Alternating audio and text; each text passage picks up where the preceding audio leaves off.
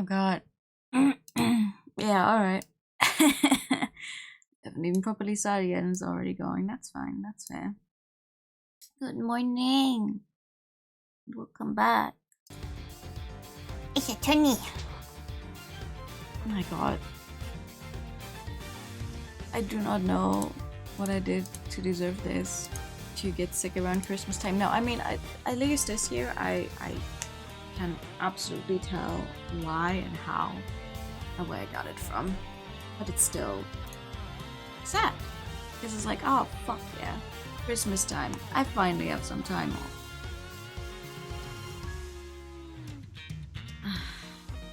I finally have some time off. And then I get to spend it being sick. And then I get to spend it starting the stream and my parents immediately asking, hey, can you check on something real quick? So I have to immediately be right back. That's fun. 1 second.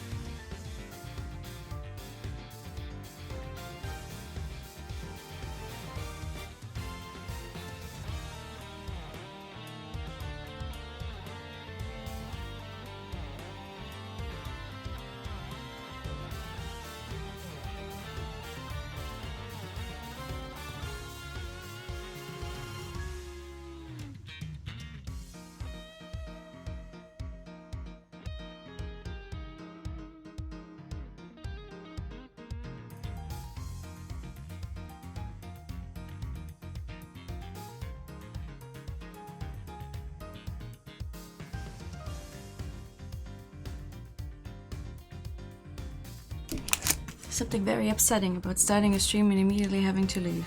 That's fine. It's not like I have a BRB screen that I never use. Oh my god. Well, anyway.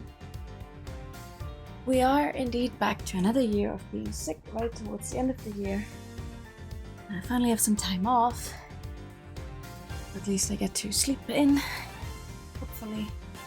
And get rid of it. But if I remember last year, it's gonna take a while to get over it, and by the time I'm gonna be over being sick, I'll have to get back to work, so time well spent. But I still technically have 2 games. I have 2 games left unfinished. One of them I've been stringing along since August. No, actually, both of them I've been stringing along, but one of them I've actually been stringing along. I could have been done with it a long time ago, and another one I'm just like, oh yeah, what if you actually streamed? That would be fun. So, today, we shall, hopefully, maybe, finish Ace Attorney Investigations, assuming my voice doesn't actually leave me before the end. We're third into the last case, I think. Flo told me after we stopped the stream last time that this was like the perfect place to stop, because after this it just really, like, there's no stopping. This is where everything starts rolling basically, and there's not a good stopping point anywhere after that anymore, because everything just keeps going. So I'm like, okay, sure, if everything is gonna go absolutely bonkers after this point, let's get to it. Because I do want to finally know how this game ends. I've managed to go through all of it so far with no spoilers. Like, genuinely no spoilers, except for the few things that I was able to call simply because it is in a very Ace Attorney fashion. You're like, yeah, this adds up. This This makes sense.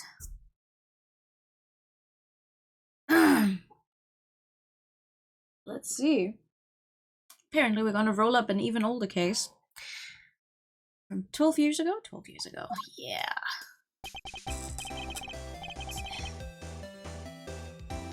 Could you maybe calm down a little? Oh my god, yeah.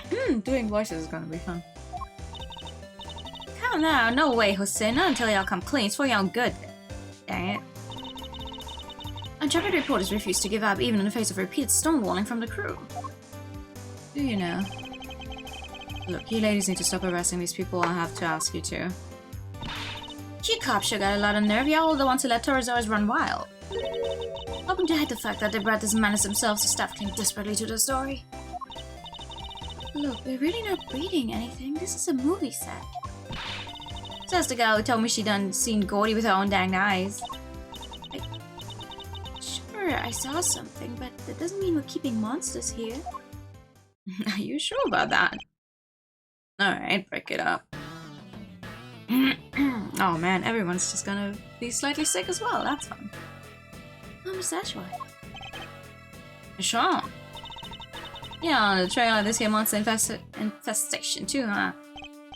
No, we're on the trail of a criminal. Like she says, darkness of a criminal's heart can sometimes be compared to a monster. That is to say, a killer is no different from a monster, really. Yeah. Ajilang, this is highly irregular, sir. We can't allow members of the public onto the crime scene. These people are important witnesses. I need them to be here. This is a very busy screen. That is so many characters on screen right now. Well, Agent Lang, here we are. Where do you intend to begin? Let's start by summing up the facts. President Wang's body was discovered here this morning. He hadn't been seen since the night before last. Yes, he slipped off without his bodyguards noticing, if I remember correctly. So he was missing for over a day. And the last person to see him alive was you, Jet Scavell, on the roof of the big building. Oh! Are we sure about that? Why is he so sweaty? Why did the two of you arrange to meet? I'm sorry, but I can't say.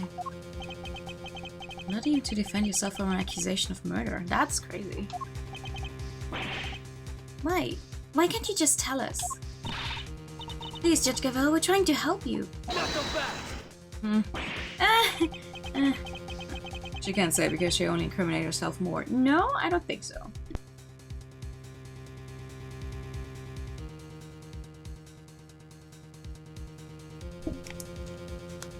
Like, you'd think, okay, this is the president of another country. So what the hell does she have to do with him? But maybe she does know him. But like, that shouldn't be a well-known fact. It's like, oh god, no, actually, publicly we're not supposed to know each other because you're the president and I'm just a judge in another country.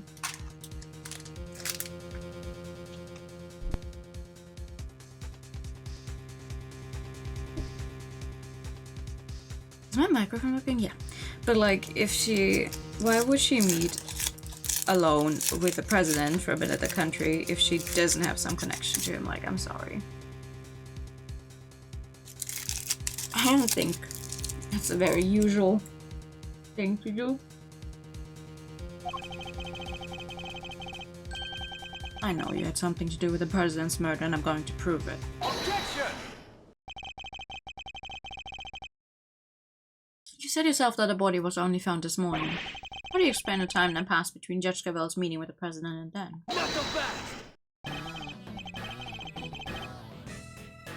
That's exactly what I'm hoping we're about to find out. I'm particularly interested in what happened last night. So why don't you tell us exactly how it all went down, Sean Fenn? We know you were here on the set last night. You are, Sean? We have testimony from the woman over there and forensic evidence from the footprints that proves it. came back to run your lines, right? What? You were spying on me? I'm sorry, I was just making sure you were okay. It was late. I was worried about you. How many times do I have to tell you? I don't need you to worry about me. Sean, that's no way to talk to an adult. She was trying to look out for you. Apologize to his instant. He just has several more cartons of milk in his bag. Is that all you have with you? Just milk? Sorry. I've told you before, I won't have you speaking to people that way. Oh, there's a whole new Jessica now. It seems she's just as strict with her son as she is with those who break the law. Are you listening to me? If I've told you once, I've told you 1,000 times. You must... Oh, wow. Oh, okay. Yeah. And I want you to remember that, alright? Can we get on with the investigation now? Oh, of course. Forgive me. I don't think I've ever seen her so passionate about anything. I guess Judge Gabel, the mother, will take a little getting used to. Are we to understand that you're accusing Sean of being involved somehow, Agent Lang? I just want the truth. I need to know where the president was killed. And by who. And I don't care what it takes. I'm going to find out. I guess it makes sense for him to be so determined. The president was practically family to him. Alright, Sean, perhaps you could tell us what happened last night? Hi, Mummy. I've got nothing to hide. That's actually pretty nice. Finally, a character who will just go, yeah, you know what? I have nothing to hide. I shouldn't have been responsible for anything. I mean, I highly doubt that this, how old is he? 13-year-old is the murderer, but you never know. You never know. Good morning, gamer. Hi, Ichi. How are you? Oh my god. I hope you've been well. I'm a little sick.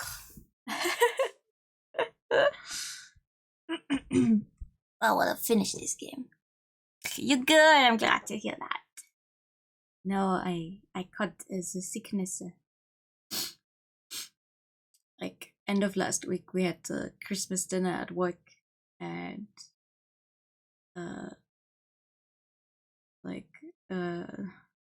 one colleague brought her God, I don't actually know the English word for that. Her grandchild. And she was sick, and I think she passed it on to all of us, and it really took, like, I think I would have been fine, but I had to work more hours the entire week, so now I'm just super exhausted, and the sickness is crept in. But it's gonna be fine. Somehow. Maybe. Thank you. I had a bad day yesterday, messed up a couple of takes. We were scheduled to shoot the same scene again today, so I thought I'd put in some extra practice. And that's what I did. It's that simple. It's not like I haven't done it before. It was fine. Nothing happened. Yeah, I doubt that. Been rehearsing late at night again. But when I called you yesterday evening, Sean, you said you were at the hotel. You called him? Around what time? It must have been 11 p.m. or thereabouts.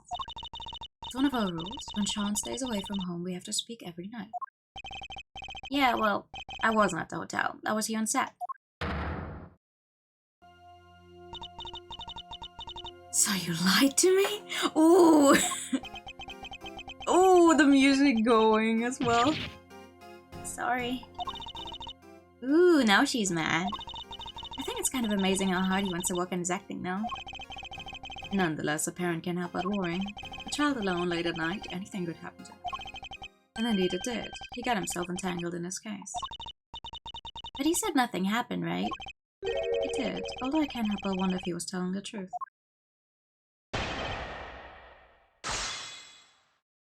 Well, let's see.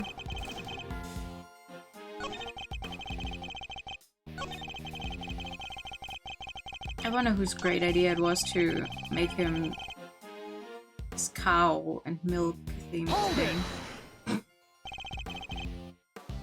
Are you sure about that? What do you mean? Of course I'm sure. It was just a regular evening, nothing out of the ordinary. Huh. A regular evening? How can you say that? Somebody was... Hey, he's just a chap. It must be too hard on him. Nothing happened. Really? Nothing to do with the case anyway. At least that's what it sounds like he wants us to believe. But wait, don't we have some evidence related to what happened last night? We do. And we also don't have time to be hearing the lies of a child. Let's use all we have to point out the contradiction in his testimony.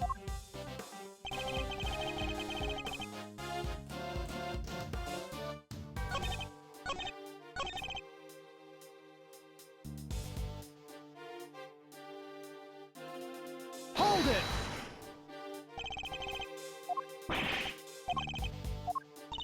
Oh, wait, no, that's the exact same thing we just did.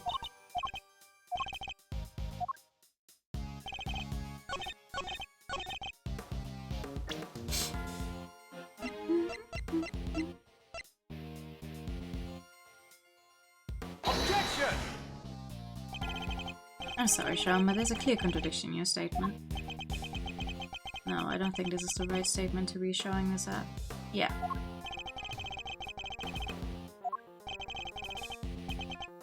Oh, he caught... Yeah, he's not getting to me, no.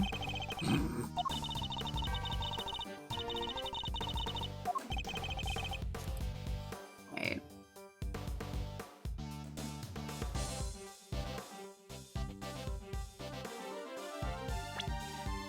I'm on the wrong line.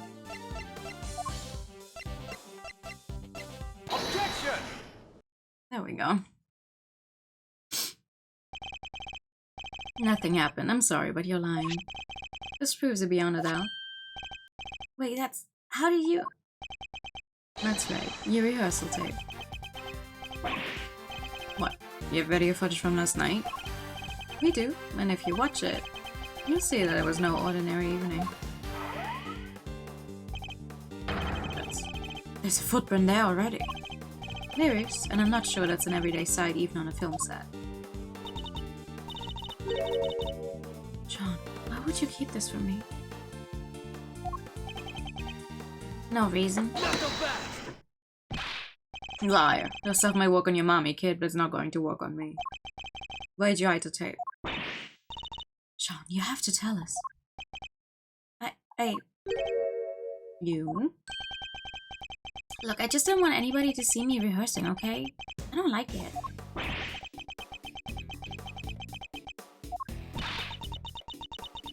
He only wants to show when he is actually good at what he's supposed to be doing, I'm assuming. He's like, I don't want anybody to know I need to rehearse stuff. I should be this prodigy who can do everything right the first time around, I'm assuming. That's what he feels like. So you were embarrassed. Is that it? Yeah. What's so weird about that? That's why you didn't end up with vital evidence? Sean, how could you? Give me a break. You know about it now, don't you? Sure, the footprint was there, but I just ran my lines and went home. That was it. What? Nothing about the giant monster footprint struck you as weird? It's a giant monster footprint. On the set of a giant monster movie. It's not like there isn't all kinds of other weird stuff around here. I'm bad for second. Chief, there's something hinky about this kid. Shows I'm standing right there. Tank Skippy, there is. He's hiding a scoop under them their horns on my name and Lotta Heart. You wonder what your name is in the original. Shut up, both of you. I'm done talking. Objection! No, you're not. No, you're not. What? The footprint isn't the only strange thing about last night. What other unusual occurrence happened yesterday evening? Take that! The model of Dorosaurus' head fell from the roof of that trailer last night. Did you expect us to believe that you knew nothing about that? I don't know what you're talking about. Are you sure? Are you sure? Is that so? I told you I read my lines, I went home, that was it. What do I know about some stupid falling hat? Are you saying you can prove I know something? Sadly not. It's entirely possible that the hat fell after Sean left. No proof, huh? Then this conversation is over. Something tells me he doesn't want to talk about last night any more than is absolutely necessary. What is he hiding? Oh, they're right there. What is it, Agent? It's just as I thought. Thanks, Mr. Prosecutor. This footage of yours backs up my theory nicely. What? There was something else on that tape? Yeah, look closely. See the costume up in the top left? Oh, yeah, the Torazar suit. Something's different. Do you see it? I'm not sure. He's just kind of hanging out, looking a little saggy. Oh, and the zip on his back is done up tight. The zipper. Huh? Yeah, I guess you all see it now, right? On the tape, the zipper is wide open. Why? Because somebody's inside the suit, that's why. What? Mr. Powers, the zipper, what can you tell us about it? Oh, well, we always close it up tight when the suit isn't in use. That's right, Mr. Prosecutor. Do you remember something else I said not so long ago? Let me refresh your memory.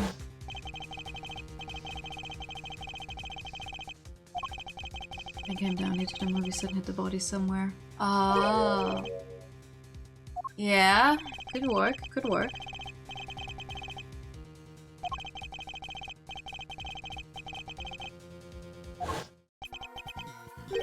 You're saying the body could have been hidden in the Torazorus suit? That's exactly what I'm saying. Isn't that right, Gavel? You pushed the president off of the roof just like I said. Then you hid his body inside that costume. I most certainly did not. Protest all you like, I'm not going to believe you. You're the only person who could have done this. Objection! I thought we already proved that would have been impossible. The movie set was locked at the time. There's no way Jessica Bell would have been able to get in here. What if she had an accomplice? What? I've got a little theory for you. I think you're going to like it. I don't think so. What if Sean was waiting down here when Gavel pushed the president off of the roof? If the two of them were working together, the problem with the lock goes away. They then work to hide the body together too, by dragging it over to the Torazorus suit and stuffing it inside. Yeah, because like, imagine how much strength you would need to haul the dead body of someone like President Wang into a suit. And also, like either lifting it up and pushing it into the suit, or maybe taking the suit off of like where they usually have it stored and trying to get the body in. Either way, I don't think even the two of them, like, I'm sorry, that is a child, and Gavel does swing that hammer around, but I don't think she's strong enough to do that on her own. You think the murder was really that carefully planned? It was the assassination of a world leader. It could only have been carefully planned. Overruled! To suggest that Sean could have been involved in this, it's unthinkable. You're my prime suspect. What makes you think I'm going to listen to a word you say? But what about motive? What reason would either of them have to kill President Wang? Hi, Akira. Thank you for the resub. Good morning. How are you?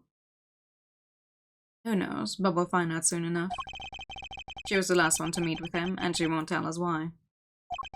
Thank you for the— oh, wait! Thank you for the pats, but they won't work. And that's on me. Hold on.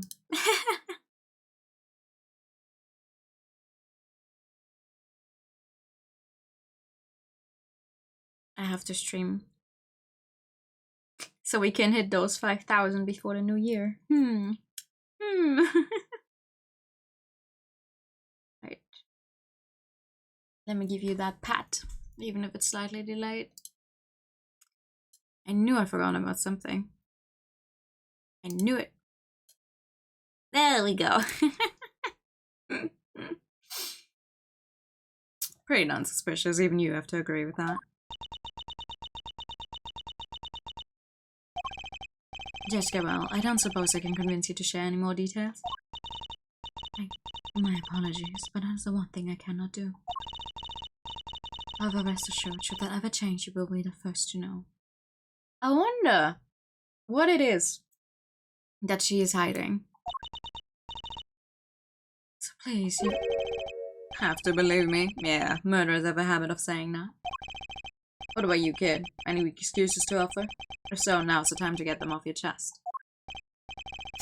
Got nothing to say to you. I'm innocent. Both tight-lipped as each other, huh? Well, let me guess, you're still going to try and stick up for them? It's true. Judge Gabel's actions certainly make her seem suspicious. But nothing she has told us amounts to a motive for murder, or even a suggestion of one. You ended up on a duck stream?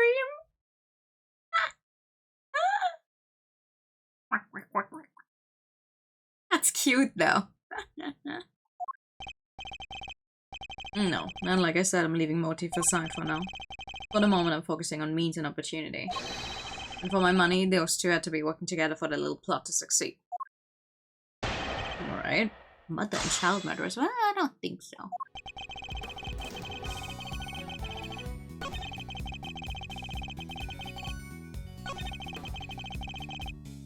I think that's pretty fucked up. Hold it! The video footage doesn't show the inside of the suit.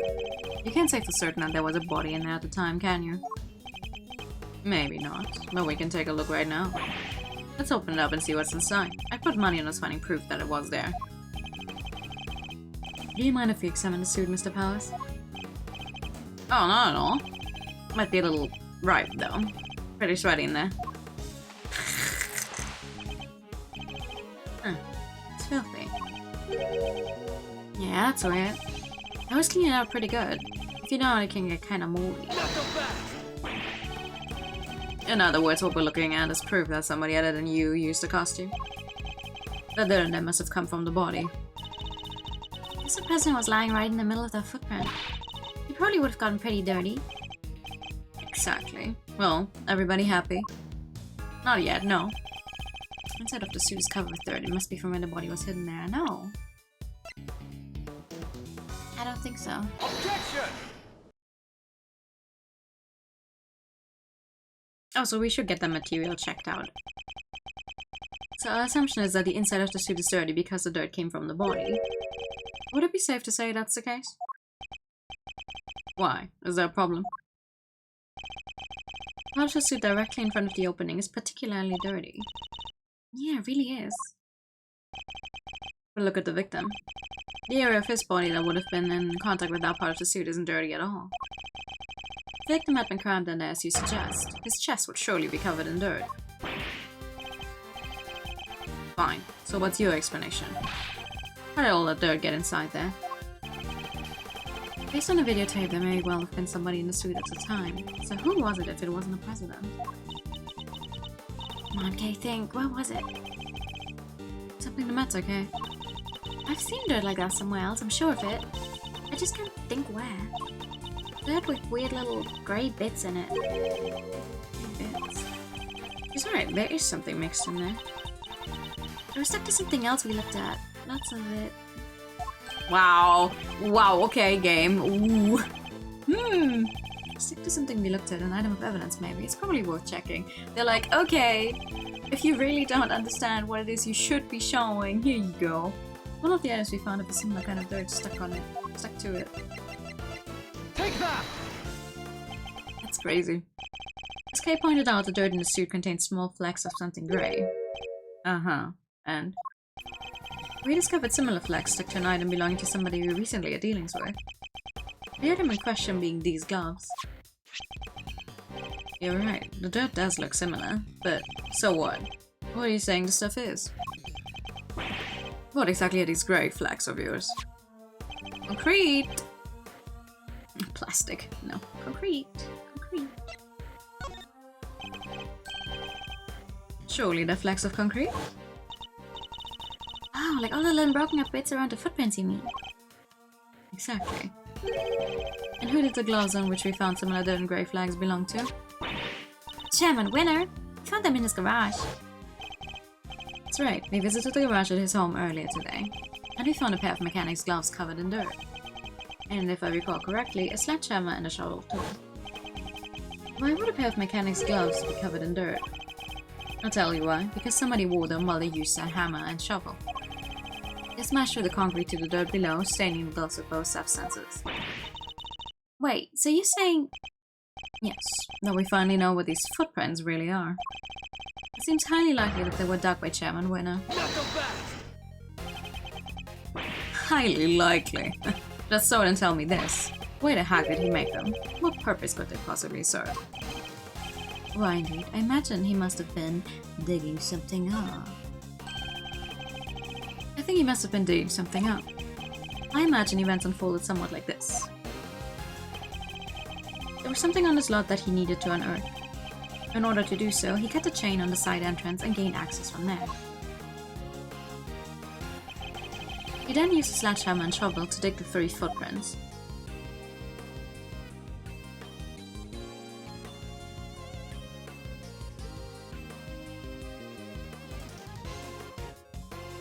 Then Sean came by trying to do his lines, so he jumped in there to hide.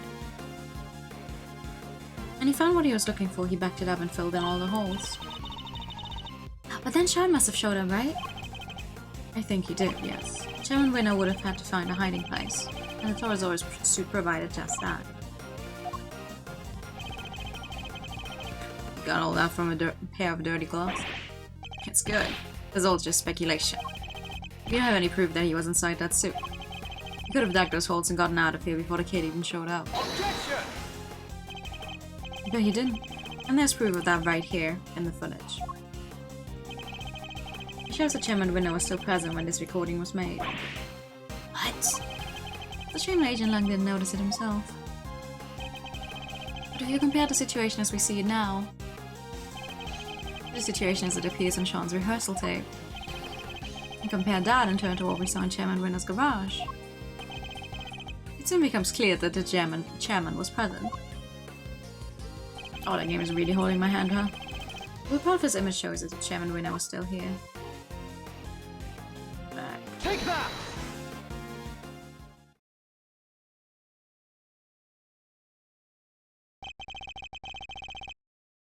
Look at the bag next to the Torosaurus suit. We saw the same bag in Chairman Winner's garage. Same bag, the dirt on the gloves. It has to indicate a connection, surely. What are these when digging the monster footprints? I think that pretty much seals it. It was Excelsior's Winner in the suit. And if he wasn't there, the president's body can't have been. Good. Seems I've convinced Agent Lang of the flaws in his theory. Somebody get to Chairman Winner's house right away. We need to know what's in that bag. Yes, sir. Oh? Y'all done lost your minds? I can't believe what I'm hearing here. What is this Hawkswell? This is all we need. Never mind, there's Torosaurus footprints, dang it. Ain't no holes dug up by no old guy. I think I've demonstrated more than adequately that that's exactly what they are. Don't matter to me now what you just undid. I don't believe it and that's that. I done told you all I seen a big bad bull with my own 2 eyes. Jay and I peering in at the window. I thought we gotten past that nonsense. Why ain't about to let that go? What kind of journalist will we be if we did, huh? Responsible ones, but I guess that's the whole problem. Wait, ain't like it was just about the footprints now, huh? You were seen fraternizing with one of them monsters, ain't that correct, young man? But a young lady over there, if I'm not very much mistaken, that's fucking Crane. I'm sorry, that's a crane with some sheath on it. I'm never going to get any of these two around. Maybe if you could prove to them there wasn't a monster out there and they'd finally drop it. What do you think, Mr. Edgeworth? Any right ideas? Yeah, sure. Proof that it wasn't a monster. Fine. I don't suppose there's much else for it. Let's see what we can do. What are you two whispering about? Y'all hiding something, ain't you? Admit it. Quick, Tabby, roll tape. Hold it! But I politely asked that you both calm down. The monster the boy was seen talking to, we know what it was now. Huh? That's right. Sean's rehearsal tape finally cleared up that particular mystery. It did? Yeah. Where do you think he put the camera to rehearse? Like, considering where it filmed from. The point at which Miss Nichols thought she saw Sean with Gordy. That would have been right when he was making his rehearsal tape. I think she mistook a certain object for the legendary creature of the lake. The so-called monster's right here in this picture. Huh? I see no Gordy, this ain't nothing but a dumb snapshot. You're talking to a pro here, can't fool me with no trick photography. No, but Lotta, you're annoying as hell, you know that? What was Miss Nichols' Gordy, really? Camera. In here, I wonder. I just hope. Which part of it do I have to present that it actually gets it, though? Oh, okay. That's right, it was a camera crane. That is what Miss Nichols saw, not Gordy. Oh, what? Sean's rehearsal tape was shot from a noticeably elevated viewpoint. A viewpoint that would only have been possible if the camera in question was attached to a crane. Well, how the heck would she make a mistake like that, huh? Objection! How indeed, Miss Nichols. Yes? You told us that you think you might need new glasses, didn't you? Yeah, my eyesight got way worse all of a sudden. And I imagine that when you thought you saw Gordy, he was quite heavily shrouded in darkness. That's right, I only really saw a silhouette. Well, you done told us! Skin like an enormous worm, you said. You all about to try and tell us your precious crane up and grew skin somehow? Ain't even no flesh on their metal bones, let alone skin. You're entirely correct, of course, about the crane as it was in this particular picture anyway. But I did have a skin of sort last night. I knew you were a scoop hater, but this is plumb crazy. You weren't telling me to starve, is that it? No, I just want you guys to look for better stories. That wasn't my intent at all. But I do think it's time I finally put them both out of their misery. Gordy's skin is right here in front of us. It wasn't skin at all, it was this. Take that! Miss Nichols told us that it seemed likely to rain last night. That never happened in the end. But I think Sean may have covered the crane with rainproof sheeting nonetheless. And that, my intrepid young reporters, it was Miss Nichols mistook for Gordy's skin. Oh, heck. Well, Sean, am I mistaken? You see everything, don't you? Gotta say, you're pretty amazing. I'm sorry, Miss Hart, but Miss Nichols' monster was no such thing. It was simply a trick of the light. And just like that, the dream dies. Again. Gee. Aww. I think I may have finally shut them up. I thought the kid was holding out on us. It seems I could have maybe been a little wrong. Maybe. Alright, we know what the so-called monster was now. Everybody happy? Everybody except these two. Agent President's autopsy report is out, sir. It is. Let me see it. Death was due to full-body contusions and bone breakages caused by extreme pressure from above. Ooh. So we have our cause of death. It was crushed. Just as we thought. Damn. It's a violent death. Test results still haven't come back from the yellow substance found on his chest. But I did find gunshot residue in his right hand. Gunshot residue? Guess he was a kid at heart, huh? Gunshot residue, okay. It's a substance left behind when a firearm is discharged. Its presence indicates that the president may have used a gun. Really? But we didn't find a gun anywhere, did we? Indeed not, which makes the residue something of a riddle. We'll need to read that report carefully. Well, Agent Lung, that clears one thing up at least. The president didn't die from a fall, which means he wasn't pushed from the roof of the big building. He was crushed by the falling Torosaurus head, just as we said he was. Guess I have to accept that now. Fine, you were right. Amazing! So does that mean Judge Gavella isn't a suspect anymore either? No, because she's still the last person to see him alive. Or to be seen with him alive. Surely it must. Both the cause and time of death rule are out. She met with the president the night before last. But the autopsy report puts the time of death at around 11 PM last night. And we know that the Torosaurus head fell around then too. The facts all line up perfectly. What a relief. Sorry, might be a little too soon to celebrate. What? Sure, I think we can accept that the falling head must have been what killed the president. But that begs the question of what could have caused it to fall. Or who. We know it happened late last night, so we have to think about who was here at that time. Overruled. What are you getting at exactly? You can't mean... Meow! Good morning. I'm afraid I do. You did it, didn't you? Sean. Why? Kid's hiding something. He was right here last night, right where the body was found. He saw the footprints. And yet he wants us to believe he knows nothing about what happened. That's a big ask, surely. Objection! We haven't yet established if the footprints had anything to do with the murder. So even if he did see them, that doesn't mean he was involved. Knuckle back! Maybe not, but his face tells me different. As does the fact that he's shaking like a leaf. It does seem like Agent Lang might be onto something, but I don't think Sean's going to talk. Fine. Keep your mouth shut, kid. I have a better idea. Why don't we let your tape do the talking?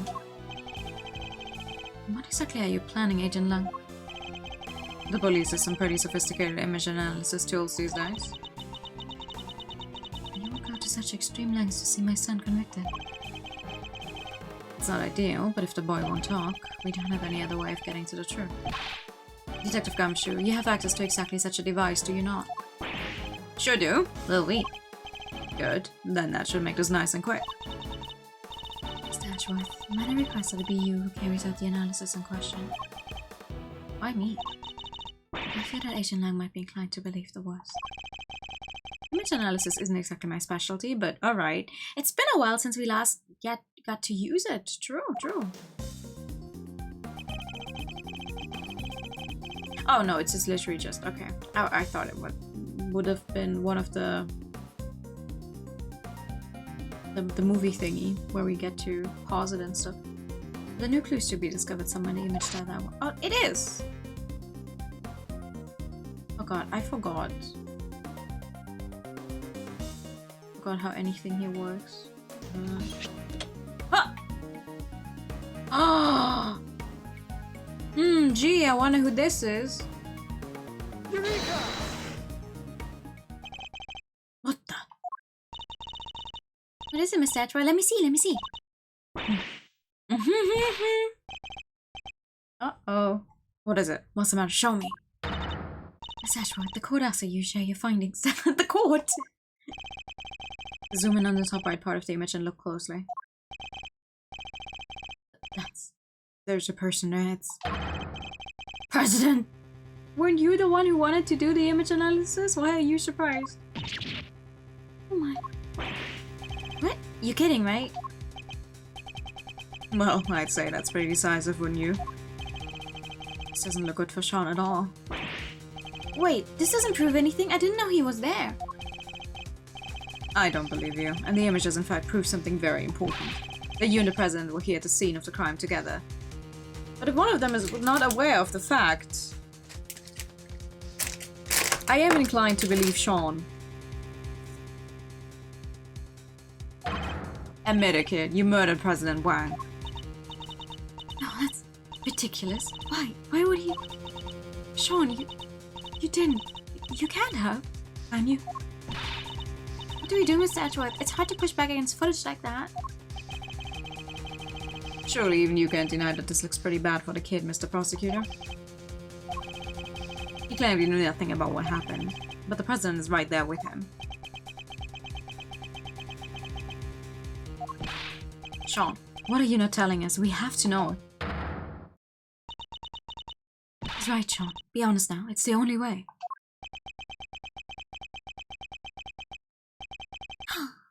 The president is your dad? No, the president is dead. I think you are the pigtails. Truth is... I'm the nanantry. The truth is, it was all my fault. Sean, what did you do?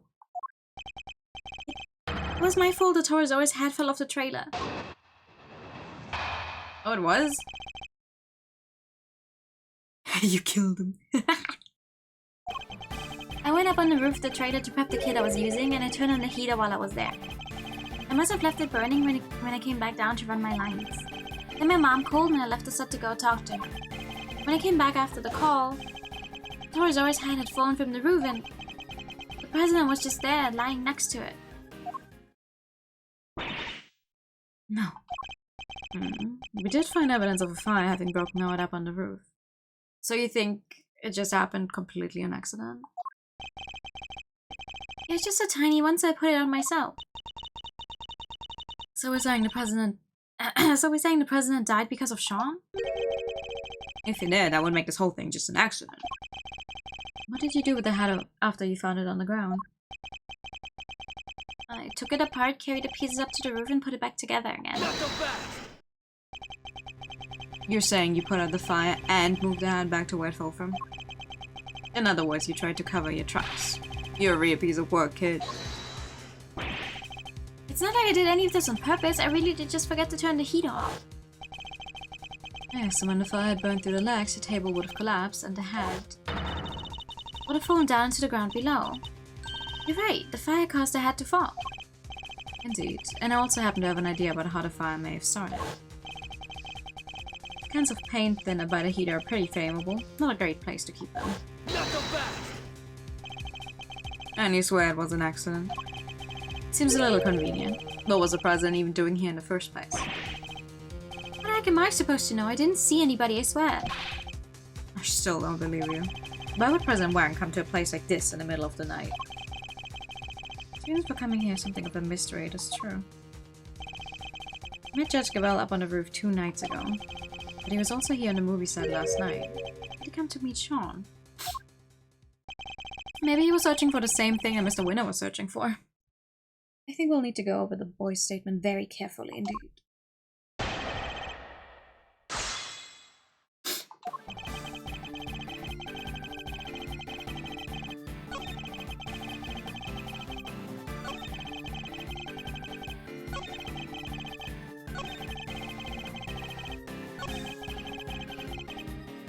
Hold it.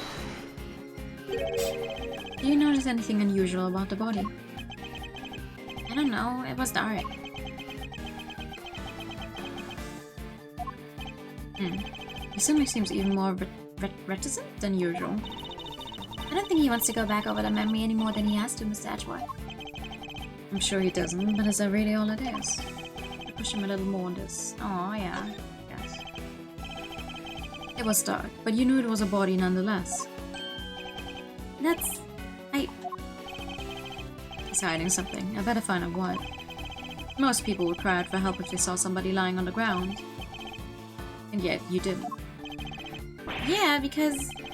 What was the point? He was dead. So you said. What I'm interested in is how you were able to be so sure. Why were you certain that he was dead? He was lying on the ground and a huge head was right next to him. It didn't take much to figure out what must have happened. Objection. You couldn't have guessed that the impact would have killed him. How did you really know? I'll tell you how, because you checked. Fine, I checked, okay? I was scared, but yeah, I went up to the body and I looked and he wasn't breathing. So I was right. But why try to hide that fact? There must be a reason. Could you tell me how the body looked at that point? I couldn't tell if he was dead at first. There was no blood or anything, so it was hard to be sure. Nothing on his clothes either. He was completely clean. Oh! Completely clean! Yeah, he wasn't breathing. But that's how I knew he was dead. Thank you. I'd like you to add that statement to your testimony if you don't mind. It does look a little like Pac-Man, yeah. But nothing on his clothes either.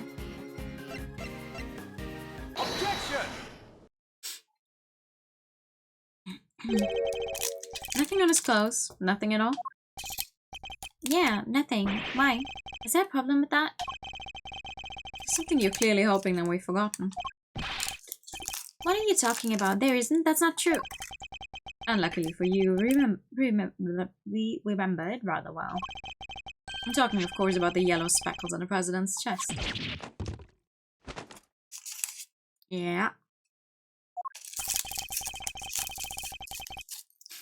You studiously avoided mentioning them throughout your testimony. An absence I find suspicious, to say the least. That's... I hope for your sake that you have a satisfactory explanation.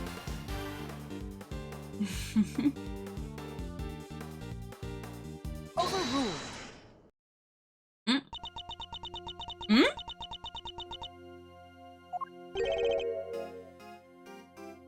Judge Gavel.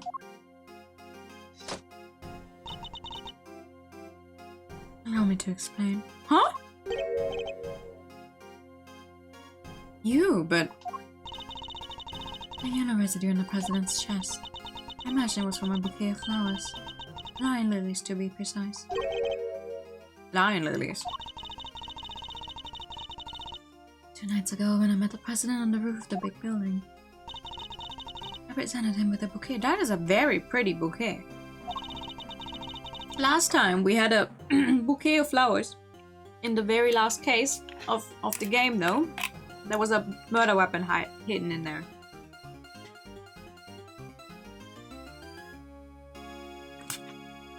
They're a type of lily with large yellow petals. So... I imagine that the substance on President Wang's chest was pollen from those flowers. Huh, but... They're not there in the printout from the security camera. Only because the president is in the way. But why give him flowers? That is not something I'm at liberty to divulge. It is the flowers are the murder weapon. He was deathly allergic to them. Not so fast. What? More secrets? Are you serious? First you wouldn't tell us why you met with him, and now you can't even tell us about the flowers. My sincerest apologies, but all I can tell you is that I gave him a bouquet. Objection! A bouquet that was nowhere near the body when it was discovered. How do you explain that? I cannot. Seriously, Your Honor. Some things you won't explain, the rest you can't. Come on, you've got to give us something here. You wouldn't let us fly in the courtroom. What makes you think we'll accept it? Hey, you leave her alone. Sean. I threw the flowers away, okay? You did? So they were there when you first found the body? Yeah, they were right there on his chest. And they were squashed completely flat. Oh? I guess that makes sense, right? They would have gotten crushed along with the president. And the pollen would have been smeared across his jacket front. That does explain things rather neatly. But why remove the bouquet and dispose of it? No reason. Yeah? He's almost as evasive as his mother. More secrets. They're quite a pair. Overruled. There's no secret. I know exactly why Sean disposed of the bouquet. Huh? You saw me leave the house with it, didn't you? Oh, I get it. When you saw the flowers on the president's body, you remembered seeing your mom with them.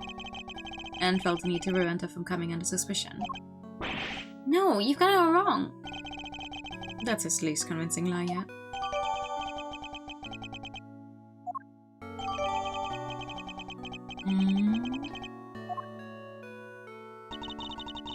I often decorate our home with lion lilies. I imagine that's why he remembers. Not so fast. So the flowers his mother was carrying showed up on the president's body. And because of that, he got rid of the bouquet and kept quiet about having discovered the corpse. Well, that ties everything up nicely, doesn't it? A little too nicely for my tastes. Hey, what's wrong with nice? I guess you forgot, huh? It also told us that he was responsible for the hat falling in the first place. Yeah, he did, but... So he's still our only suspect. Objection! Thing of suspicion still seems to be pointing firmly in Sean's direction. However, Wait.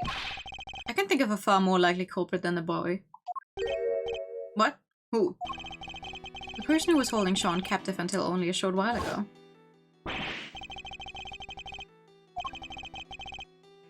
A refrigeration unit in the depot. Yeah. Lucky it wasn't switched on. Poor kid might have frozen into a popsicle otherwise. He was doing his best to call for help, which is how we found him. The sedatives had worn off by then, so he was wide awake and plenty out. Isn't that what you were given too? Yep. We found the bottle on the floor of the unit. It was even the same brand. 3Z's. Apparently it's super strong.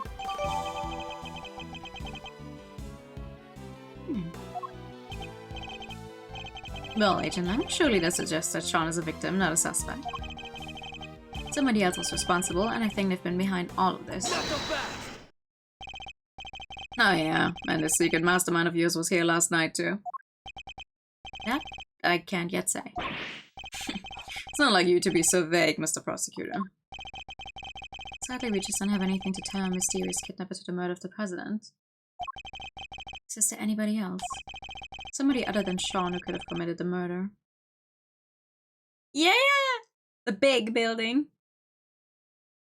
I think that's a fantastic choice. Name. Of course. So I was right. The kid is still our only suspect. Objection!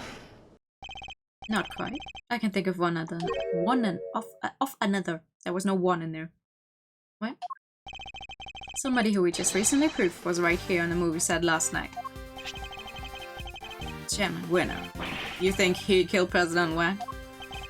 Why not? We've proven that he was present. And if he was here, he's as viable a suspect as anybody else, wouldn't you say? Winner. You really have? It's certainly another possibility to consider.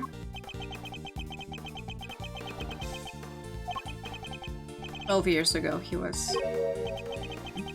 That number again.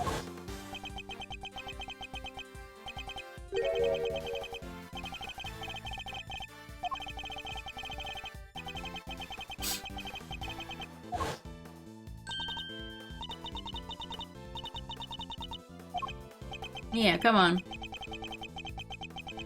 Let's find out what that thing 12 years ago was about. Agent Lang, what happened 12 years ago? It's nothing to do with you. I think it has everything to do with me. It's clearly connected to this case. And you can prove that, can you? Go ahead, show me some proof that what happened 12 years ago has anything to do with this. Proof? If you can prove it, this conversation's over. Any of the evidence we've collected show a link between recent events and those of 12 years ago.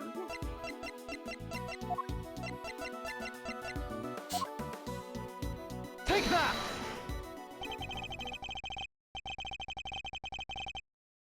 This is a report about Bronco Knight. It was sent to Chairman Winner by Warden Lagarde. This last part in particular should be of interest to you. Retrieve the package relayed to arrest 12 years ago. In front of the planter. And that's not all. Take a look at this. This letter was sent to Rosie Ringer, the victim of a murder that happened the night before last. We don't know who sent it, but it does say this. Good luck getting your revenge for what happened 12 years ago. What? But something strange is going on, Agent Lang. Ms. Ringer was murdered the night before last, and President Wang not long afterward. There's a connection between the two murders. It has to be. And I believe we can trace that connection to events 12 years in the past. Am I wrong? These old woods you're opening up here insults to my family name. Please, Agent Lang, we need to know.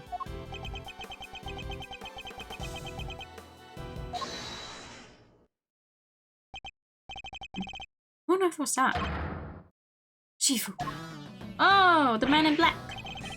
Huh. What are you all doing here? I came to find you, sir. We heard you were looking into the incident from 12 years ago. Idiots. I'm not your boss anymore. Get back to your duties right now. You can't do that, sir. But you're disobeying a direct order. Please, sir, I'm begging you. We all are. You have to reopen the investigation into the SS5 incident. SS5 incident. Ooh. You know you can't let it go until you figure out what happened, and we can't either.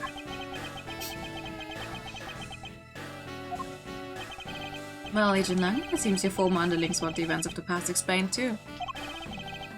You think it's that easy? That you could solve the case just like that? We've done worse. We have solved cases older than that.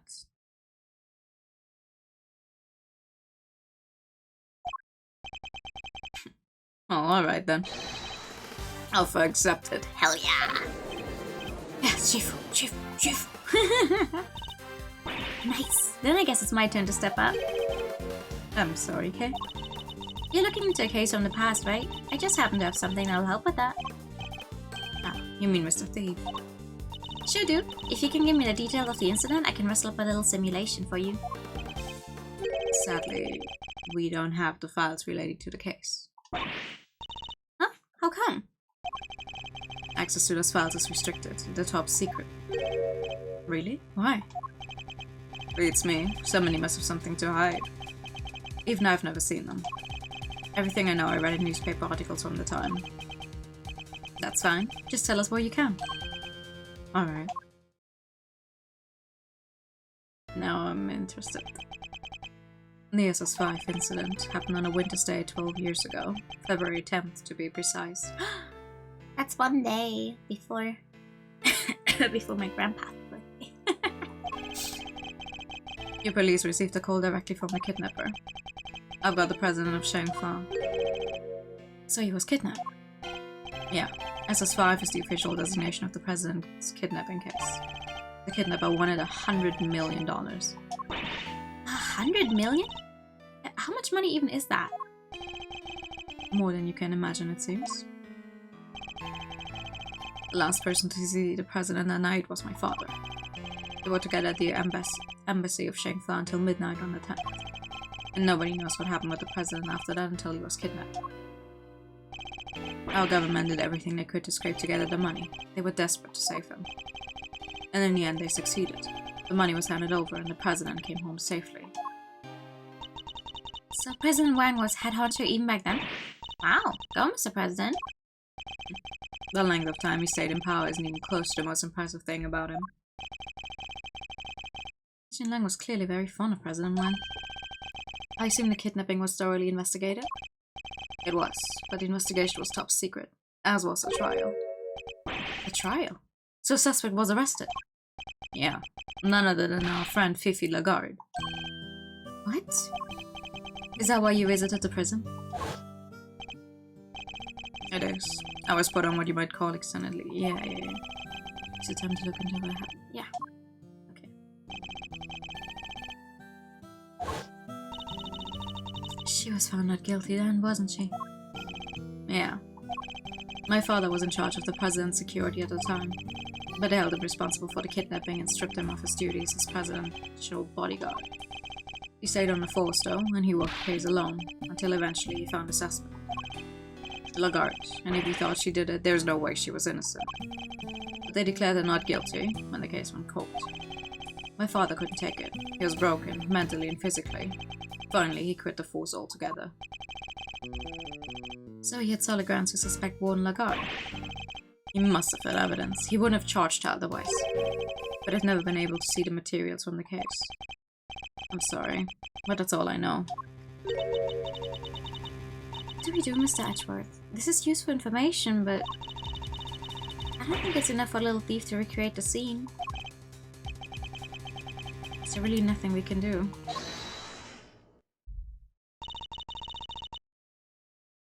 You look like you could use a hand.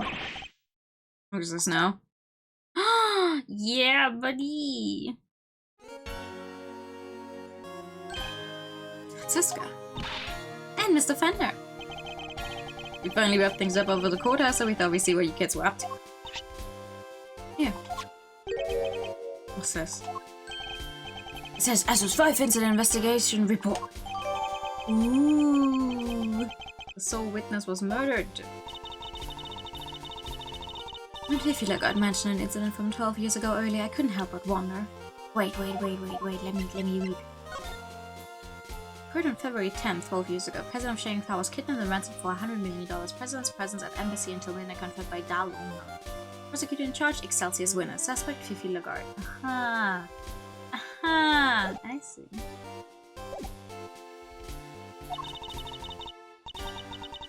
So I decided to look into it, and this was what Interpol provided. Nice work, Francisca. Don't get the wrong idea, Miles Edgeworth. You're no longer a prosecutor. I didn't do this for you. I did it so that a colleague could solve his father's final case. I owe you, sis. Everything related to the SS5 incident was supposed to be top secret. Yes, but the classification was applied by the prosecutor in charge of the case, Excelsior's winner. He was the prosecutor in charge? Yeah. Him again. Don't worry. Due to the outcome of this morning's case, he's been stripped of his authority.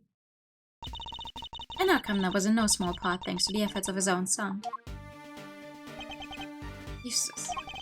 It's only feeding his father he made the old case file available to us. Sounds like we owe him. Prosecutor Eustace Winner is busy wrapping things up after the conclusion of the Lagarde trial. But he asked me to give you a message. Leave Dan Lagarde to me. You focus on your case over there. He's even starting to sound like a prosecutor. Ah, good for him. Indeed he is. Alright. Now that we have the case file, I can recreate the scene, no problem. Excellent. Let's get started. According to the file, the incident occurred exactly where the plaza is now. Then what are we waiting for? With me, everybody. Oh my god, really everybody? Why Alotta? Why are you still here? Alright, Kay, if you could set Mr. Thief in motion. Sure, looks like there's more than enough here to work with. Where do you want to start? Good question. Let's see. It seems there was an eyewitness. A freelance journalist by the name of Alf Aldan. Alf Aldan. Alf. Alright, that's our first new name in quite a while. But apparently, he was killed by the culprit for witnessing the kidnapping. This is where he saw it all happen, huh? Here. As in a big building? No, construction of the big building only began a year ago. Before that, it had been a piece of abandoned property. And before that... Now we're getting to the stuff I know. 12 years ago, this place would have been... a happy family home. Oh no. Public event, watching crime scenes! Yeah! Look at the faces on these children.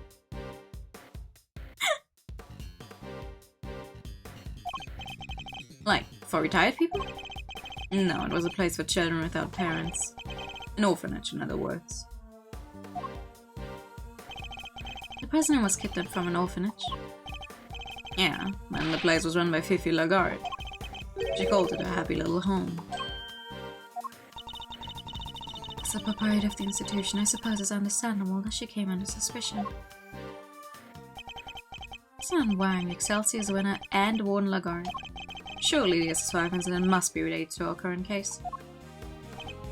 Okay, could you answer the data relating to the murder of Mr. Aldan? It seems sensible to assume that he was killed by whoever kidnapped the president. So if we solve the murder, we solve the kidnapping. Nice! Alright, we're counting on you. Oh my god.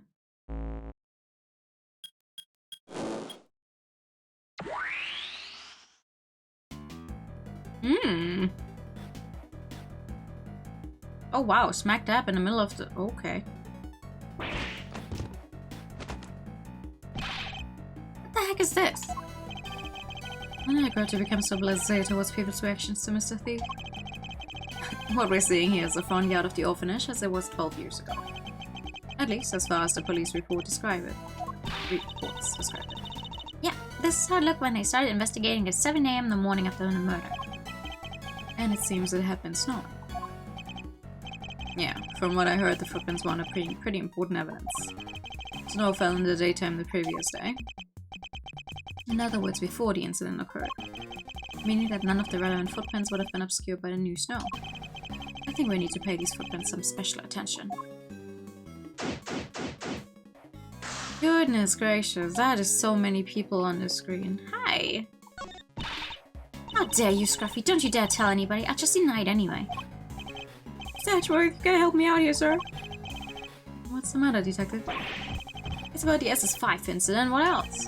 I know Chairman Winner isn't in charge anymore and all, but a top-secret file being available so quickly after his removal, something seemed off. So that got me to thinking. I put in a call and they told me that, well, that Miss Fonkama went to some pretty extreme lengths to get that file released. Curse you, Scruffy. I deny everything. Sounds like you went to a lot of trouble for our sake, Francisca. Don't worry, your efforts won't be for nothing. I'll solve this case, you see. Aw, aren't you sweet? Why are you two still here? How this is ever scoop? Hogwarts gone green. It's an outbreak or something. I've seen green trees, green people, green clothes, everything. Must be real sick of eating the clothes are green. Looks like we wound up slap bang in the middle of the right dang place at the right dang time. Lotta, your jacket is also green. Sure did, Chief. I don't think we're going to get a word in edgewise here, Mr. Edgewise. And I don't think we want to. They're missing people selling food and drinks. There really are, like... How... Alright. Chief, I know it's rude of me to ask, but... can we count off for old time's sake? Just once, I'm begging you. For old time's sake. Seems a little sentimental, but fine. Count off. 1! Sorry, Shifu. It just doesn't feel the same on my own. It's kind of lonely. Fool. Shouldn't matter if there's one of you or 100. You may be on your own here right now, but the pack's always with you. So quit whining about being lonely and howl like you mean it. Count off. 1! 1! 1! 1. Is he crying?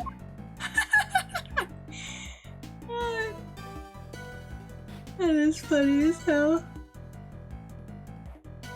Hi. Looks chilly on your chilliest lookout there, Mazarino. Somebody might have to warm me up. Could you maybe take us a little more seriously, Mr. Fender? For you, Game Master? Anything. Can't believe this whole sorry tale began right here. Kinda crazy, right? Yes, it is a little. What were Feast and the Chairman up to, though? Where were they going with all this? Where, indeed. I'd very much like to know that myself. And I'd very much like to know when you two are going to admit how much you love your Uncle Eddie. Not anytime soon. Come on, Mr. Fender. You're not taking this seriously at all. He did for about 3 sentences, which is something of a record. I am completely ignoring the crime scene as long as I can until I've spoken to everyone else. Can I help you, Mr. Edgeworth? Oh, no, I mean, I just...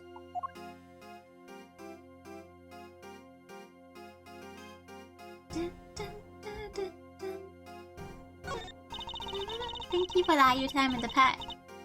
I cannot thank you all enough for returning Sean safely to me.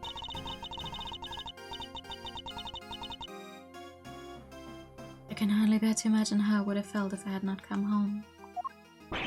He had not come home. Hey, old guy, can you see you upsetting her? That was not my intent at all. Look at our little knight in shining armor defending his mom's honor. Shut up. I wouldn't have to if you didn't keep... That's enough, Sean. Mr. Atwood, if you'll allow me. I would like to apologize again. I failed in my duty as a servant of justice. I will not ask you to forgive me. I only ask you to understand that Judge Gavel, I don't presume to know the goddess of justice as well as you do. But she was a mother, was she not? Of other gods and goddesses. She was. Her judgment requires personal circumstances to be taken into account. I'm sure she would understand. Perhaps your beloved goddess is more merciful than you give her credit for. Thank you, Mr. Edgeworth. What are they even talking about? Don't worry, Sean. I don't have a clue either.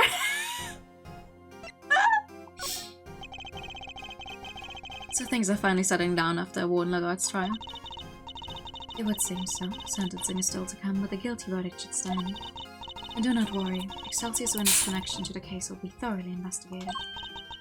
With faith, Mr. Edgeworth. Eustace is a changed man. Indeed, he simply had some growing to do, but then, don't we all? Kay included. Huh? Kind of feel for him now. He said some pretty mean things, but I'll make it up to him next time I get the chance. And I'm sure that chance will come. For now. Indeed, we need to focus on the case at hand. Aww. Nice. Alright, let's check out the crime scene.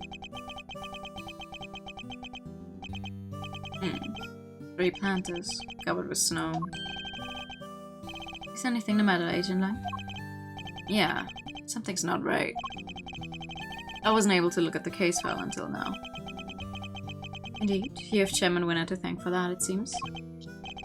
Yeah, but that's the way it is. I've seen a scene somewhere before. What? Hello. Good morning. Hi, Humpy.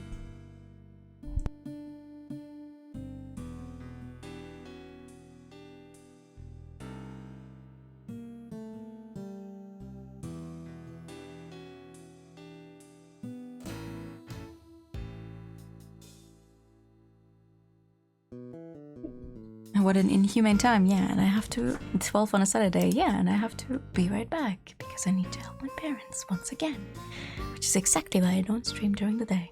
I'll be right back.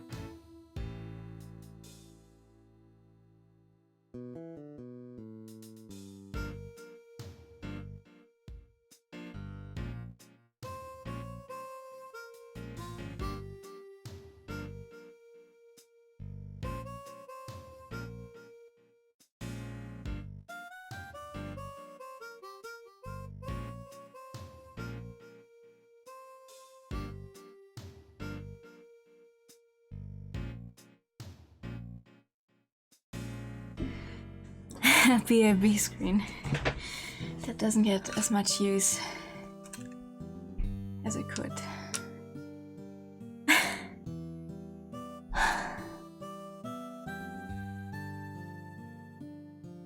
Sorry, if I wasn't also sick, or turning somewhere between not totally healthy and not super duper sick. Yes. This wouldn't be as exhausting. Anyway, thank you for the pet.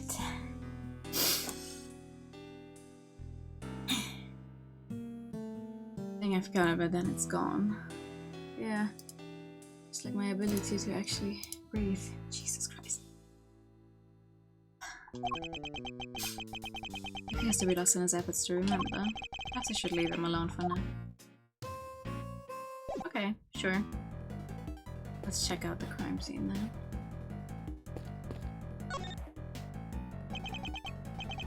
I'll fall down, the man who witnessed the president's kidnapping.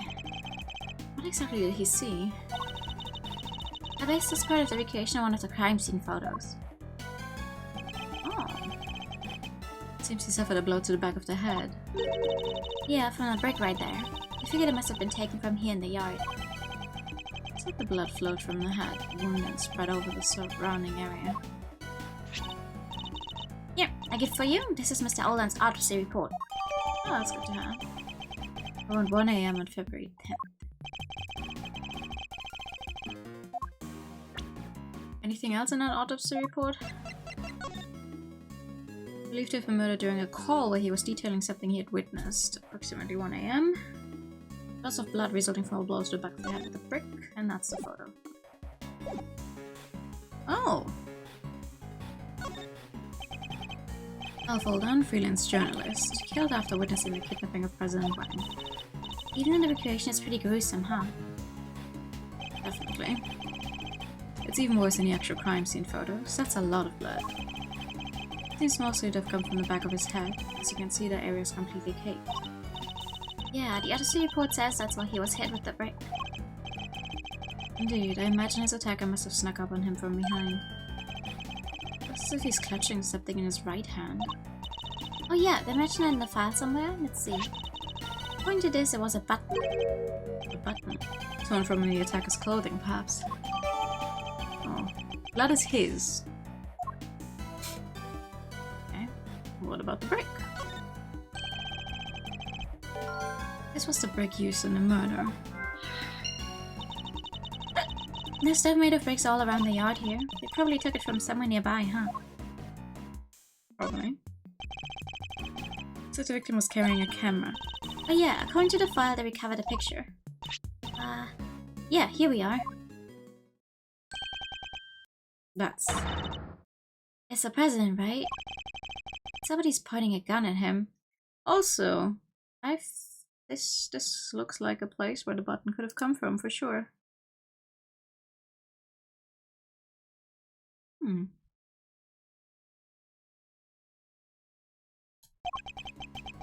This must be who Mr. Alden witnessed. The person in a trench coat is a kidnapper? Yes, I imagine they were trying to conceal their identity. But if Agent Lang's father's theory was correct, the person wearing that trench coat is Warden Lagarde.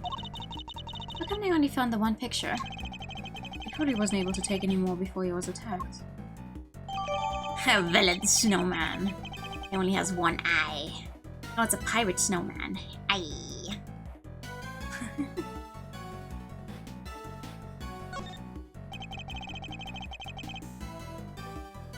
Cell phone must have belonged to the victim.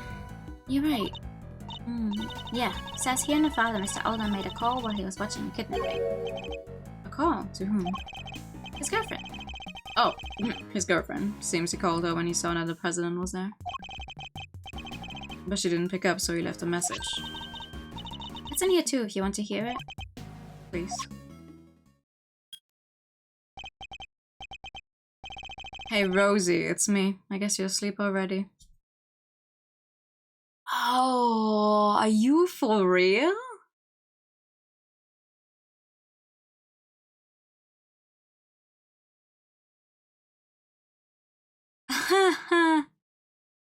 Oh my god. Anyway, I'm here at the orphanage. Something weird's going on. President Wang is here for some reason. And there's another. Damn it. The light's out so I can't quite see, but... Looked like he was being kidnapped? Anyway, probably nothing, but I thought I should let you know.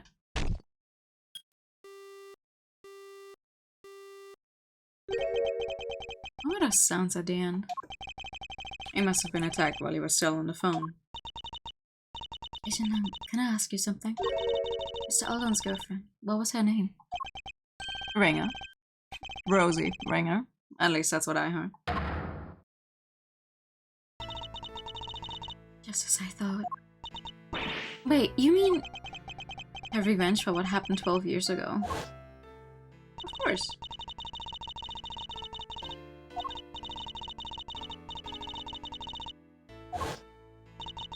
So she really was out for revenge at Chairman Winner, wasn't she? Perhaps it was for his suppression of the kidnapping. Or perhaps it was because she thought he was one of the kidnappers. I cannot tell what kind of play on words his name is supposed to be. It's making me mad. All down. I mean, yeah, he sure is all down on the ground.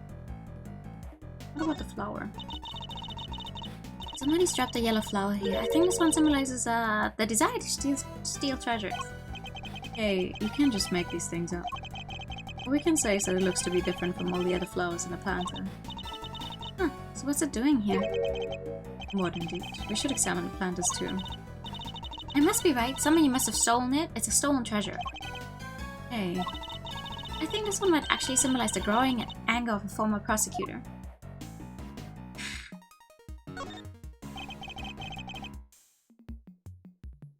What do you mean there's nothing of interest here? There's footprints! Hello?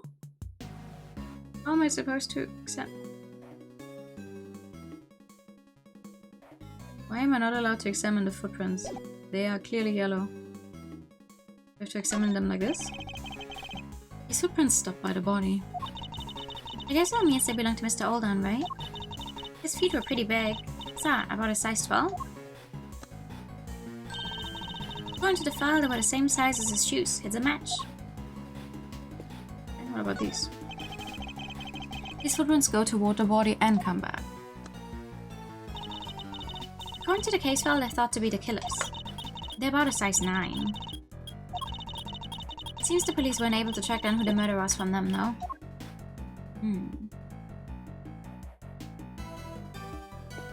Anything else I can look at? Oh yeah. There are burn marks on this pillar here. The report says there was a fire sometime on the evening of the incident. Fire? Let's see, where was it again? Ah! Yeah, one of the orphans set a fire with some kerosene. Some sort of prank, probably. Prank. How old was the child in question? Where did they get some kerosene from? They sound like a lively bunch. Possibly too lively. Seems the antics spoiled our chances of finding any footprints near the entrance of the building. But yeah, I also like setting my own orphanage on fire as a prank. These planters. According to the case file, the yard stretched around 3 sides of the orphanage. And there were 3 planters on each side. Yes, planters arranged in a very particular pattern. One we've seen somewhere before. Shame there aren't many flowers, but I guess it was the middle of winter. Yes, but look at that one. It's brightly yellow. Here, how come there's only one? It looks like somebody dropped it. That's a lion lily, if I'm not very much mistaken. A rare member of the family Liliaceae. A lion lily, you say? Wait, didn't Judge Gavol give President Wang some lion lilies? What's the same flower doing here? This can't be a coincidence, can it? I believe this particular cultivar is from Asia, where it's said to symbolize the bond between parent and child. I wasn't aware you were so knowledgeable when it came to flowers, Francisca. What I just told you is common knowledge. Perhaps you just need to read a little more. I don't think a flower language is common language, but sure, whatever you say.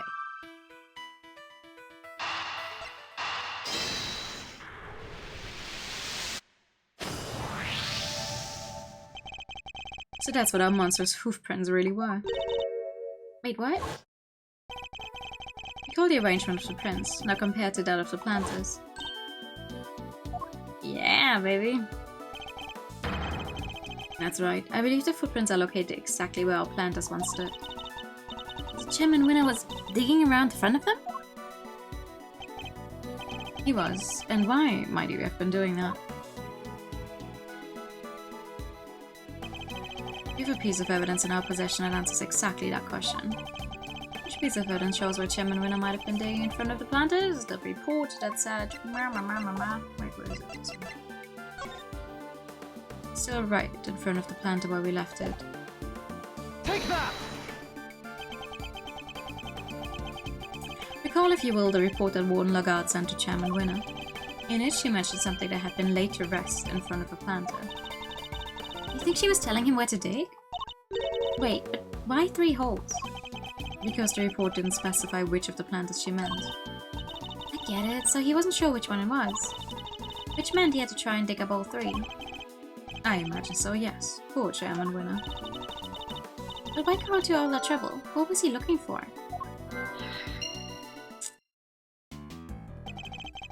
I think that's about all we can learn from the scene for now. Alright, how about I try to show you how things look early on at night? That would be very much appreciated. Could you take us back to the moment at which the victim witnessed the kidnapping? Sure, I'll use the photograph he took. Here goes nothing.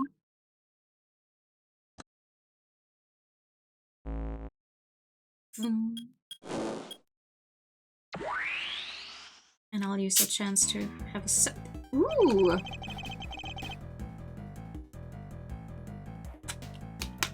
Why is there blood on the ground before he got beaten down? There's Mr. Alden in the middle of the planters.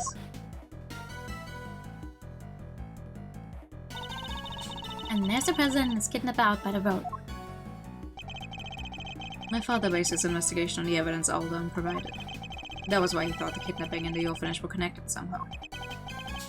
And how he wouldn't have suspected Fifi Lagarde. She was the one running the orphanage at this time.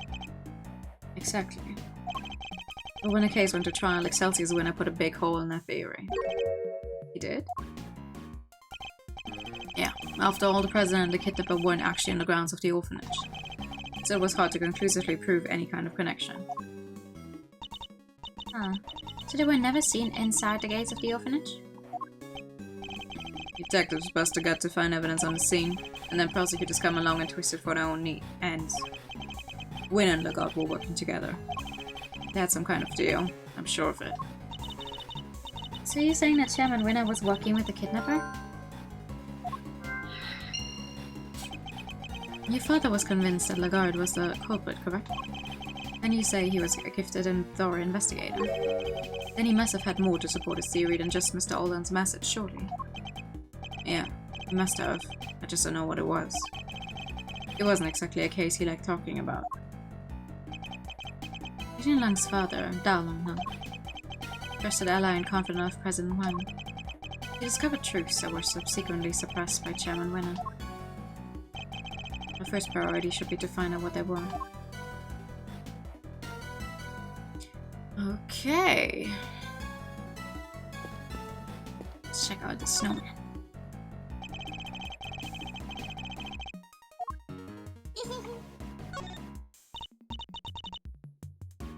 Hey, that snowman. It was melted in the simulation of the morning after the murder, huh? And the muffler was all wet, and its little button eyes had fallen off. Indeed, it still looked reasonably healthy at this point. Although not entirely. I can see one thing that's missing. Aw, poor guy. I bet some kid took it as a stupid prank. Not a bad piece of thieving, no? Maybe they had potential. You think one of the orphans took it? I'm not so sure.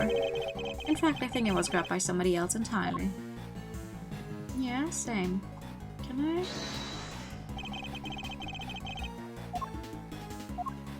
Eureka! Snowman is missing a certain something, wouldn't you say? Yeah, his right eye.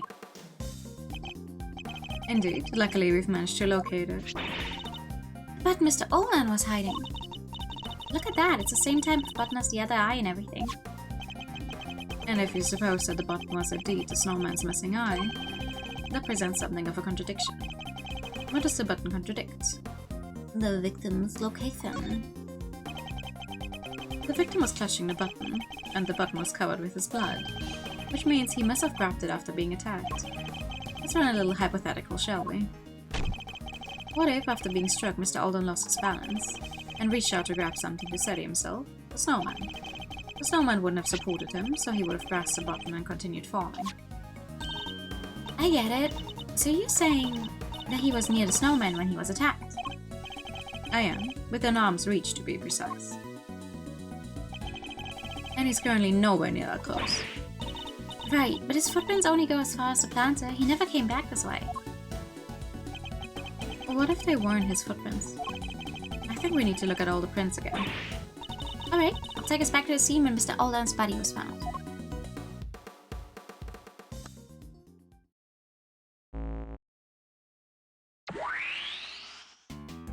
Maybe he had the small feet. But the footprints on the left definitely matched up with Mr. Alden's shoes, right? So what's the deal? Let's take another look and see if we can figure it out. Let me see your shoes. Yeah! Those shoes are way too big on the guy, look at that. These shoes, as the case file says, they match the footprints, but... Huh. These aren't difficult shoes, I'm sure of it. What do you mean? Look at how the laces are tied. Don't they look a little strange to you? What's more, they don't appear to fit properly.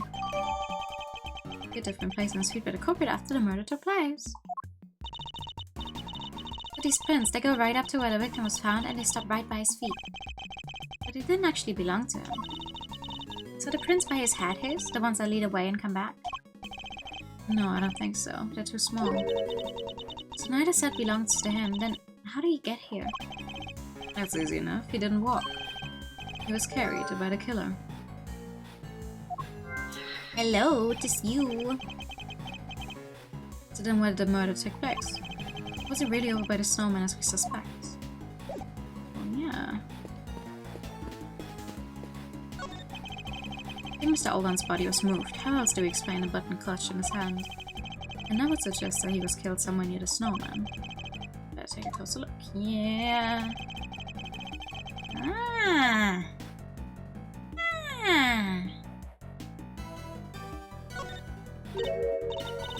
Look, there's a brick missing here.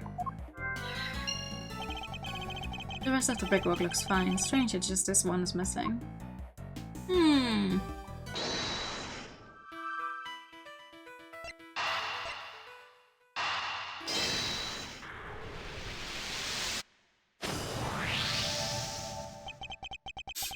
If Chairman Winner was involved in President Wang's abduction, then it seems likely that whatever he dug up yesterday has something to do with the kidnapping. Oh, I get it. You do? You bet I do. We're talking treasure, right, Lou? He must have been digging up the ransom money. The ransom money. $100 million is an awful lot of cash. Burying it would have been a good way to keep it hidden until the heat died down. Certainly seems like a possibility. Glad you agree. No! What? No! Don't solve the case too quick. Oh, don't worry about it. We're... not even halfway done. Don't worry about it.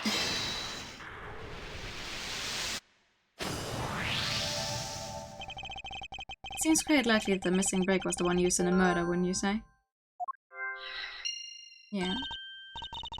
Oh yeah, now you mention it, they're the exact same shape and size.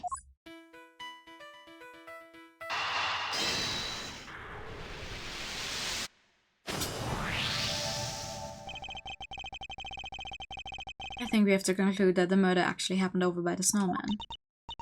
Right, the button came from there, and the brick too. Indeed. And what's more, if the murderer took the brick from right by the snowman, and then tried to sneak up on the victim all the way over by the planters, Mr. Alden would have seen him right away. Exactly. I think we need to update the simulation, okay? Mr. Alden wasn't standing by the planters, he was next to the snowman. Gotcha. Alright, here goes. That is a whole lot. What is happening here? But there's still... Why is there still blood here? What is happening? Huh? Hello? Why is there so many people? Yeah, no matter how you look at it, this just doesn't work, huh?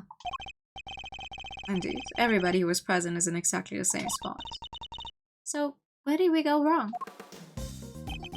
One of the pieces of evidence on which we based our simulation must be the source of the problem. What if one of them was faked somehow? But which one was it? Ah.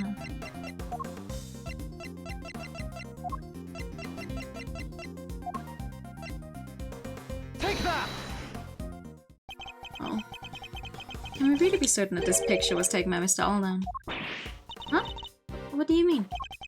We know that whoever killed him moved his body. But why would they have done that? What if they wanted to make it seem like he saw something he didn't? And then they took the photo to help back up the lie? They had the president at gunpoint. They could easily have forced him to pose for that picture. He would have had no choice but to comply. Now that you mention it, they only recovered one picture from Mr. Oldon's camera, right? Indeed. I imagine his killer probably removed the film that was already in there, and replaced it with another, thereby ensuring that the only picture found was the one they staged. Yeah, that makes total sense. So this picture was actually taken after Mr. Oldon was killed. No way. Yeah, that's... And there you have it. The picture doesn't show what Mr. Alden saw at all. It seems highly likely that it was simply staged to make us believe that was the case. Wait, so where was the president when Mr. Oldon thought we saw him being kidnapped?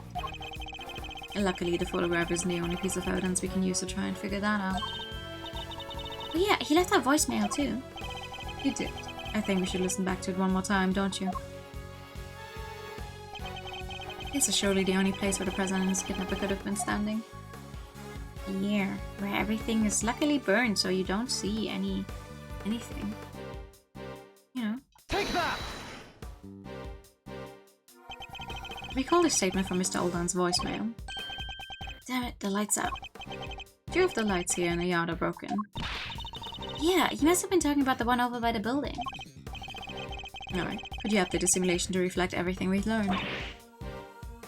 Sure. Alright! And there we have it. The kidnapper was really standing over by the building. Yes, which would certainly have strengthened the theory that they were connected to the orphanage. So they moved the body and staged the photograph to distort the picture painted by the voicemail, which helped them undermine the idea that the orphanage was involved when the case went to trial. Well, that certainly changes what this particular part of the simulation tells us. I imagine it will also affect our understanding of the scene from where the body was found. Only one way to find out. Ready to make the jump? Switch between the two recreations, I need to first press button. Yes, okay. Yes. Thank you.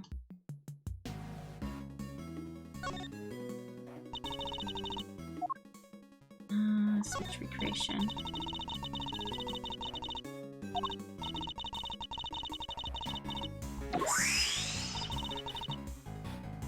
Ah.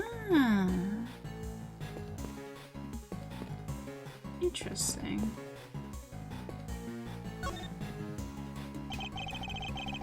So why is the blood puddle still there? Blood in the snow, a lot of it. It certainly looks as if a murder occurred here, doesn't it? Wait, but we just figured out that Mr. Oldon was killed over by the snowman, right? We did. I think this blood might belong to somebody else. What? But the police report said the blood was Mr. Oldon's. Need I remind you that the case was overseen by Chairman Winner? The man would have had no scruples about altering the official record over something this small. And it would have been easy to do, I imagine.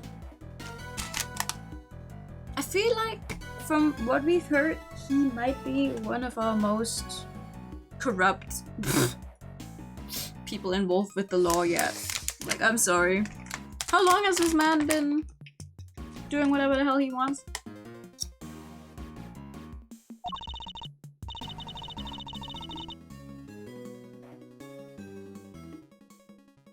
But then why go to all that trouble? Couldn't you have just cleaned up the blood instead? He wasn't able to. Think about it. He knew that this was where the police would find Mr. Alden's body, and he knew that the police would have certain scientific methods at their disposal to look for clues. Oh, you mean luminol? Yeah, they would have found traces of blood if they used that for sure. I know. Oh yeah, no, absolutely. It's just interesting how corrupt our bad guys this time around. I'm like, yeah, okay, sure. Like, I don't know. Thinking back on how we managed to get Von Karma, at that point you're like, wow, oh my god, and then you get all this. And you can all tie it together afterwards because, you know, Von Karma is also kind of also only went down that one specific path, at least because of everything that happened here, and I'm like, what the hell?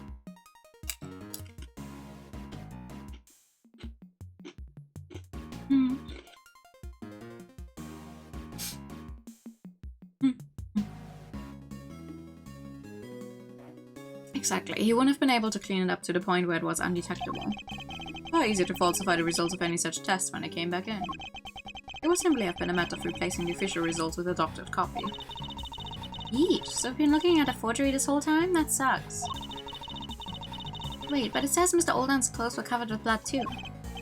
It does, and if they were, which seems entirely believable, it suggests that whoever's blood this is wasn't yet dry when Mr. Oldan's body was placed here. Oh, I sure have. Mel, do you by any chance remember the name of the murder victim here in the fan translation? Because this is his name now, Alf all down. And I'm trying to figure out what the name is supposed to be a play on. Like, okay, Rosie Ringer, hahaha.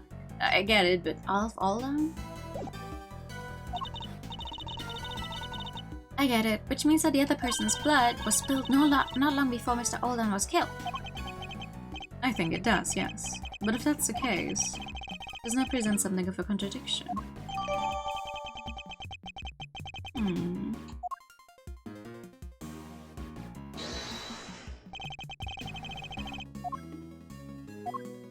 Yeah, what about the fire? Eureka! There's a clear contradiction here. Huh? And the bloodstain? The blood is clearly cut off where the snow was melted by the fire, which means that the blood in question was spilled before the fire was started. But the fire happened before the murder, no? If we choose to believe the case file, yes. But if the fire was actually set after what happened here, the kid who lit it might have seen something. Then why isn't there a witness statement? Because that would have challenged Chairman Winner's version of events. We need to know more about this fire. You. Yes, Shifu. The fire might have been reported to the police, which means there might be a record of it. Go see if they have anything, bring everything you find back here right away. Bring around and all fall down. Jack Cameron. Seem to have met the different newsroom. Jack and Jill. It's Kagome-kan. Oh, wow. You know, everything I do hear about the fan translation, it does make me like absolutely appreciate, despite not having played it, because they really went out of their way. All fall down, ring around to Rosie. Alright, yeah, okay, that makes sense then.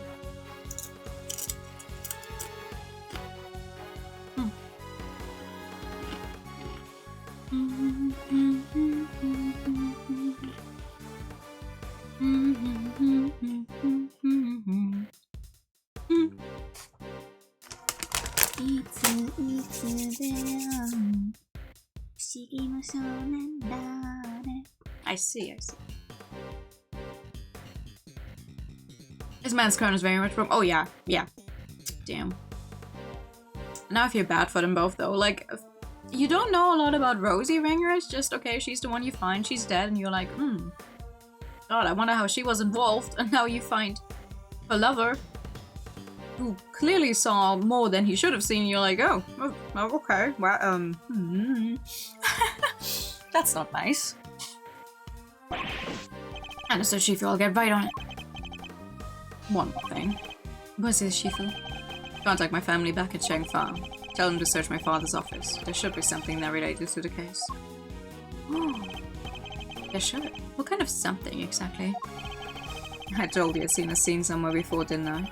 Well, I've remembered where. It was in my father's office. He had a picture of it. Or at least of something very much like it. What?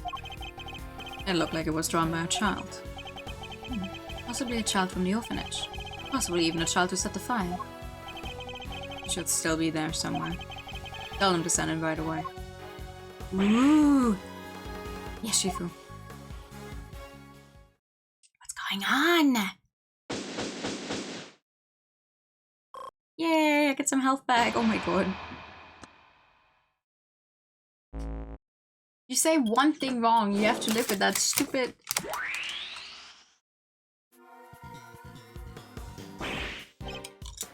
pain the entire time.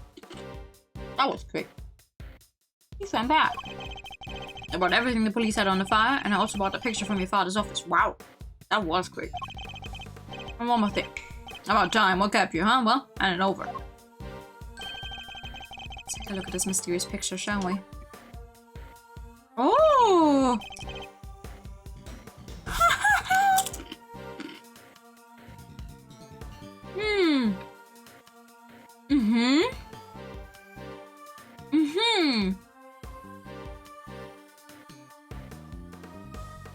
That is most certainly not our assassin with the dog. No, no, no.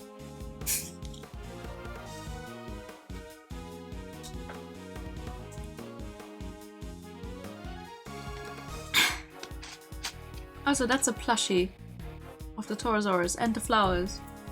Interesting. That's a pretty good drawing, though. This is it. This is the picture I remember. This would be a depiction of something that happened on the night of the incident. It sure looks like a kid drew it, huh? A kid with very good color theory. Like, and also a bunch of colors available to them. Yes, and I'm willing to bet it's the work of the child who set the fire.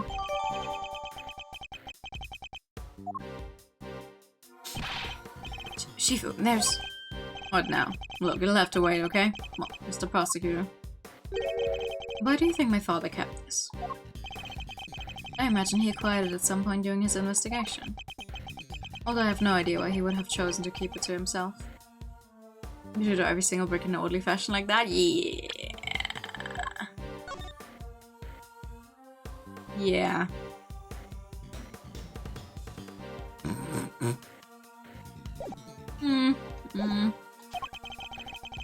Can we see the case file for the fire too? Sure, here. If you just give me a moment to read through it. Seems the boy who started the fire snuck out of bed on the evening of the incident. And then disappeared several days later. What? Must have been because he saw something, right? No, a kid? Really? That's horrible. That's sadly not unimaginable. Oh. Looks like the kid left something behind that was put into evidence. It says. What's it doing in that case file? What is it, Mr. Prosecutor? Have you seen it somewhere before? Something very much like it, yes. We have a piece of evidence that could well be connected. Which item of evidence relates to the item the boy left behind? Oh boy.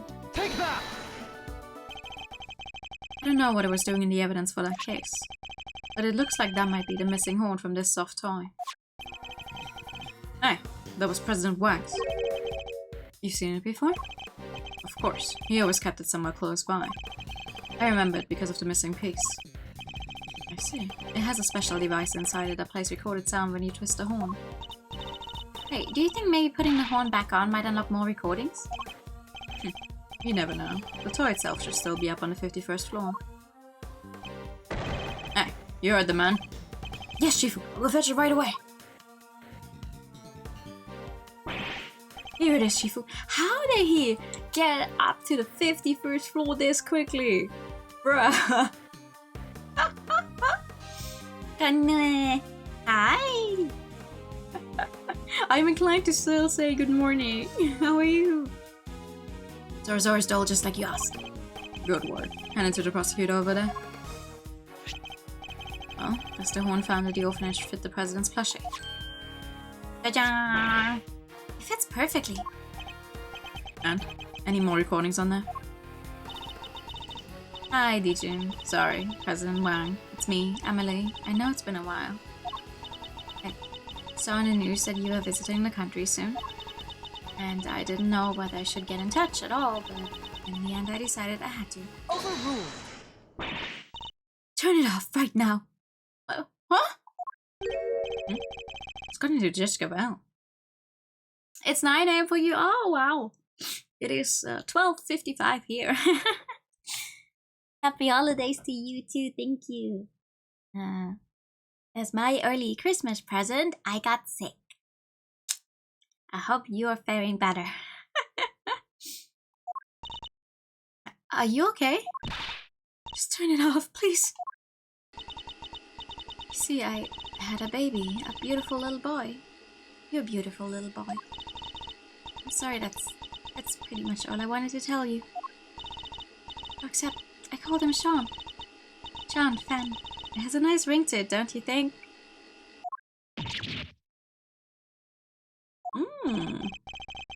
Sean Fenn. The kid? And also that I'll be at the orphanage on the evening of the 9th. I'll be waiting in the front yard. I thought you could meet him if you like, even if it's only just this once. I know you're a very busy man, but anyway, that's where we'll be. Goodbye.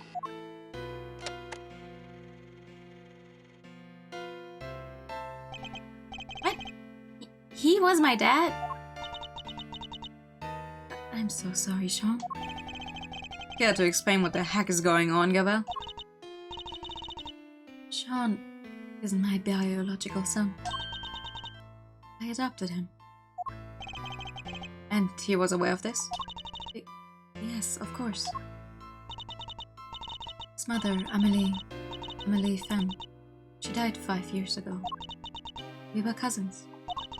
But we were also friends. Best of friends. People often mistook us for sisters. And so, when she died, it seemed only natural that Sean should come and live with me. Of course, we had to keep his father's identity secret. And I decided that the best way to do that would be for him to never know in the first place.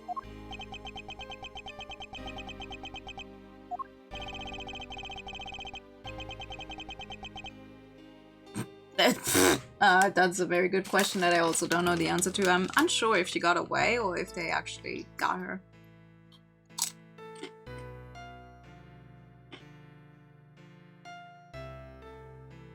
It's quite a lot to learn from a recording made on a seemingly innocent toy. I guess Sean's mother must have recorded the message and then sent a plushie to the president. Hey. Yes, Sean. You sure? He was really my dad. Yes, I'm sure. Before you were born, your mother worked for a time as a diplomat in Shangfang. Makes sense. The landfolk might have well brought her into contact with the president. What? You told me she worked at the orphanage. She did, but only after she returned. After she quit the diplomatic service. She always loved helping others. The orphanage was perfect for her.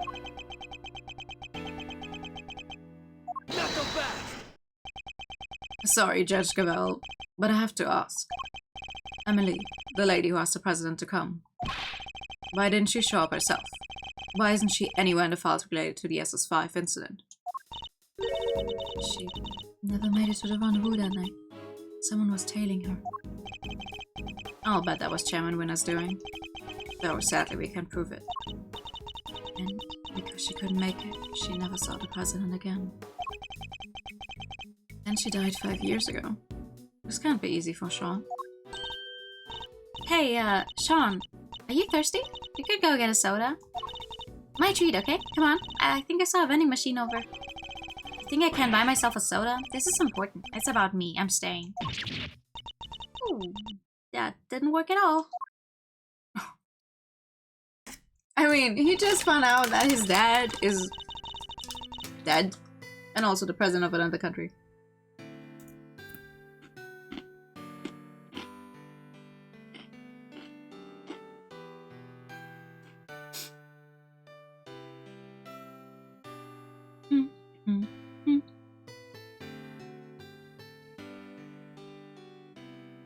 Sean, perhaps now you can guess why I met with the president 2 nights ago.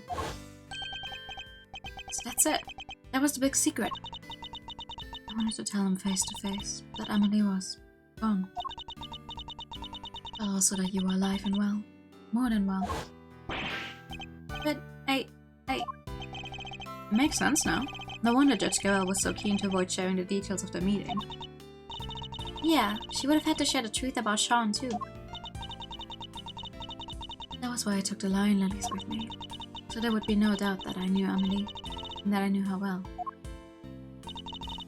These flowers bore special significance for the two of them, you see. President Wang gave Amelie a bouquet of lion lilies in the early days of their romance. Now, he too is dead. If only he had lived. Sean might finally have been able to get to know him.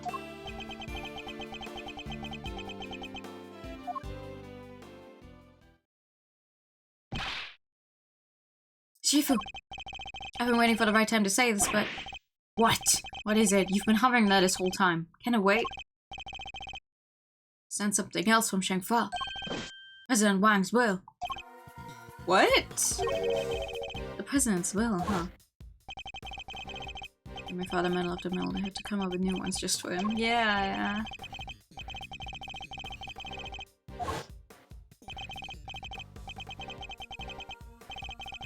Mm-hmm.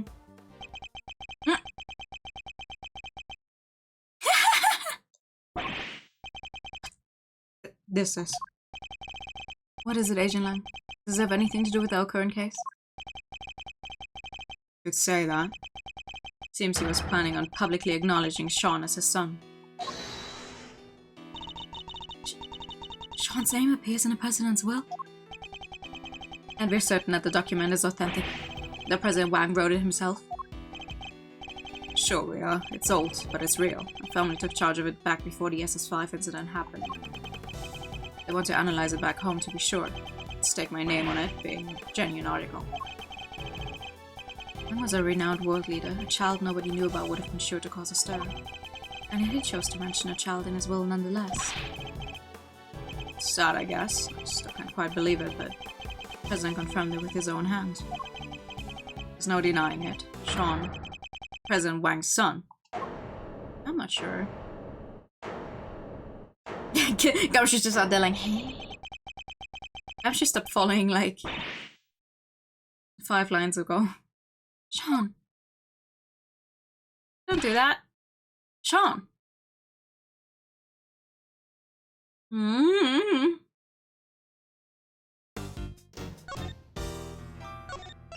Oh my god.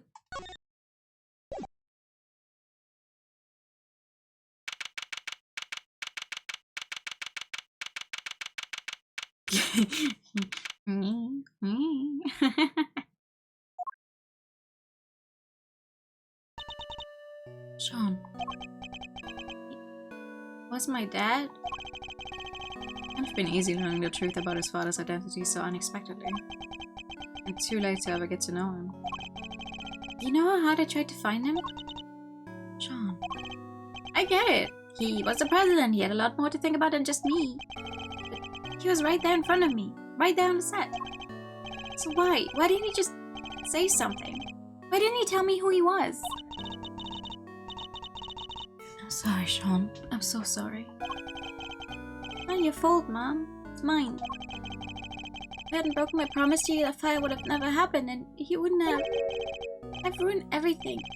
Everything. It's all my fault. I even ruined your flowers. Sean, please. You mustn't blame yourself. Just try to be here with me. Just for a little while. Aww. I still don't think it was just completely like by accident that head fell down. Just like, okay, sure, he might have been responsible for the fire, but I don't know. I think that would be too easy.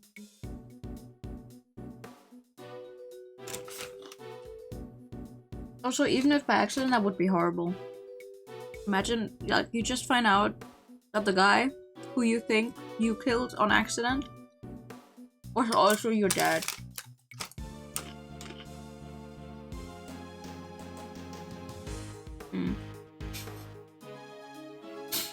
Bond between parent and child is symbolized by the lion lily. I'm no expert, but it's native to Shangfa, so I know that much at least.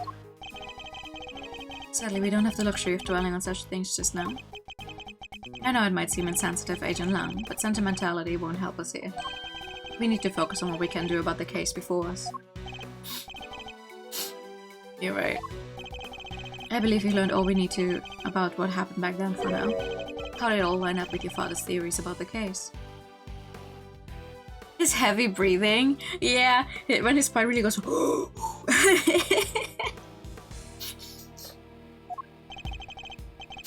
I wouldn't know. He took those to the grave with him.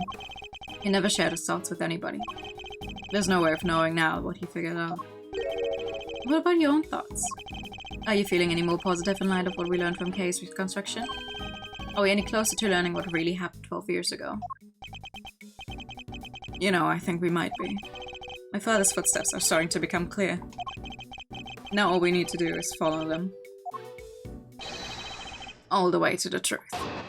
Yeah, let's do it. The president went to the orphanage that night, that much we know for sure. The Torosaurus toy proves it. He must have gone there to meet with Emily family. Except he was kidnapped and Olon happened to see it. If Olon had been there wouldn't have been a murder. Just a kidnapping. Instead, they had to move his body to the planters and stage that photo to throw everybody off the scent. So that's our current theory, is it? Oh boy. There's something I still don't understand. There is? Yes, by risk staging the picture. They would have had to force the president to play along. What if he hadn't? It's a good question. And we may be closer to discovering the answer than we think. We'll just have to get there in one deduction at a time. Yeah, I guess we will. Alright, the dude's away. I like when we do work together. I like when the rebuttals are actually of us working together. That's like, okay, I'm telling you what I think, and I'm gonna pick it all apart so we get to the truth. No, there would have still, like, we still don't know whose blood this is. So I think there was a murder regardless. You're saying there would have been no murder if Mr. Olden hadn't witnessed the kidnapping. But is that really the case?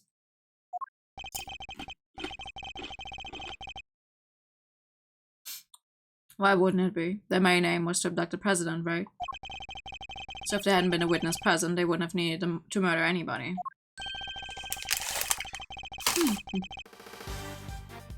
And yet it remains possible that Mr. Olden wasn't the only person killed that night. There was a large pool of blood between the planters, but Mr. Olden was murdered over by the snowman. It couldn't have belonged to him. What if all the blood by the planters belonged to somebody else? Come on, Mr. Prosecutor. You do realize what you're saying, don't you? I do. It's hard to believe. I'll be the first to admit it. But it's what the evidence suggests. Not just one person was killed here 12 years ago, but two. And both of them were somehow covered up, and that is the crazy part, I think. Like, okay, sure, one body was found, yes, but the real murderer was covered up. And the other murder is just completely covered up. It's like, what? Someone was killed here? No.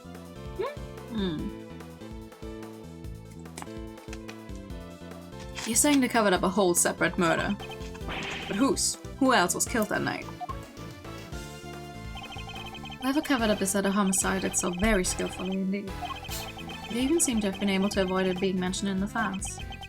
But it didn't quite get rid of everything. We have a piece of evidence from 12 years ago that they never managed to erase. This clearly shows that something else happened that night. Take that! Excelsior's winner tried to shout the existence of the other murder in darkness. But there was one piece of evidence he wasn't able to suppress. Thanks to the efforts of your father, Agent Lang. My father? Cast your mind back, if you will. Something else was hidden along with all the other evidence from the crime scene. The existence of the child who set the fire in front of the orphanage. But why would Chairman Winner wish to erase him from the record? Because he saw something he should not have. Nope, and I accidentally skipped more than I wanted to. That's why. He did? What was it? It's right here in this picture. The picture my father kept. I think we can all agree that's the president on the right-hand side. And that's a Torosaurus toy in his hand. But who's that standing across from him? I mean, isn't that really fucking obvious? Take that! Eastern ropes and a black dog. That can only be Bodhidharma Canis. What? creepy assassin guy? And what would a hired killer be doing in the presence of a president? I can think of only one thing. That's right, it wasn't a kidnapping that occurred here 12 years ago. It was an assassination.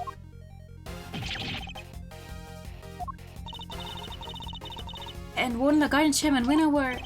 Yes, I think they were complicit. More than complicit, in fact. One provided the venue for the killing, and the other suppressed the testimony of the child who witnessed it. Mr. Alden was murdered because what he witnessed was actually an assassination. And not the kidnapping he thought it to be at all. Do you think I'm an idiot? How could the president have died 12 years ago? We only found his body this morning. He was alive and well until just recently. Yeah, we even met him. Indeed. So we have a president killed 12 years ago and a president killed in the last 48 hours. 2 presidents, in other words. Right, which is completely impossible. Or is it? I think it's entirely possible for there to be 2 presidents. In fact, that would explain a lot.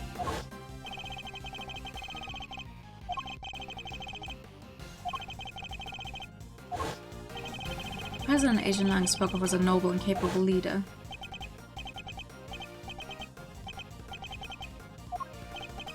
The president, yeah. Entirely unlike the man we met. It really did seem as if there were 2 completely different people, because they are. How can one country have 2 presidents? What could explain a situation like that? This is how it was possible for there to be 2 presidents. One was a buddy double. So his real dad has actually been dead for 12 years already. I think it was a real dad. Yeah, the real dad, the real president back then. One of the 2 was a body double. Tell me that doesn't make sense. Body double? President Wang was a man of great power and influence in Shangfa, a figure on the world stage. There must have been countless attempts on his life over the years, such as the one at Gold Lake only a few days ago. It's true, there were more than a few assassination attempts. But that doesn't mean I'm about to accept that there was more than one president. Not without proof. Do you have any proof that there was more than one president, do we?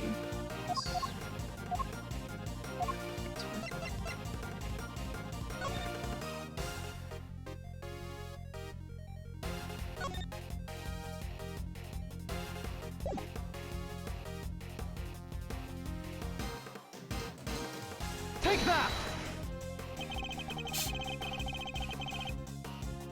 I don't think he's noticed the contradiction staring him in the face. Or is he just unable to accept it? What's the matter, Mr. Prosecutor? You're pretty quiet all of a sudden. In Emily Fenn's recording, she asked the president to be at the orphanage at midnight. But it shouldn't have been possible for him to be there at the time. Huh? How come? Because he was supposedly still at the embassy. With your father, Agent Lang.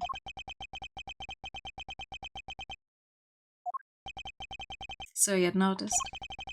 The only way he could have been in 2 places at once is if there were 2 of them. Him. So the real president, that was the one who died 12 years ago? I think it might have been. But why? And who? Who would have hired Canis to murder the president? In order to figure that out, we'll need to look again at the piece of evidence we recently discovered was a fake. Fake evidence. What was it again? Oh, what was it again? What do you mean what was it again? Game, come on. Take that! Picture taken with Mr. Alden's camera was staged sometime after his murder. And Mr. Alden was murdered because he witnessed the president's assassination. In other words, the photograph too must have been taken after the real president's death. So who's the president in the staged photograph? The body double. Nothing else makes sense.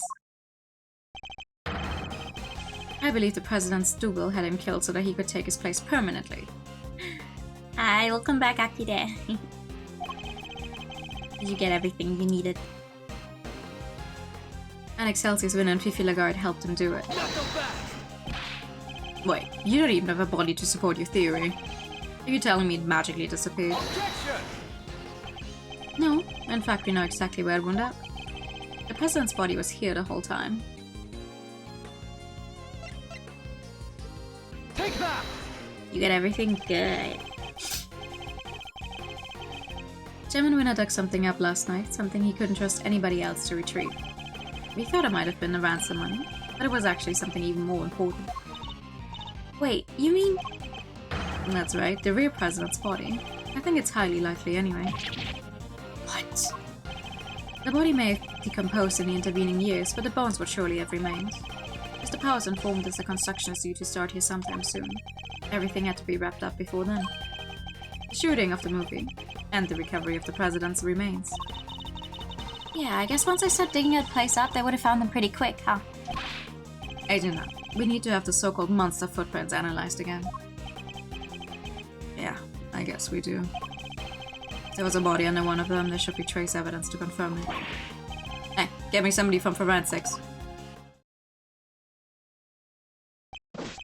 Sir, presenting the findings of our analysis, sir. Traces of human remains were found in the dirt along with other signs of a body having been buried. Really was him. Bones were also recovered from the home of Excelsior's winner. The physique looks to be about right, and dental and medical records are matched. It's him, no doubt about it. That's crazy. So I suspected the real President Wang was killed 12 years ago. And the SS5's kidnapping was in fact a homicide.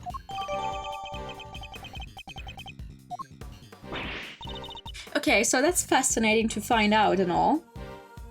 But then who the hell is going around killing everyone involved in that case?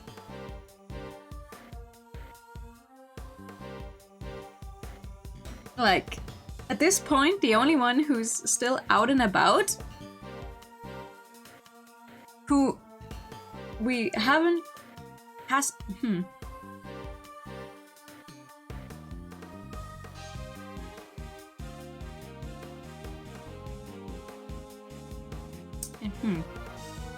So it really was a murder, huh? This case is taking so many twists and turns I'm starting to lose track. Oh, don't worry about it.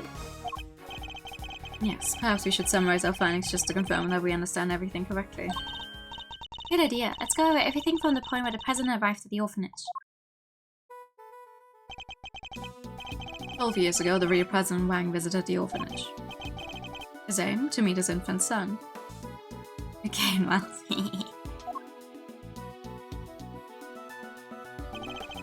The footprints we originally assumed to be those of Mr. Alldown seem likely to have actually been made by the President upon his arrival.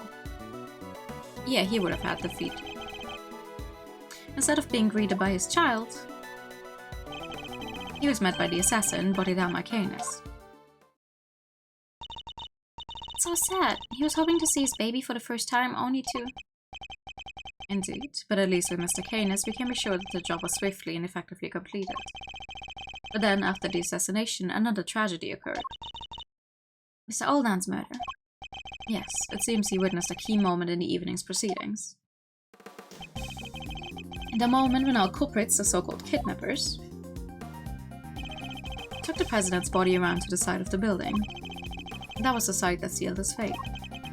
We've now established that he was standing by the orphanage gates at the time. Far enough away that he believed what he was seeing was the president's abduction. At which point... Oh, the body double who had come to meet up with his co-conspirators walked right up behind Mr. Alldown. Leading to our unfortunate eyewitness being murdered by the man who was plotting to replace the president. So was it a body double who moved Mr. Alldown's body too? Yes, I think it probably was. But none of the footprints could have been his, could they? Actually, I think they could. In fact, we have a piece of evidence that proves how that particular trick was achieved. What shows how the body double managed to move the body without leaving any footprints? Well, if he was a body double, I'm assuming he just had the same exact shoes as the president, so if he just went in the same footsteps that the original president had taken, he could have done that. What if the president's double moved Mr. Alldown's body like this? After killing Mr. Alldown, he could have carried him to the other side of the entrance. Given that his job was to look just like the president, he would have been wearing the same shoes. Meaning that if he stepped exactly in the footprints left by the real president... Of course! His would have been the same shape and size. It would have looked like a single set of footprints. That's how it all went down. I'm so glad we finally figured it out. Wait, but there's one thing I still don't get. There is. What? Why did you need to pretend there was a kidnapping? Mr. Alden had seen the president at the orphanage, and left a message on Mr. Ringer's phone describing what he thought he saw. It would have been impossible for the conspirators to erase that message, so they had to make it look as if the events described in the message were true. By staging a kidnapping like the one he thought he saw. Exactly. I think the two people in the photograph are likely to be the body double and Fifi Lagarde. He's the one in the trench coat? How can you be so sure of that? The two of them would have had to walk out beyond the orphanage gates to stage the photo. The body double could have put his feet in the real president's prints as he did before. Oh, so the other set of footprints were hers? The ones we originally thought belonged to the killer, yes. They were about a size 9, too small for Chairman Winner, in other words. Which means the kidnapper must have been played by Warden Lagarde. And that explains how a so-called kidnapping was actually a presidential assassination. It does. Which means my father must have... He must have? Noticed. There's no way he wouldn't have suspected a murder. Especially not with the kid's picture as proof. The picture was never officially put into evidence, correct? No, he appears to have kept hold of it after taking the witness statement of the child who drew it. Yeah, because he knew. He knew President Wang was dead. And he knew what would happen if that news ever got out.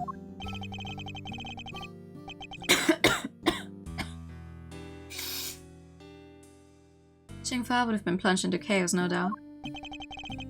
So he kept it a secret, and that secret died with him. Even though it meant taking the blame for the kidnapping and our family name being ruined. So your father knew the truth about what happened 12 years ago, but he chose to hide it.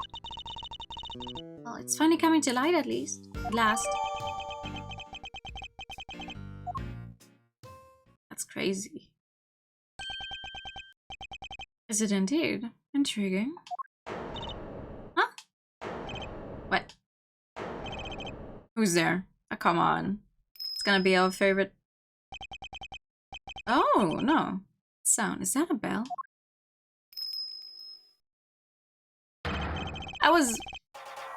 You know, before the bell rang, I was thinking, oh, is it going to be our other assassin again? But I guess not this time.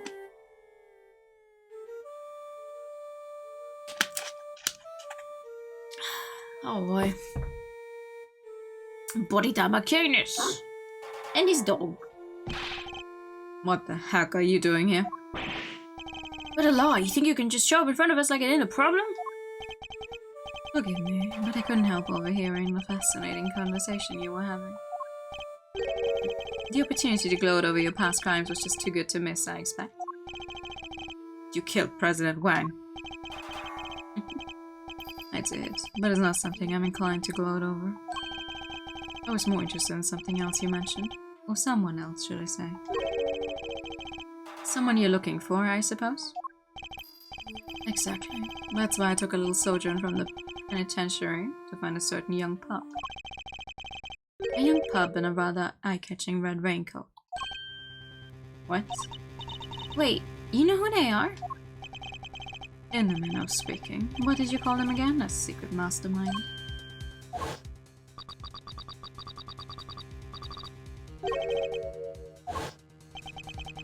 The prosecutor looks a little surprised, doesn't he? Helmet. Yes, he does. The young pup I mentioned, he saved my life, you know. 12 long years ago. Oh, what? Hey, you cleared up the president's murder. Now let's clear up who the fuck that child is. Maybe. As you've surmised, it was I who killed President Wang, but that meant that I too became an inconvenience in need of removal. Imposter President, Winner, Lagarde, all three were keen to guarantee my silence. And if I hadn't met my friend the young pup again, they might even have succeeded. I wonder what he's doing now.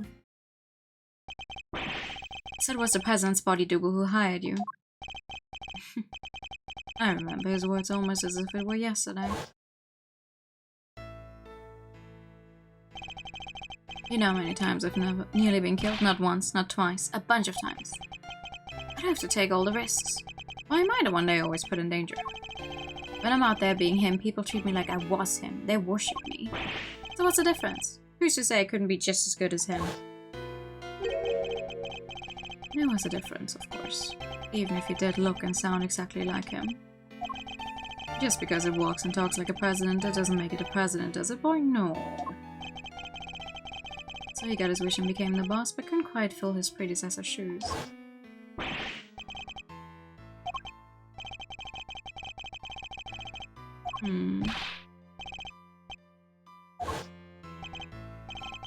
Seems the king and his knight were much the same. The president's double knew that his employee had a weakness, a young woman named Amelie. But in order to find her, he needed to enlist the help of locals. A local such as Chairman Winner. Once Miss Van had been located, they simply needed to find the right time to lay their trap. The meeting she arranged so the president could meet his son. That would have been the perfect opportunity.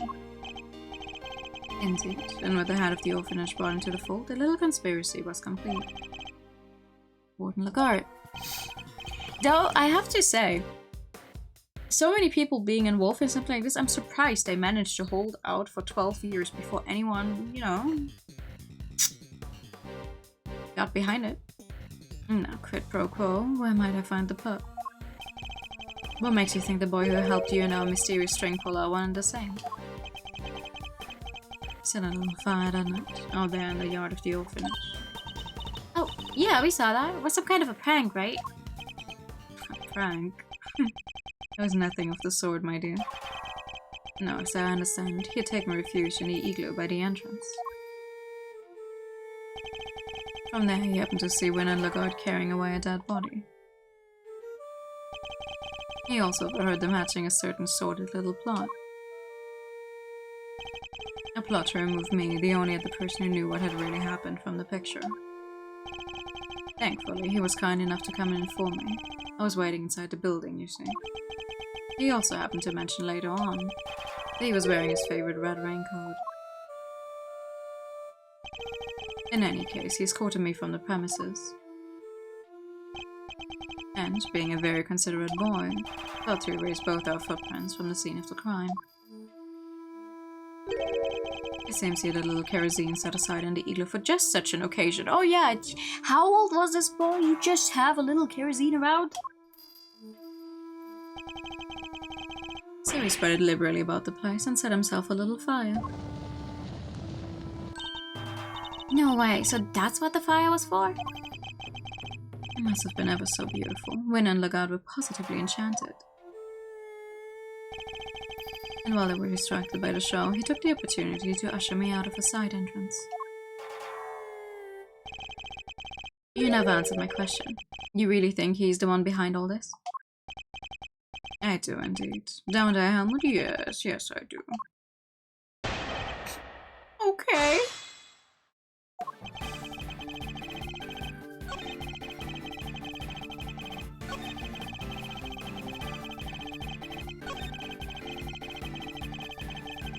Hold it! Again. So the two of you had met before? Yes, on a cold and lonely Christmas Eve, 18 years.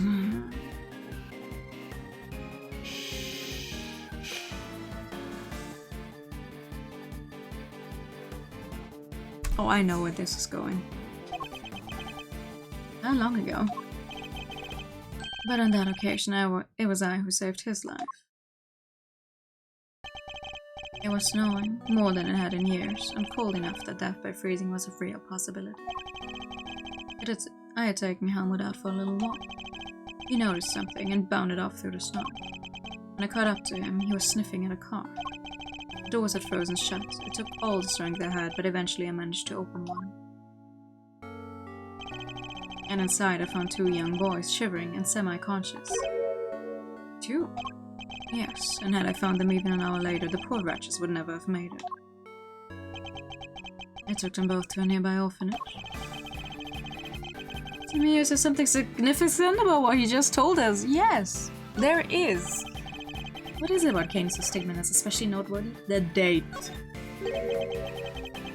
This was on Christmas Eve 18 years ago. You certain of that? Why are the Ace Attorney games so obsessed with Christmas? Significant.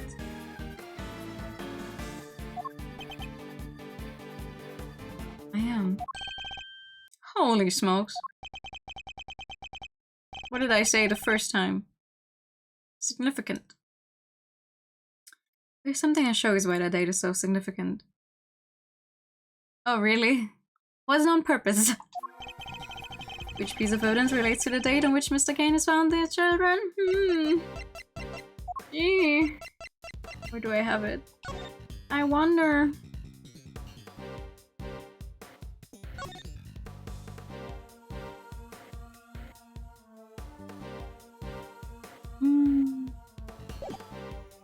Take that!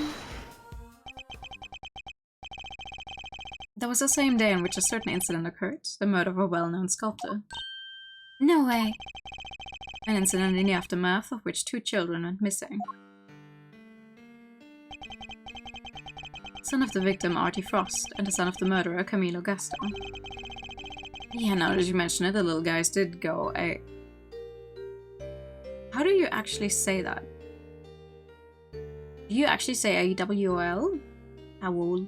Owl.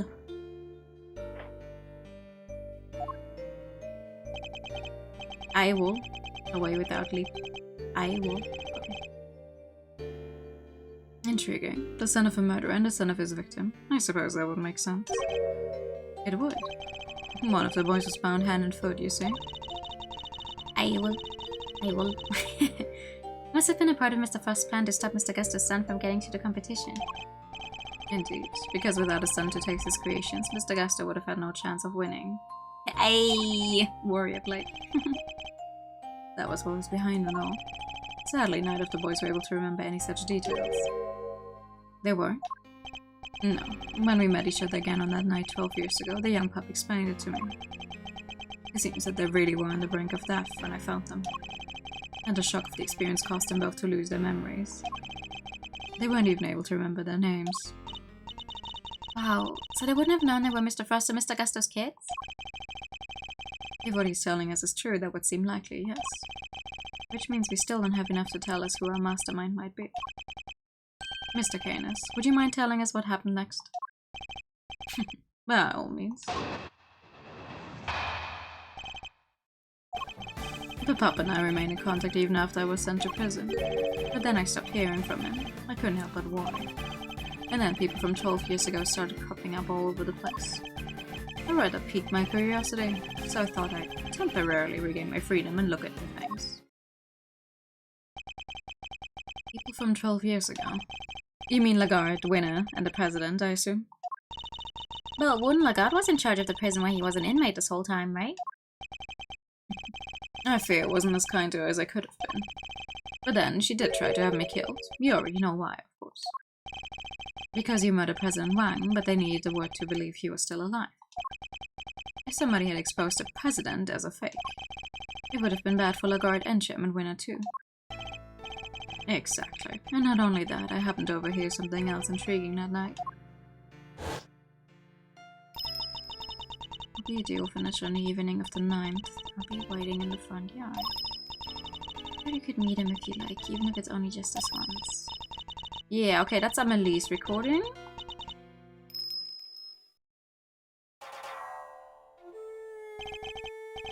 Who are you? Sorry, but I'm waiting for somebody. I know you are. President Wang. I couldn't help overhearing the news. Congratulations. But please don't worry about your son. I only don't kill those I'm employed to kill, which in this case means you. No. Wait, this is my first chance to meet him. And it might be my only chance. Please, give me just a few minutes longer. I thought he was going to beg for his life, but no. An interesting character. I told him I was not aware that he had a child. No, he said, and shook his head. Neither was I, but the world will know that I have one now. I mean to make sure of it. I've even prepared something in case the worst comes to the worst. And the son in question, it was a young gentleman with the horns here, correct? Horns? You can see them? I don't need to, my dear. I've been listening very carefully, you see. And for longer than you may realize. But the president meant to tell the world about Sean, and prepared something in case of the worst. It's not enough simply to have Canis' word on the matter. Of course. We have something that proves what he's telling us the president said is true, the will. A will everybody knew about. He entrusted it to my family to show his belief in us after all. The name in the recording, the preparations he had made, and his will. With those 3 pieces of information, I was able to convince Warden Lagarde to do anything I asked. With the information at his disposal, he could have exposed the truth about the body double at any time. John's true identity with him. President Wang was more agile than I'd anticipated. He blocked my first knife thrust with something soft. By the time the piece had broken off with the snow, my next strike had hit its mark. So it was Keynes who tore the horn off of the Torosaurus doll. I was the only one present to hear his final words. The only one who knew the truth about his son. Well, me and that poor pup.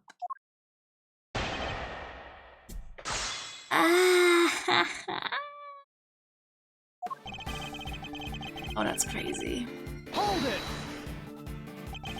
So you were able to continue communicating with him from prison? I was, via post office box. What's that? It's a means of exchanging mail without revealing one's own address. I never knew where he was, and I wasn't able to slip out and track him down. I was being kept under rather strict supervision, you see. There will Lagarde, no doubt. But what are 2 of you even communicating about? We were playing correspondence chess, of course. That and griping about our respective lots in life. Correspondence chess? But didn't you used to play that way? As I'm lucky. Yeah, it was Mr. Knight. He found the diagram of the game in his cell, too.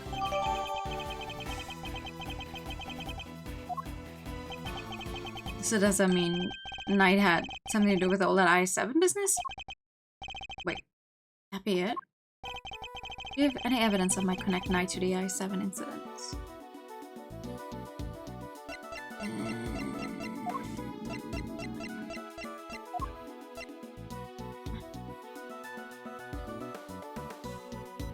Titles for correspondences. You can be a grandmaster. Really? Take that!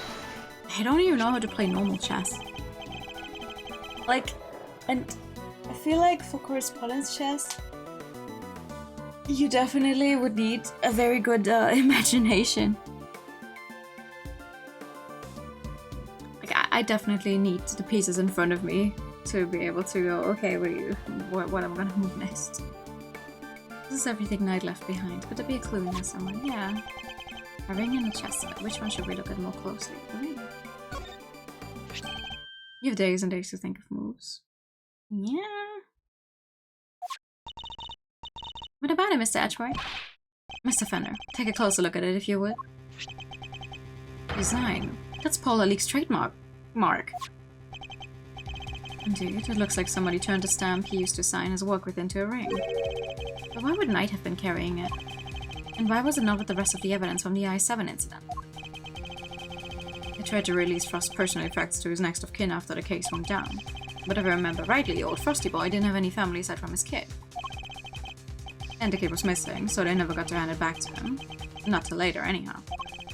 I heard on the grapevine that they found him in the end and gave him the goods. Including the seal, it would seem. But he turned into a ring and wore until his own death.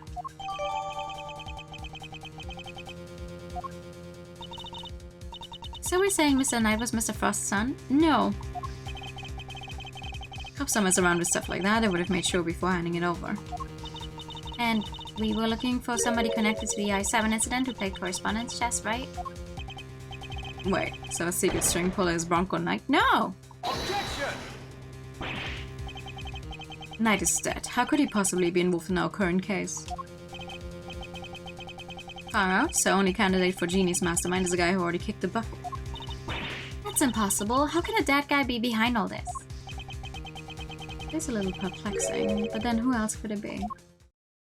Come on.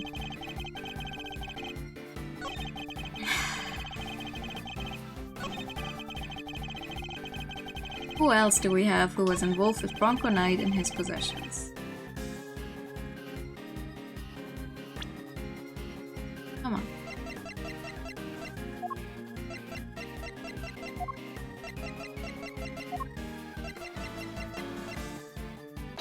Objection! You said that you wrote all of your letters in Braille, is that correct? Right, Braille. I don't mean to be rude, Mr. Prosecutor, but you do know about my condition, don't you? That's odd, because the chess diagram we found in Knight's cell didn't contain any Braille at all. Really? But surely that's impossible. How so, exactly?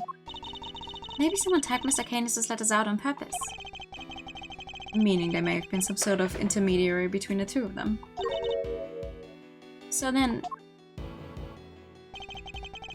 Mr. Canis says he wrote his letters in Braille, and yet the letters received by Mr. Knight contain no Braille at all. This suggests that there must be a third party who typed Mr. Canis' letters out. Guess it could have worked the same way on the flip side too, right? Whoever it was could have taken Knight's letters and turned them back into Braille. They could indeed.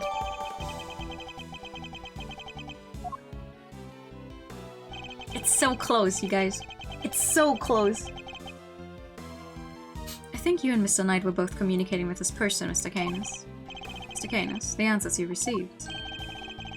They were written in Braille too, yes. So some mysterious middle person really was retyping the Bronx's missives?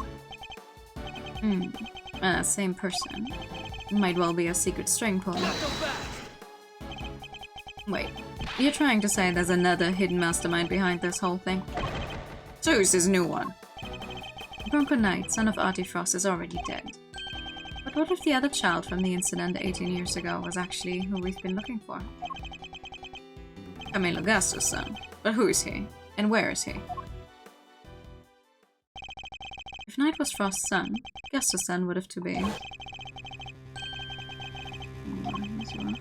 doesn't have any family, you see, just like me. But surely not? What's the matter, Mr. Edgeworth? You're as white as a sheet. Yeah, because Edgeworth just realized what I've been thinking for a while. Like, we're running out of people. There's only so many characters in this game, they wouldn't give us someone who we haven't seen yet. Of course, it all makes sense. I know exactly who our so-called mastermind is. What? Who? You have to tell us. I can hardly believe it, but it's somebody we know rather well. The person we've been looking for is... Dun dun dun dun dun dun dun dun dun dun. It's obviously Regina Berry, no. Take that! Has to be. The person behind all this. The person who forced Chairman Winner's hand by sending the letter to Rosie Ringer. The person who kidnapped Sean and Buck Kay and myself. It's gotta be Lotta. The person who did the strangest thing of all.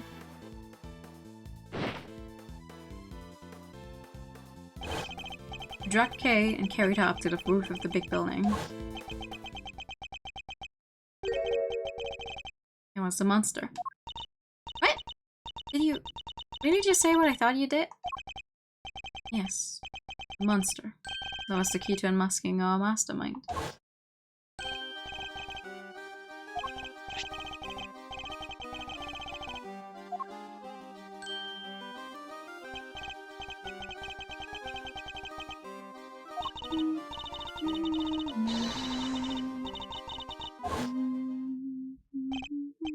Miss Lloyd, could I ask a favor?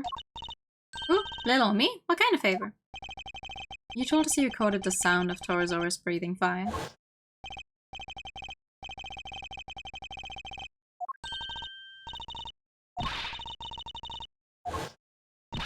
Sure did. Like I said, I didn't precisely see the guy, but boy did I hear him.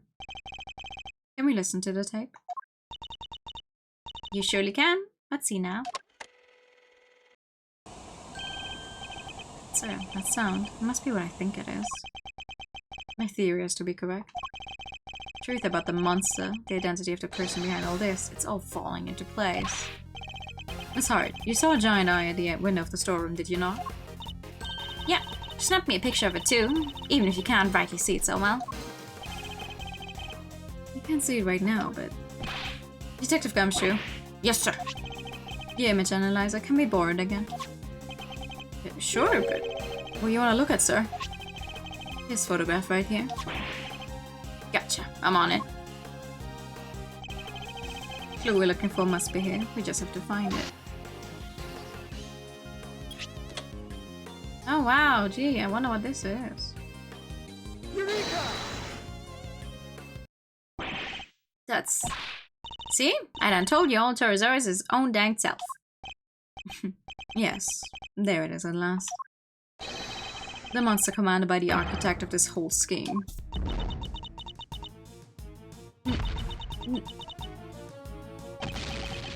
Oh god. Monster? You finally ready to admit it?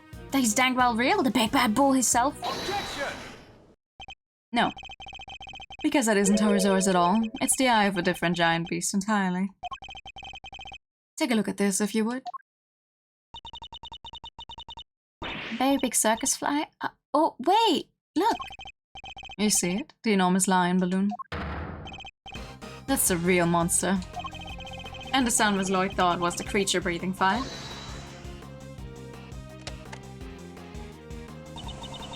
Ugh, come on, you really gonna bring me crashing down to earth like that?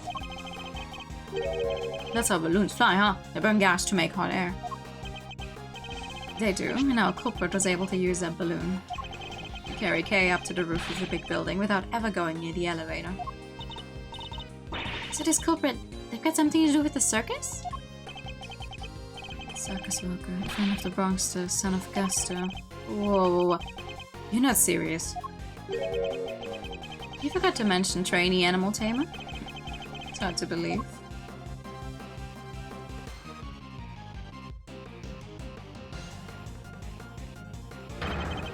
But he's the one who's been pulling the strings this whole time. That's right, Simeon Saint is the one behind all this. Simeon? But everything?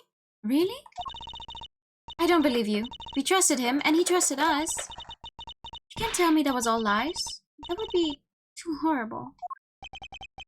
I'm sorry, Kay. Who was that? Hey, where do you think you're going, old man? Nothing escapes you, does a young pup. But congratulations, Mr. Edgeworth. But now that I know the truth, my business here is done. What? No, Mr. Canis, wait. Hey! Are you fucking for real? We have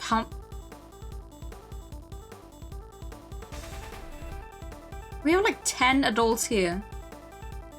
And none of you managed to stop Okay. Damn it, he disappeared. Are you okay, Mr. Edgeworth? Okay, no, Kay is not an adult. Technically, Francisca's also not. Okay, we would have had 8 people that are somewhat capable, maybe, here. Don't worry, I'm fine, but... Damn you. Are you alright, Sean? You killed my dad. You did, right? It's no easy way to say it, but... Sorry, Sean. It would appear that he did. He won't get away with it. I'll make him pay. Somehow. Some way else. Overruled. No, Sean. You mustn't say such things. I'm sorry, Mr. Ashworth. You'll have to forgive us both.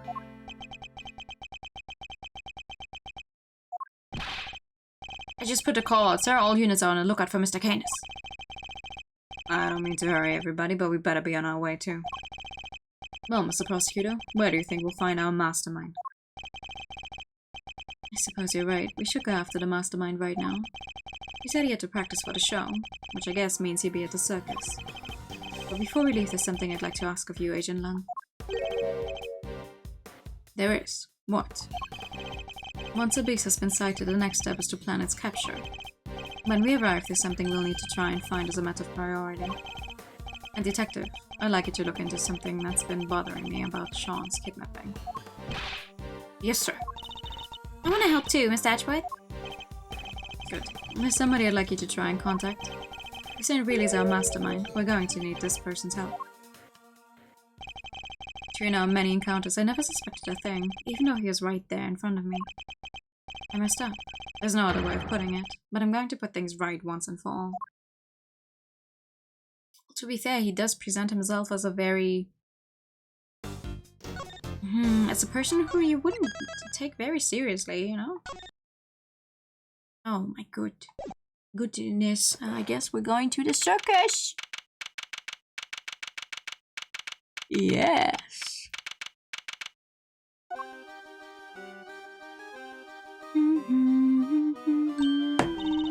Oh, hi, Miss Adric! Oh, hi! I'm gonna have to leave you guys on this screen for a short bit. We're actually getting some good use of out of our Be Right Back screen for once. You can't wait to not hear that song anymore? You gotta have to listen to it for a little while. I'm so sorry. I'll be right back.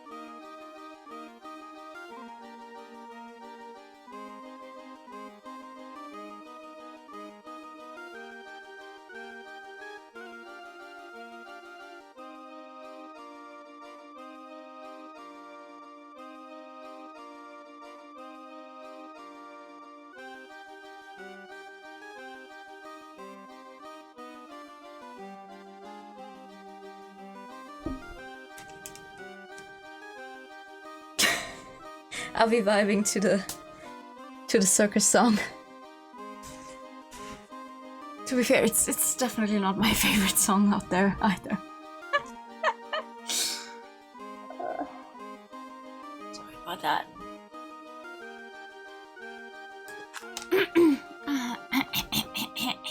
I would like to tip back into the game. There we go. Did you guys come to watch the show? Hello, Miss Berry. Mr. Saint. You're a little early, I'm afraid. We're still practicing.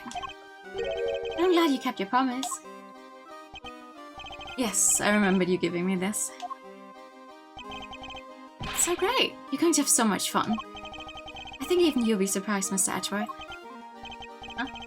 I think you've surprised me enough for one day already.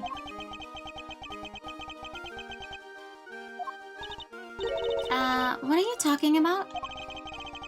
Would you mind looking at this photograph, Miss Berry? That's the eye painted on the balloon you used to advertise the circus, correct? Oh, yeah. What is this exactly? I have a strong suspicion that the balloon was used by the criminal we've been looking for. You do? Who's usually in charge of the balloon, if you don't mind me asking?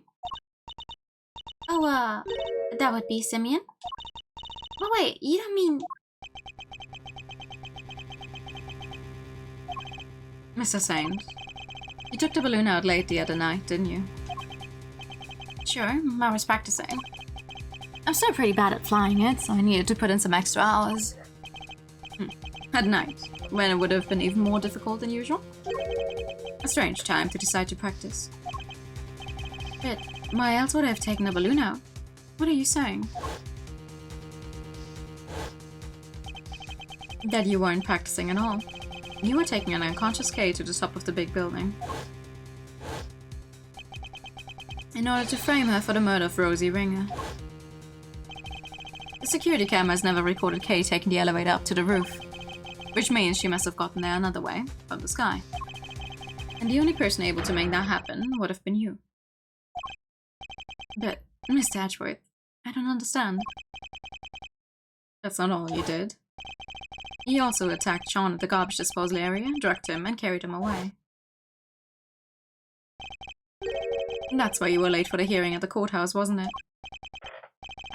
I'm sorry, but I don't know what you're talking about. Why would I do any of those things? Please, you have to believe me. I'd never ever do anything like that. I wish I could believe you, but I can't. Any trust I had in you has been completely destroyed. That's horrible. Why would you say that? You told me back at the jail. You said you believed I was innocent.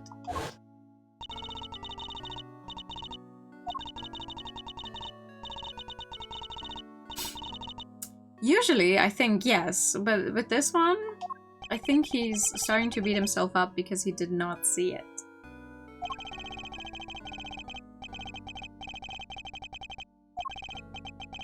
Yeah, one most affected by his passing. Simply don't believe a person's gentle as you is capable of murder. Rest assured we believe you and we'll get you out of here. This is just awful. I never thought you'd lie to me. We didn't lie.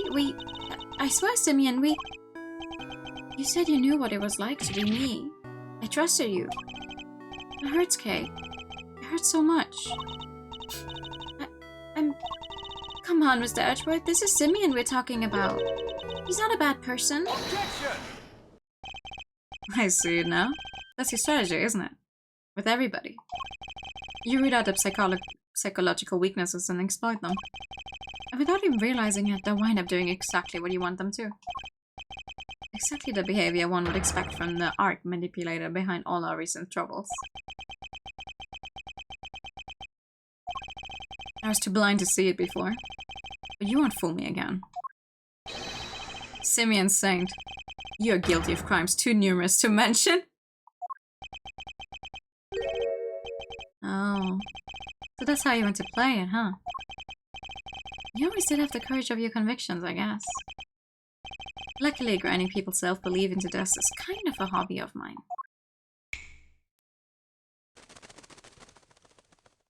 Ooh!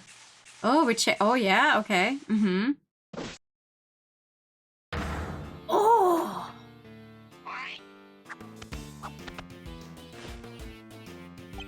Oh, you're no beginner animal tamer, are you? Well done, all of you.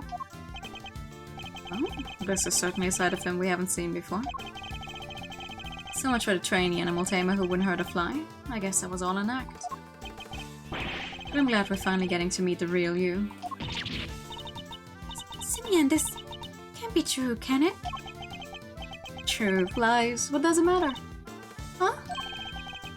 All you need to know is that Miss Edgeworth here has made me very mad indeed.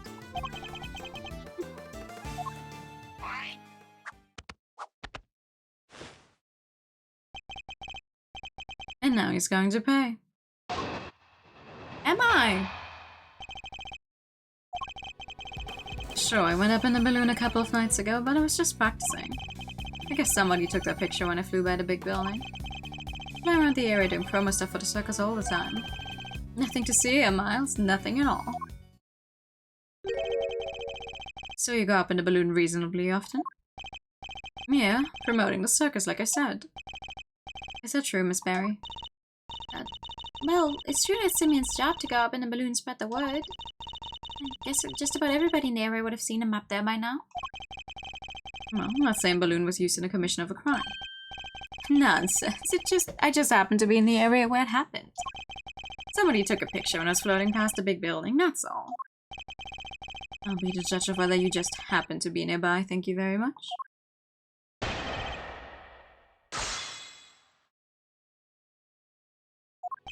I think this hairstyle looks better on him, though. Hold it! This balloon, do you usually launch it from here at the circus? No, you need a wide open space. There's a park over by Sunshine Coliseum. That's where I usually take off from. I see. And how do you get the balloon to the park to launch it?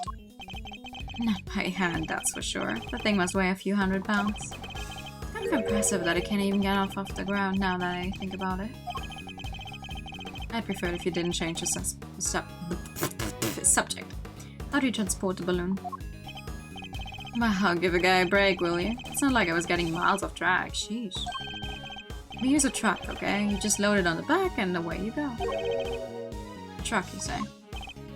Yeah, last time I took it out would have been 2 days ago. Could be important. I better keep it in mind. Last time I took the balloon out in the truck would have been then, the day before last. Is it by any chance a blue truck? Objection!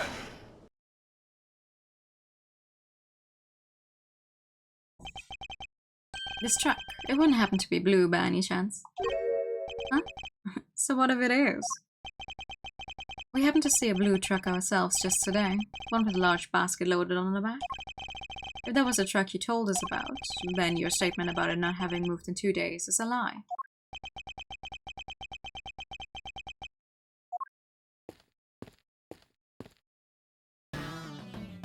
Ooh! Agent Lung. Emma! There you are, Miss Edgeworth, at last. I've been trying to find you ever since we wrapped up the case yesterday. You sent me a message saying you were here, so I came right away. And I found what you asked me to go look for. It was loaded onto a truck in the parking lot out back. A blue truck.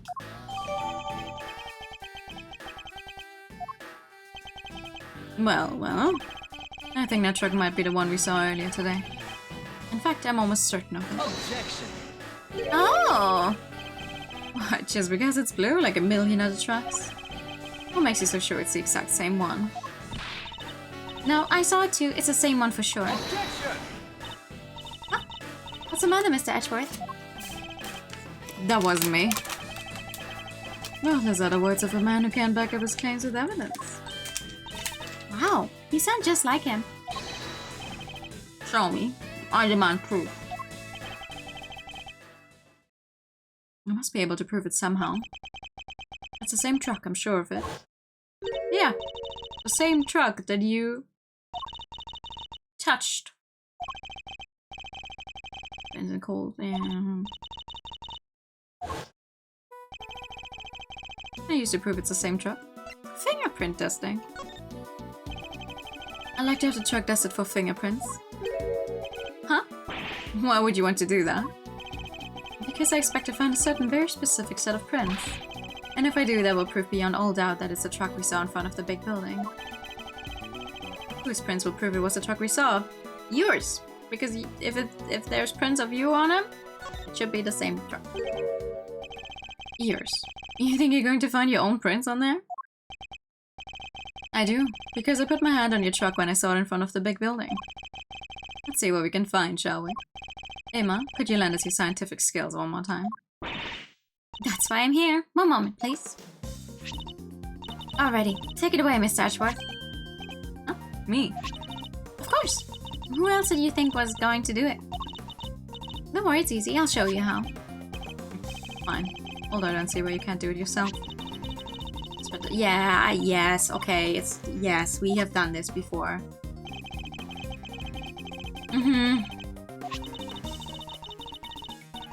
Make sure, yes. Okay.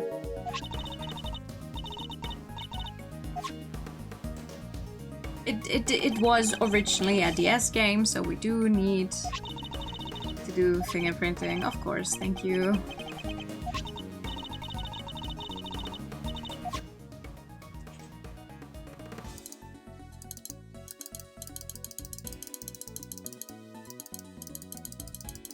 We're just gonna... She did tell us to go crazy, so... Do you think you can get... Oh, you can get the entire screen white? No, there's a corner where you can't go any further in that, apparently. Can you?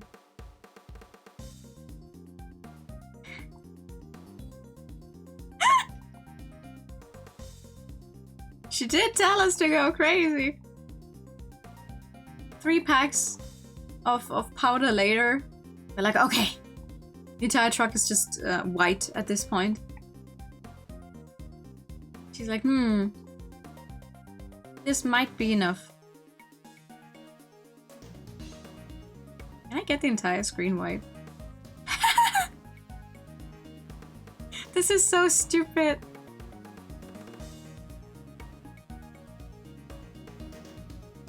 But it doesn't work. There's still some pixels there. Extra Langstrom would be amazing. Oh, for sure. Okay, hold on. Just a little more. Just because I think it's funny.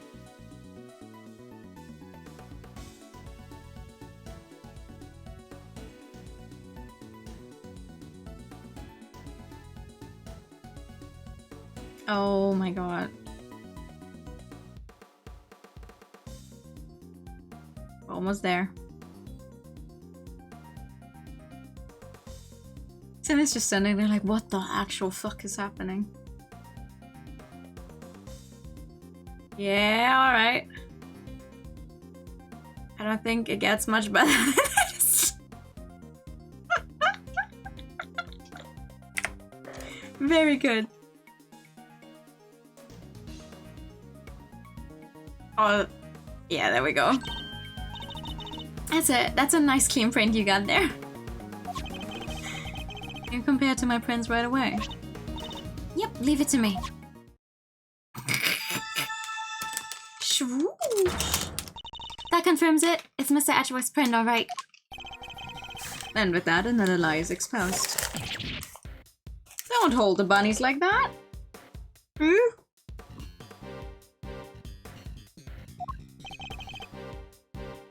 So what were you doing in the truck?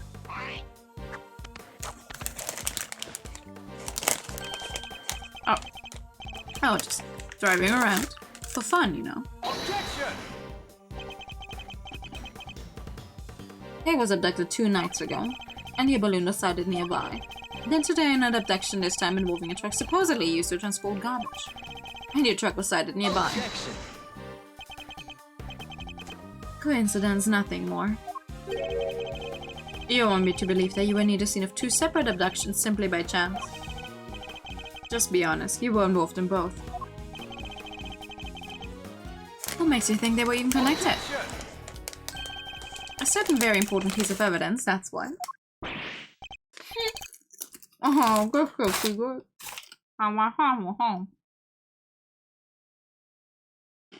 That's a crazy sprite. That is a very crazy sprite, and it's not even his breakdown sprite yet. Take that! Kay was struck with a dose of a powerful sedative and a bottle of sedative. Is it sedative or sedative? Was turned right where Sean was being held captive. The very same brand, no less. Objection! I knew you'd try something like this. It's the same sedative was used, so what? Doesn't mean everything's connected.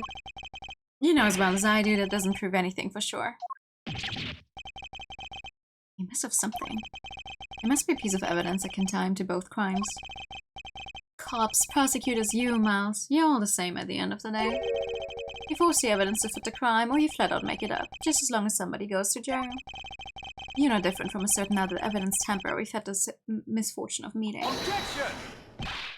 No, I'm nothing like him. Objection! And show me. Hit me with your killer piece of evidence. You must have one, right? It's no use. What do you mean no use? It's okay. Think through it clearly, Edgeworth. You don't have anything that can tie him directly to both kidnappings. Okay, you both done their months? No more cheap shots left to fire. Great, well, I have a show to be rehearsing for, so if you don't mind... Objection! Hey, come on now, you two. There's no need to get all hot under the collar. We won't want your good looks running down your face now, would we, Simeon, old pal? What are you sticking your nose in for? Hey, I just sensed the vibe getting a little harsh and heavy, huh? Thought I ought to lighten the mood. Help me out here, okay? Lift their spirit with a little dose of the old great thief magic. You don't have to tell me twice. Okay, let me see. If I can do... let me see if I can do Simeon's voice. Here goes. Objection? What are you... Take this seriously, will you? Thought you could do with somebody running a little interference for you, master. Not the most ethical approach, I know, but again, Kay, again. Don't worry about whether or not this is the right thing to do later. This is my last chance to try and prove the connection between Mr. Sane and his crimes. Let's forget the kidnappings for now. Is there anything else that suggests that he's our mastermind?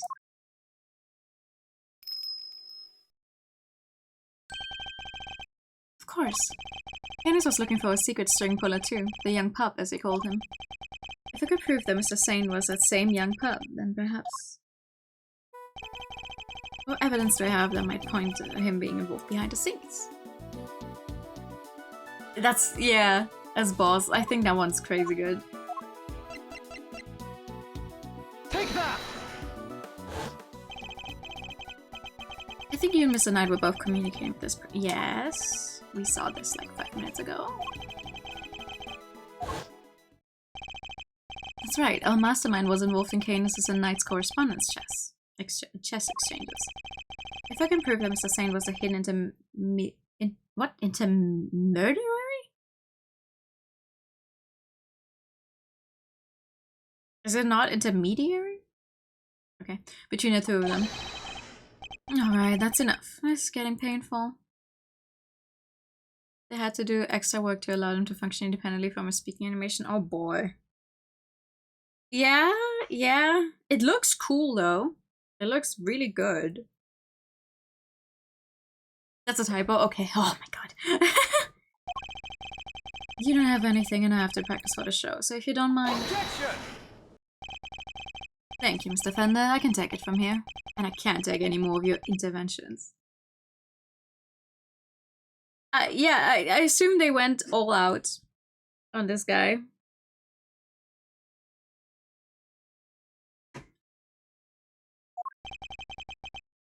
Just look at that face. Yeah, I like it. Mazarino's back in the game for sure.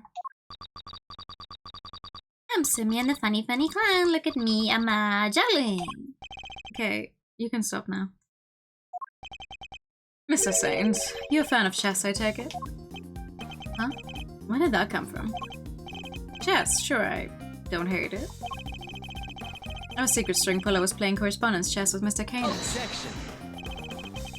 I thought Bronco was the one playing chess with Canis.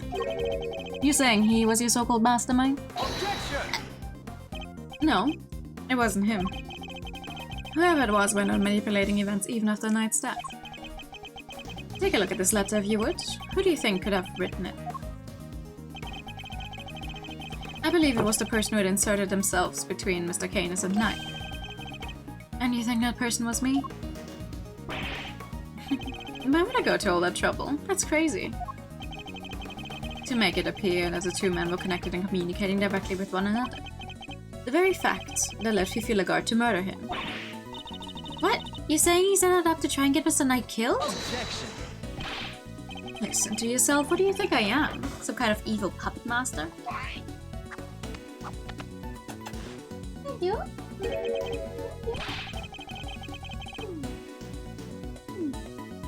You see me, I can barely even get the animals to do what I want. Barely. Yeah, sure. I could find one of the letters he passed between Knight and Canis. That would prove the connection beyond a doubt. I'd like to have your room searched. I believe we might find... Objection! Letters. You won't. Trust me. What? Once I'm done with something, I put it straight in the trash. Guess I'm not a sentimental type. Might get hung up on the past, right? Proceeds to the evil puppet master thing. He must have disposed of any incriminating items in order to cover his tracks. Guess you went in without the evidence you needed once again, huh? That's a bad habit, you know? It just doesn't prove anything either. We've fallen short yet again. What do we do now? Are we out of options? No. You accuse me of betraying my friend, and you don't even have any proof. You're despicable. Who was that? Oh, hi. Oh, Regina! Miss Barry? What does she want? Sorry, it's just, I was thinking about what you're saying and... Probably, but I don't remember it right now. What's that? No! Yeah! No!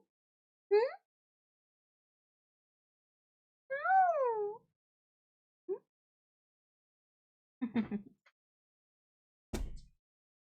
This night person, you mean Bronco, right? Simeon's friend? Yes, what of it? She knows something. A letter came from him this morning. For Simeon. What? What are you... How's that possible? Knight is dead. Miss Barry, we need to see this letter right away. Sure, here you go. Going to play Japanese numbers, teaching world dog. Oh. Sounds good, yeah. Let's open it up, shall we?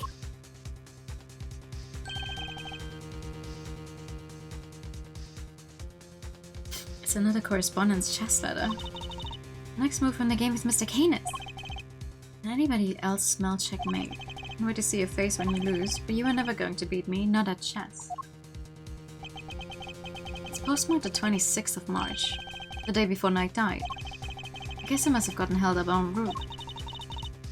Well, we do move around a lot. It's part of being a traveling circus. Our mail arrives late all the time. Interesting that it's addressed directly to you, Mr. Saint. No. This is it, isn't it? The proof we needed that you were the one facilitating Mr. Canis and Knight's games. One of the letters you would have transcribed into braille, in order to create the illusion that they were somehow connected. Mr. Bronco, you're still getting in my way even now. I hate you. I hate you. Oh. Simeon, how could you? So Knight was your only friend. You weren't friends. I stopped thinking he was my friend 18 years ago. Right around the time of the I-7 incident, in other words. I nearly froze to death because of him. I was just about to head out and meet my dad at the contest. But then Bronco showed up. Pinned me down and tied me up.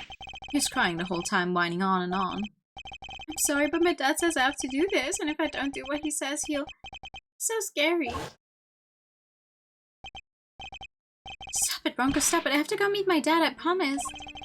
If I'm not there to taste his candy for him, he'll be so upset. He needs me. If I don't go, he won't be able to show everybody he's the best in the world. But no, he locked me in the car with him, and the two of us nearly died. He thought he could get out, but when he tried the door, it was frozen shut. We were trapped. And that's how I lost my dad. What? You lost your dad? Yeah. Bronco's dad killed mine. He was the son of a murderer. What does he mean? It doesn't match up with what we know at all. Simeon, the victim in the I-7 incident was a guy named Artie Frost. Yeah, that was my dad's name. My memories got kind of scrambled that day. What little I remembered was pretty mixed up. So I didn't find out until later that my dad was murdered.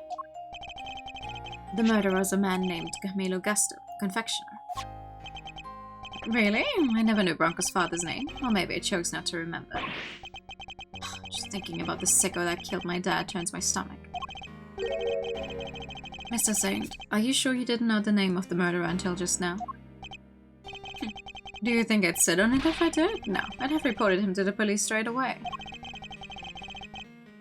All I knew was that Bronco's dad tricked my dad. And that's how I knew my dad was the one who was killed that day. Bronco was a traitor. He helped his father murder mine. He was the son of a cold-blooded killer. He deserved to die. Objection! I'm sorry, Mr. Saint, but you've made a mistake. A big one. A mistake? What do you mean? Artie Frost was a sculptor. He'd been working in France not so long before the murder, under the name Paul Halik. So I hear, but I don't remember anything about that. I wish I could. Well, I'm afraid it's only natural that you don't, because he wasn't your father. Huh? Is this your idea of a joke? Well, it's not funny. Not at all. You're right, it's not. But you need to know the uncomfortable truth. This piece of evidence proves that you're not Artie Frost's son. Take that! Huh? Bronco's chest set and a ring. Yes, take a look at the ring for me if you would. What does the engraving on it tell you? It's 2 letters, right? It is. This is the seal with which Paul Halik used to mark his works. And it was found next to Artie Frost's body 18 years ago. But why would Bronco have a memento of my father? The police looked for Frost's son for a long time, and eventually they found him. The ring was handed over to the man they were able to prove was his child, Bronco Knight. But it's not... That would mean I was... Precisely. That you are in fact the son of Camilo Gasto. No, that can't be. My dad was... I remember, don't I?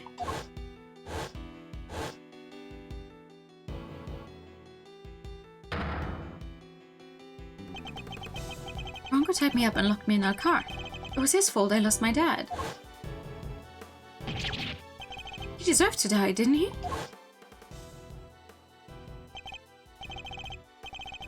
To see you circusing even though I'm in jail. Looking forward to the next move in our little chess game, so the show is just the icing on top. Yeah, I think you enjoy it. I will. Hey, come back soon, okay? I'll be mulling over my next move in the meantime. Oh, speaking of which, I put a little something in your chess set. But you can take a look at it later. A little something. No idea what that might be, but thanks. If you hadn't detained me 18 years ago, it wouldn't have had to end like this.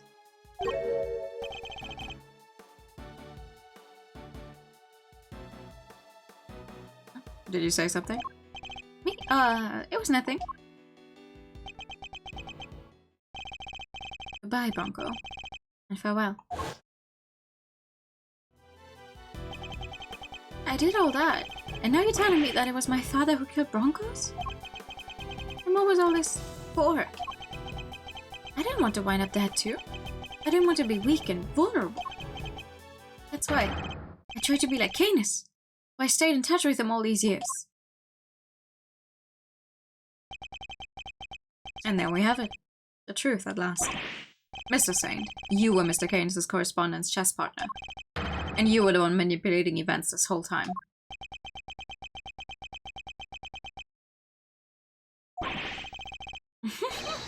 You're right. It was me. It was me all along. Alas, he's finally telling the truth. I was the one who witnessed the murder 12 years ago, but you knew that already. President's assassination, just as we thought. Which means he's the one who drew the picture. And Day knew it too. That's why Lagarde kept questioning me, day in and day out. I got so I couldn't face what I knew the next day would bring. I was a nervous wreck. Who could blame me for wanting to get out of there?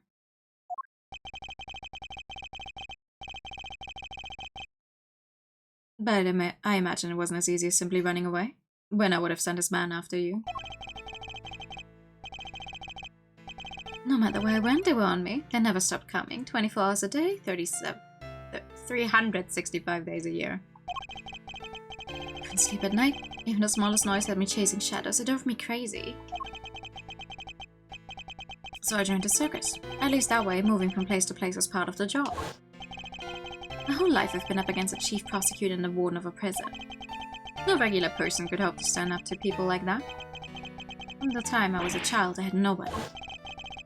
But it weren't even the worst of it. The body double was behind it all, controlling everything.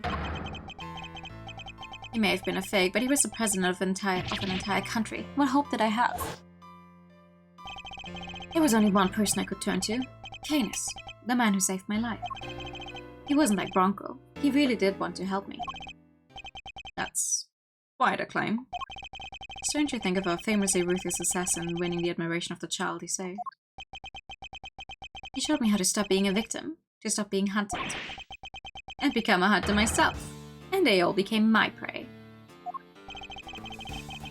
But I doubt even you imagine that the body double would ever go so far as to co-opt our country's police. No, I sure didn't. And as long as Winner was around, no evidence was ever going to stand. Eve nearly managed to ruin things this morning. Lagarde almost got away with it again. But I know him now like the back of my hand. I could see exactly how it was going to all go down. So he saw right through their plan. But Chairman Winner would try to suppress the evidence and warn Lagarde's trial. I see.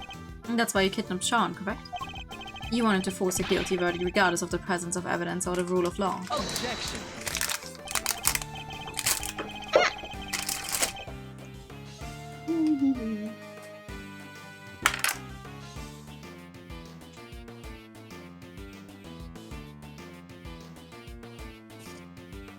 Maybe I did, but how else was I going to make them pay for what happened 12 years ago? Whatever helps you sleep at night. But Winner pulled one last surprise, didn't he? He tried to kidnap Sean himself in the hope of influencing the verdict. In other words, he chose the exact same course of action as the man you so fervently claimed to hate. Objection. It's only if I'd actually kidnapped anyone at all. But I'd never do anything so wicked. Never ever. Me, commit a crime. No. And besides, I don't hate the three of them. If anything, I'm grateful. If they hadn't done what they did, my revenge wouldn't have been nearly as fun. Objection. So you admit it? Your motive in all of this was nothing more than revenge. Sure, I admit it. So what? I despised every single one of them. But here's the kicker. I didn't kill anybody.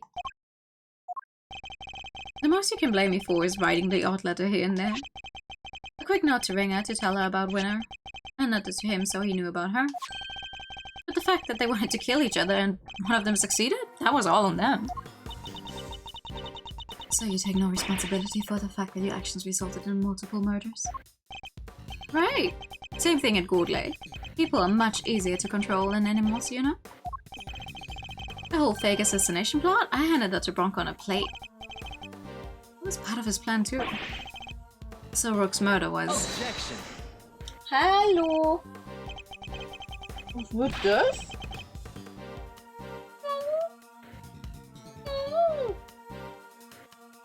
Ja? Oh?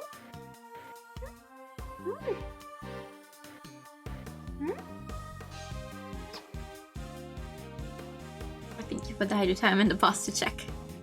No, that was all Bronco's idea, nothing to do with me at all. He was like, oh, might as well. Still, it moved things in the right direction, wouldn't you say? Isn't fate a crazy thing? Considering that the game opens up with a fake assassination of the president, only for us to find out that the real president's been dead for years already anyway, and then his body double, who's been pretending to be him for 12 years already, ends up dying anyway, so... Yeah, a little. You can't talk like that about a murder. Setting Lagarde up was easy too. It just made it seem like Knight and Canis were in contact with each other. And slipped a chisel inside the chest. So it was you who put it in there. Yes, it was. I thought I might point everybody nicely in Canis' direction. Worked out pretty well, even if I do say so myself. Maybe that would be all it took to make that awful woman murder poor Bronco. I guess she got to where she just saw enemies everywhere she looked. I know the feeling. Even the smallest thing can send your paranoia into overdrive, and then things get ugly quickly. I had a front row seat for the whole show. You were the last piece to be put into play, of course. Who? Me? You solved both cases and finally brought down Win and Lagarde. I guess you could say your powers of deductions were the weapon that put an end to them both. Objection. I didn't solve those cases for your sake. Sure, you didn't know you were doing me a favor. You were just playing at being an attorney for a little while, right? What did you say? All I had to do was cower and say no, no, no a few times. And you rode to my rescue like the hero you are. Is getting arrested part of your plan too? No, that wasn't something I expected, I have to admit. I never thought they'd take the chisel for the murder weapon. That was a real plot twist. Yeah, blood run cold, for sure. But then who should come through with the turnabout to end all turnabouts? The greatest legal mind of his generation. My knight in shining armor. I bet it felt pretty good saving me like that, huh? You had to thank me, you know? I don't do that for many people. You're wrong. He wasn't playing at being an attorney. He was trying to help you because helping people is what Mr. Edgeworth does. He helped me right when I needed it most.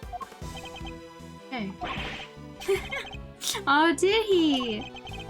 You sure he wasn't just trying on his dear departed daddy's shoes for size?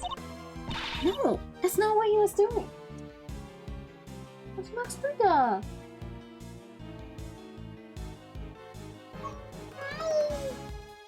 Yeah, listen. I'm trying to solve this murder. Trying to solve this case.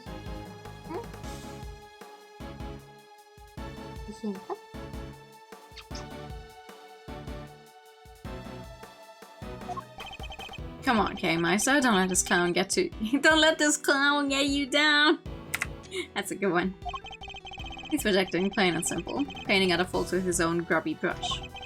It's not just that he doesn't trust other people, the poor kid doesn't even understand the concept. Doing something for somebody else's sake. Forget about it. He'll never understand.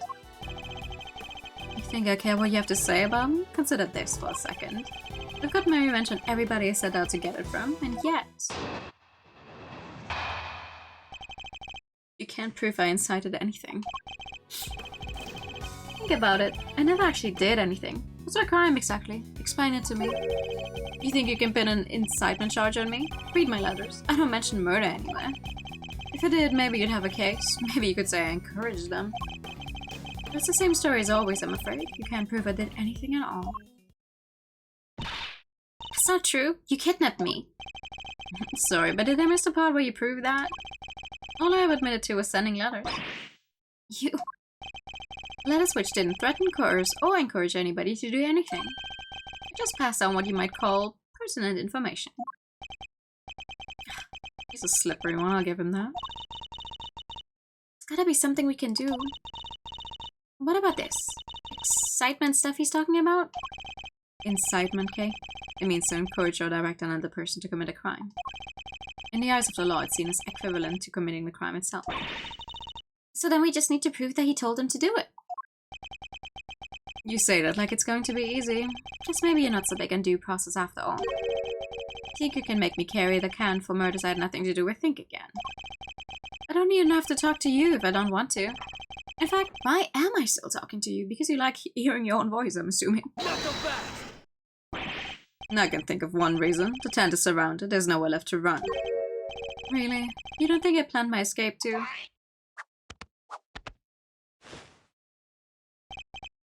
What if, just to pluck an idea out of nowhere, I trained all of these vicious wild beasts to attack on command, for example? All I'd have to do is say the word and settle off station a chaos. Settle. You wouldn't. I'm just spitballing, but you'd pay to see that, wouldn't you? I could just as easily take Sean hostage with the gun I may or may not have in my pocket. Yeah, you know what? That would make for a killer show. You will do no such thing? It's hard to know what lengths he might actually be prepared to go to. But knowing what we know about him already, we have to be prepared for the worst. Yeah. Fasten! Leg dich halt hin. Mau. Mau. Mau. Ja. Denn.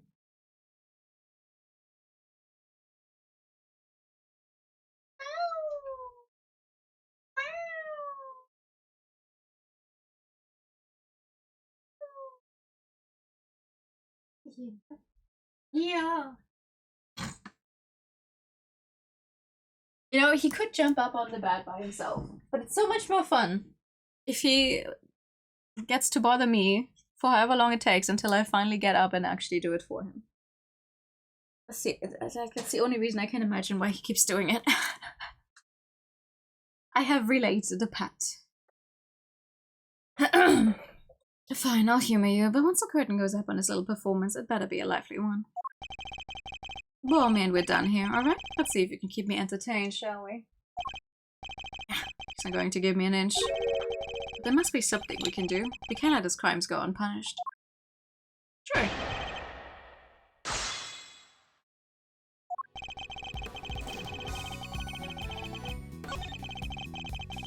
You did abduct Kay, though. As long as we can prove that.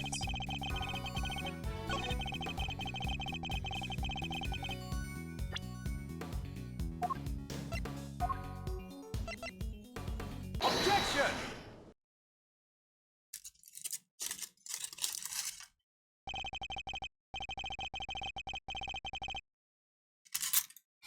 I'm afraid you're wrong. I've proved that you meant for at least one murder to happen. Because you said so yourself.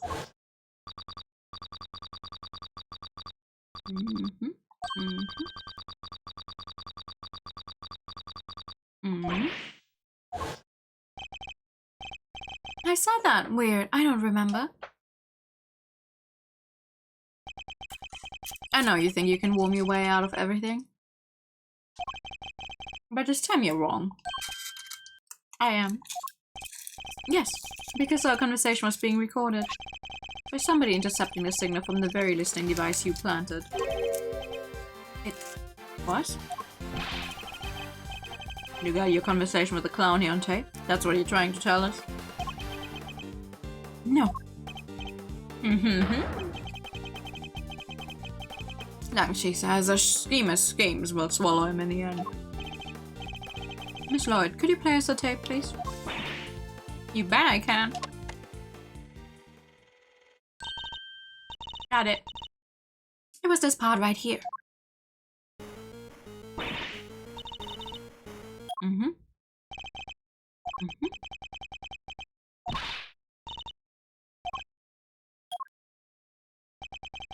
It was right around here.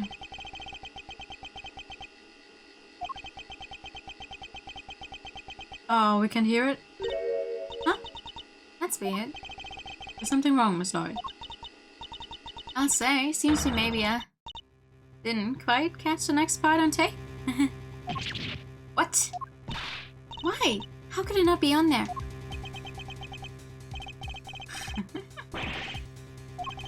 Oh, poor babies. You think I'd leave myself wide open like that? Well, think again.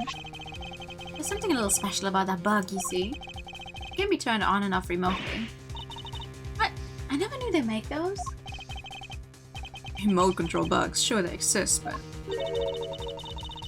So he switched it off to avoid being recorded. Bingo! Objection! Oh man, but how? You would have had to know you were being recorded in the first place. Objection! And I did! Of course I did. It was so obvious that someone was eavesdropping, and that's because... Miss Lloyd, was it? You knew about the kid prosecutor's kidnapping without any prompting.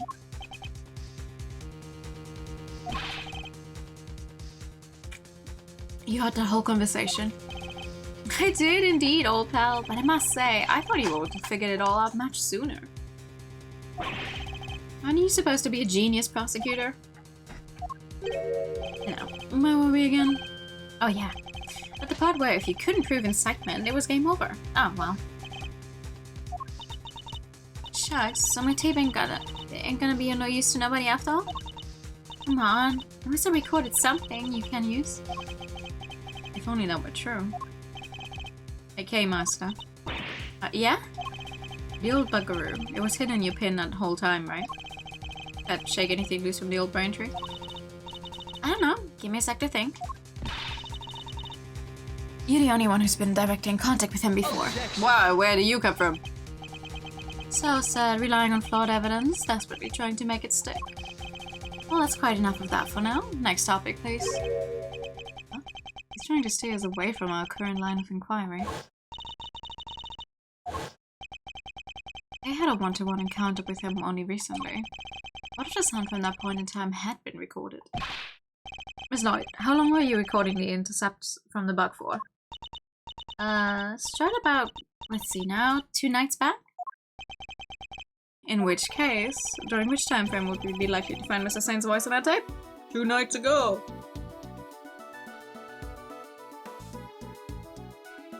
They're really sure. It's like, oh, maybe I do have a gun in my pocket, and no one moves to, like, you know, get him to safety? We're kind of in a stalemate. Mr. Saint abducted Kay and took her up to the roof of the big building 2 nights ago. What if there was a recording from around that time? Miss Lloyd, quickly, play us any tape you have from the night before last. Huh? Oh, sure thing.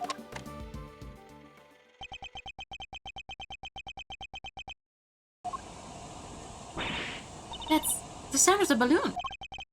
Indeed it is. At around that time, I imagine Mr. Saint would have been transporting you in it. Which means he can't have been too far away from you, or the bug. Is there anything else on the recording, I wonder? No, just a whole lot of air. Oh! Huh? Wait, that noise. That was a gunshot. There's gunshot residue on the president's. Oh. Turned the bug off then too, it seems. Unluckily for you, you were a little late in doing so.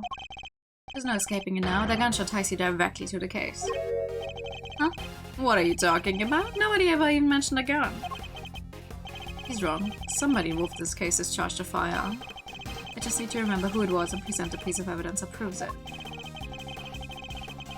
Which piece of evidence shows that a gun was used in an incident related to this case? Gunshot residue detected on right hand. Take that!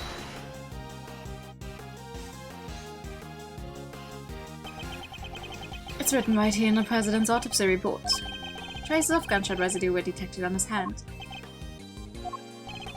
And where was Kay when the gunshot was recorded? That's right, she was in a balloon being taken by you to the top of the big building.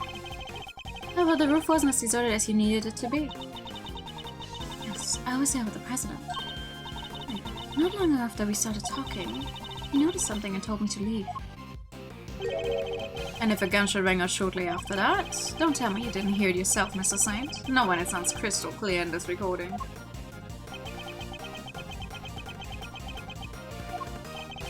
You're just going to pretend to ignore me. What else do you expect me to do when you keep spouting your weird theories? We didn't just hear a gunshot on that tape. If you listen carefully, you can hear that the bullet hit something too. Doesn't have been aiming at Mr. Saint. What would the bullet have struck? The balloon. Where do we have the balloon itself? Here. Take that! I think the president was firing at the balloon. And if he was, what we heard on that tape could have been a bullet hitting the basket. Let's take a look and see, shall we?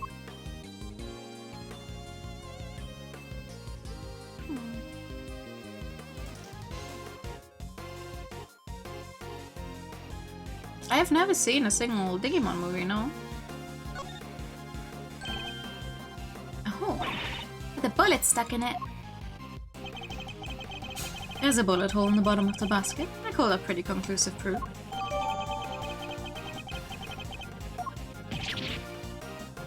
Those poor bunnies.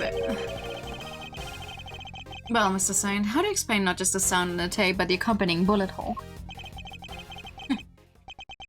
You see everything, don't you? It's pretty impressive, I have to admit. I doubt there's anything I could hide from you if you really wanted to find it. Just shut up and confess, will you? Alright. No need to get cranky. Oh? What really happened 2 nights ago? I'll admit I flew the balloon up to the roof, but when I arrived, Judge Cavell and the president were already there. It came as a surprise, I have to say. In read-up. Ooh, that sounds fun. But no, I did not. I'm not going to get them. I've never even seen them. Only Only the president noticed me and he made the good judge leave right away.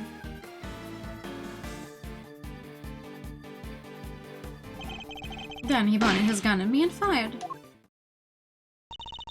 But why was he trying to shoot down the balloon? Oh, that's simple enough. When I arrived, he was just about to murder your friend the judge here. Me? Yeah, you! You told him about Sean. What do you think would happen? I mean, we do have German dubs of the old stuff, but as a child, I was never into it. I wasn't home during the times when it would be on like classic TV right after school, so it was never a thing I grew up with. Why do you think he met with you in the first place? He thought you were going to expose him as an imposter. Because she knew the truth about Sean's parentage, she was afraid.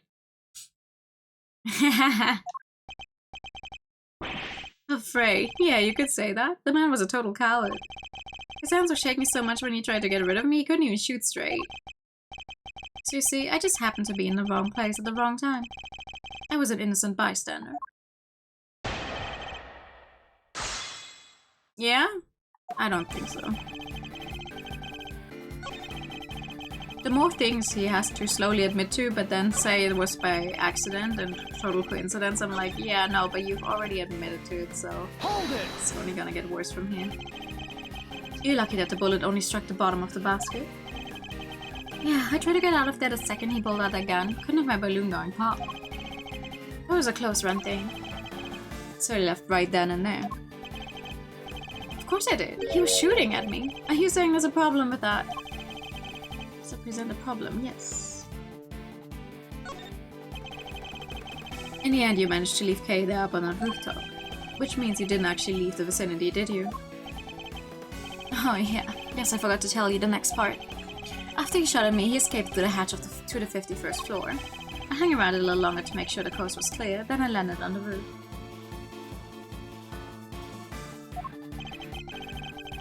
Would you mind appending that segment to your testimony? Makes no difference to me. You're gonna regret that in a second.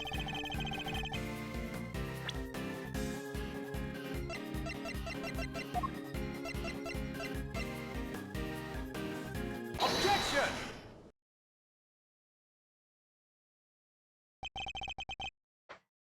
You're lying to us again. I am. The president never entered the storeroom the night before last. His heart testified to that fact. What? Can you believe the word of a two-bit hack over mine? I mean... yeah. I beg your gosh dang pardon? Say that about this chief again, I dare you. I'll wipe the smile right out of your stupid clown face. So we know how it was camped out on the 51st floor that entire evening. But if our fake president didn't escape through there, then how the heck did he get off the roof? An excellent question, and one that I hope to provide the answer to next. We know that he didn't leave via the elevator, so neither that nor the hatch are possibilities. Which leaves only one possible way of escaping that rooftop. How did the president leave the rooftop if it wasn't via the elevator or the hatch? Well... Take that! He flew. He flew? Yes, in Mr. Saint's balloon. Objection! Whoa, kid, fooling around, will you? Why in the world would I give that guy a lift in my balloon? Objection! There was a security camera on the elevator, and Miss Hart was on the 51st floor the whole time. There's no other way he could have left that rooftop. Objection! You know what the circus is all about? Making the audience think you're in danger. Giving them a thrill. But it's time to bring this act to an end. I'm not in danger here, even if you think I am. What do you mean? Watch and learn. Miss Hart, can I ask you something? You were keeping guard on the 51st floor the whole time, right? Never even blinking for a moment? You bet you'd big toe I was. I done said as much in my testimony. Objection! Huh, so the noise, the sound of Miles' faithful assistant falling through the hatch. That didn't scare you so badly that you fainted?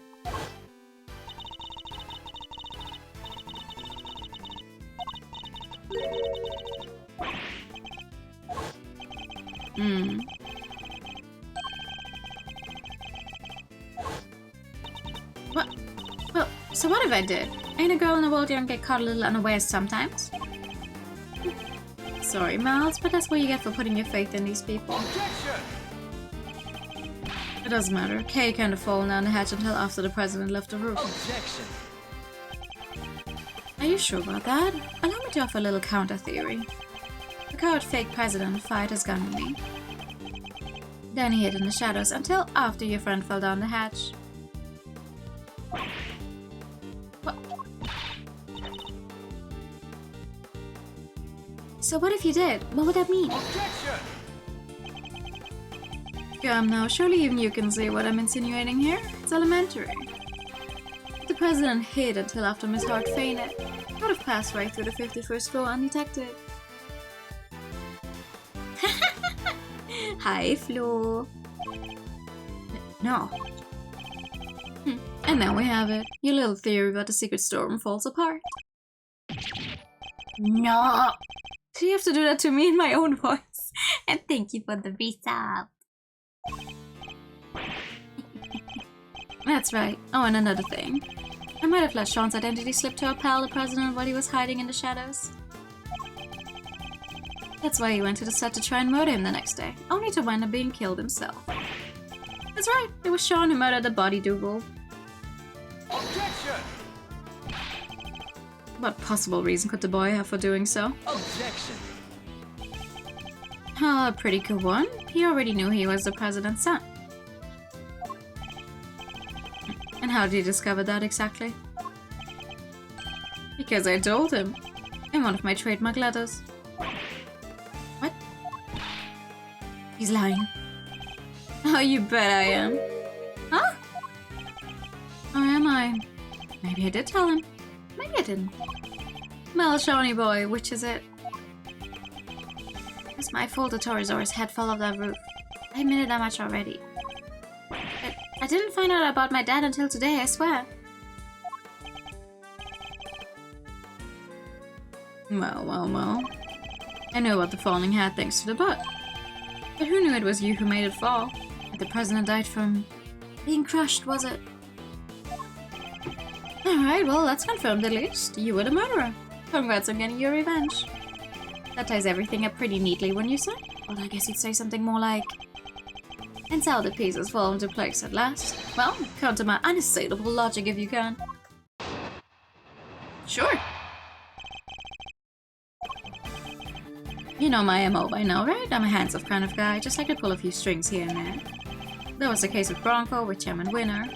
So what makes you think I'd let that fake president set foot on my balloon? Besides, I thought he was crushed to death by that model monster head. And who said old Torosaurus knocking a falling? It all makes perfect sense.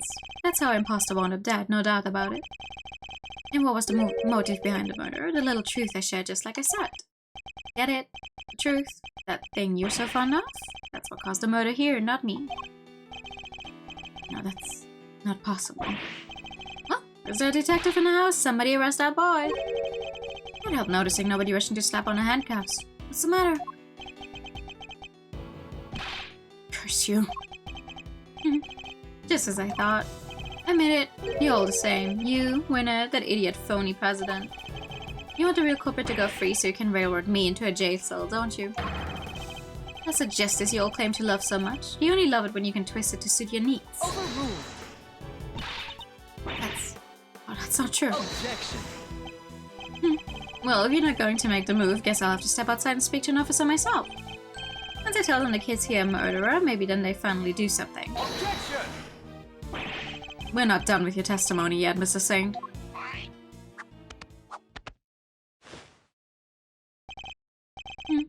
How did I know you'd make some excuse for stalling even longer? But you still don't have any proof, do you? Or any chance of winning this? Tell me I'm wrong. And yet you still want to prolong the agony? Well, as long as you know what you're doing. He's not holding back. What? Did you forget that little Shawnee's life is on the line too? Hey, Mazzarino. Take a deep breath for me, would you? Why would I do that, Fender?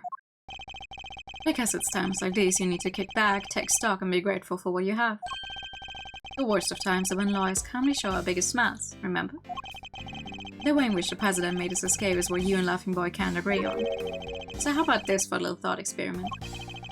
What if it's not about whether the big guy in a purple jacket got on the balloon or not, but rather under what conditions would Simeon have been cool with letting him get on board? Turn about and thinking. Yeah, let's do it. Forgive the interruption, just my 2 cents worth. Or the old man's, I guess I should say. Maybe Gregory's techniques can still prove useful in this crazy modern era. That's right. Under what circumstances could the body double have been allowed on that balloon? He was a physically imposing man, and what's more, he was carrying a gun. Would he have been drugged? No. There were no traces of sedatives found during his autopsy. In which case, surely not. Are you about ready to continue, Miles? And don't forget, this is what we're playing for. This is going to be tricky, but I have to tear his testimony down one statement at a time. Let's get it!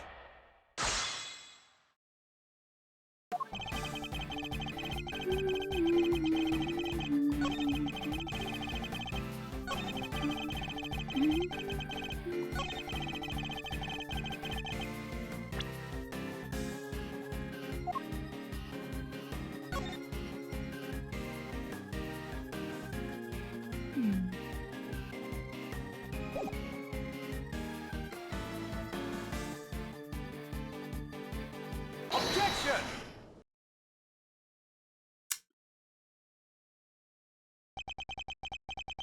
Sean didn't kill the president. The president was crushed by a monster. What? Did you really just say that? You? I get it. He's a kid who can communicate with giant beasts, right? He uses special powers. The only person in communion with monsters was you. Sorry, but you must have me mixed up with somebody else. No monster pals here, I'm afraid. Objection! By the false modesty. You're very close with at least one such creature. In fact, you can make this particular monster do exactly as you command. It was you who killed the president, Mr. Saint, and I can prove it. What? You're talking about the lion balloon. Yes, a quivering mockery of a monster filled with hot air, but a monster nonetheless. Not entirely unlike Mr. Saint himself. Sorry, you lost me. What are you trying to say exactly? Objection! You seemed very keen to stick to your story about having manipulated Sean and the president. But no matter how true you may have wanted it to be, there was nothing more than a desperate lie. Even the most skilled animal tamer can make the dead do his bidding. And the president was dead long before he left our roof. Having been killed by your balloon. I get it. The thing may look lighter than air, but it weighs a few hundred pounds, right?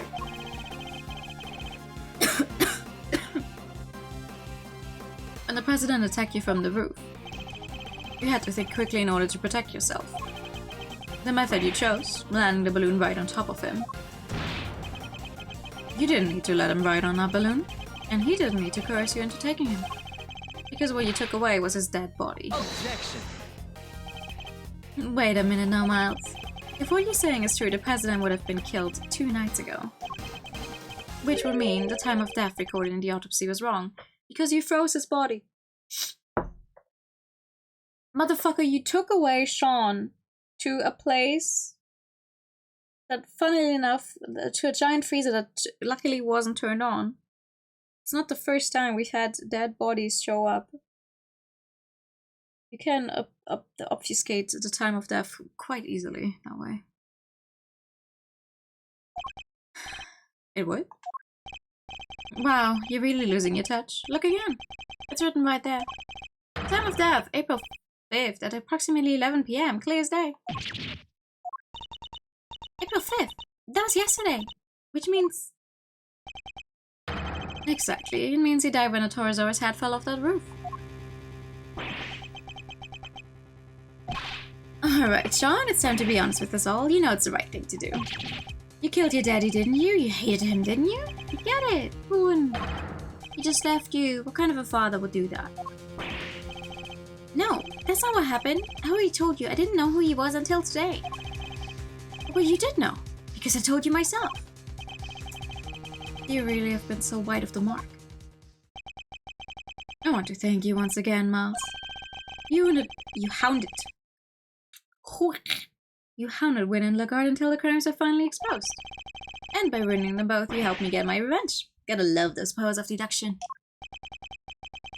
If the time of death matched up, everything else would fit. So, could he possibly have cheated the time of death somehow? Oh, and what was the other guy's name again? Camilo Gasto? You even ran him down for me. That was some great work you did there. Of course, Gusto. The I-7 incident. He killed Frost and froze his body in order to conceal it. Yeah, come on.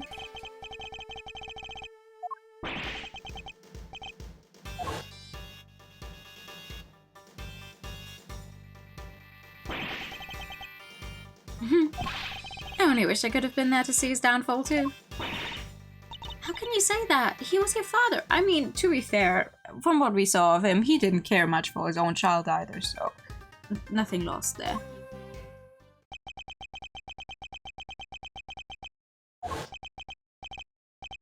So scary. Miss Lagarde just keeps asking and asking about what happened that day. Where are you, Dad? When are you coming to get me? Please, I need you to come take me away. Is it because I broke my promise? Because I didn't show up in time to help you taste your work? He was no father. He left me all on my own. What kind of person would do that? We may have shared the same blood, but that's it. Father? What a joke. Objection! You may not want to hear this, Mr. Saint, but you share more than blood. Hate him all you like, but you're more like your father than you know. Huh? What's that supposed to mean? Fate can be strange sometimes, but this was no coincidence. You and your father were the same, even in the methods you chose. You deliberately threw off the time of death just as he did.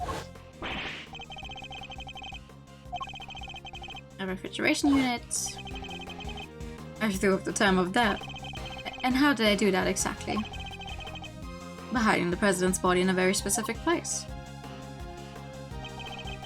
You hid the body right here. Take that!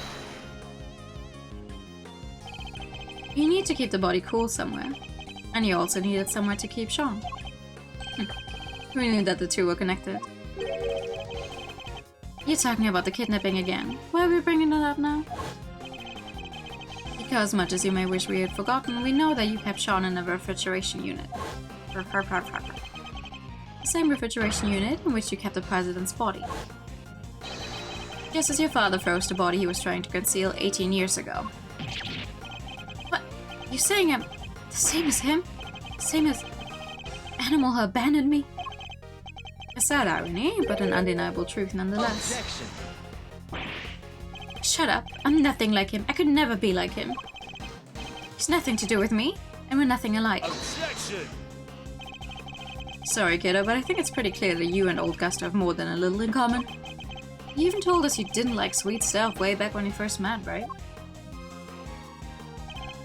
If that's not a product of your daddy issues, I don't know what it is.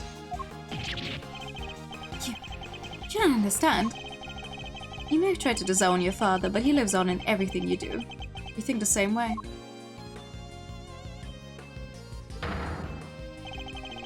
And you're every bit as prepared as he was to sacrifice others in order to protect yourself.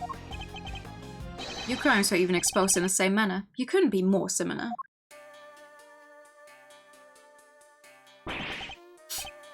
Hey. Oh, wow. Or should I say... I don't know anything about a refrigeration unit. And the kidnapping? Nothing to do with me. Objection! Nonsense. You did it so you could blackmail Judge Gavel. We know for a fact you were involved. Objection! You're a real danger to be around, you know that, Miles? What aren't you going to accuse me of? But it changes nothing. You still don't have any proof of incitement, kidnapping, of anything. Oh, wait. Are you planning maybe fabricating some? Taking a leaf out of the old winner playbook? Thank you for the cursed enemy. And the pet. Never. I would never do that. I let myself rise to the provocation. What was the line? No matter what happens, we must find the truth. Something like that. Only when the truth suits you, huh? That's how the law keeps people down, isn't it?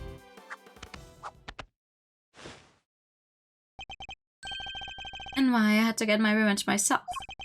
I got away with it. I get away with it all.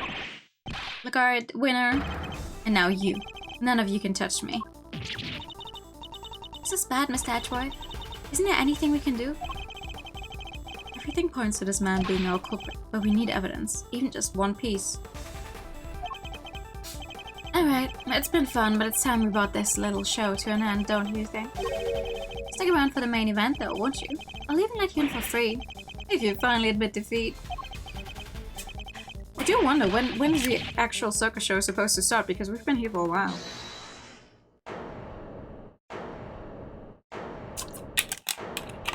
I could lend him. I can lend him pretty much any volume from 1 to 61. After that, it gets a little confusing though. But 1 to 61 I do have. Who was that? Gamshu! Sorry to keep you waiting, sir. Yummy! Where have you been? I've been doing my job, just like Mr. Edgeworth asked me. And Detective Gumshoe, do you have anything to report? I had to look into a few things real quick, sir, about the refrigeration unit where the kid was kept. It was registered to a very big circus, just like you said. Haha, and there it is, just in a nick of time. Excellent work, Detective. Well, Mr. Saint. Must be some kind of mistake. Why would a circus need a refrigeration unit? A valid question, I suppose, but we're no experts on the circus trade. Perhaps we could ask your department manager for her thoughts on the matter. Well, Miss Berry. We do have a unit to store all the food for the animals, but I don't know where it is. I leave all that to Simeon. He's so good at that kind of thing. You fool! Simeon, you're scaring me. Such a shame, but rushing to find a solution after the fact so often leads to mistakes. You knew that if the body was found in the unit, the suspicion would fall on you. So you panicked and moved it to the grounds of the big building instead. But you weren't counting on Sean being found in the unit when you kidnapped him. If only you'd known you were up against a great thief and an even greater detective. Is everything alright? You're looking a little pale. I don't think you've won just yet, Miles. You're missing proof for the most important part of your little theory. I am. Perhaps you could enlighten us. You don't have any evidence that I crushed a presidential faker with that balloon. And I know you don't, because there isn't any. I'm afraid there is. What? Mr. Saint murdered the victim as we think he did. There should be traces of your misdeed on this piece of evidence on the fucking balloon itself. Like, I'm sorry, you cannot crush someone to death and there is not a single fucking trace of that person. Blood, hair, skin. Take that! Other fluids, whatever. Analysis of the balloon basket should turn up the evidence we need. The balloon again! You already have your bullet hole. What else do you expect to find? We, expect to find plenty, actually. Isn't that right, Mr. Edgeworth? If there's truth to be found, then he'll find it. He's a hero of justice. He sure is. We'll find something for sure. Miss Ashworth has gotten out of way tighter spots than this one. Well, they said, we believe in you, Malzarino.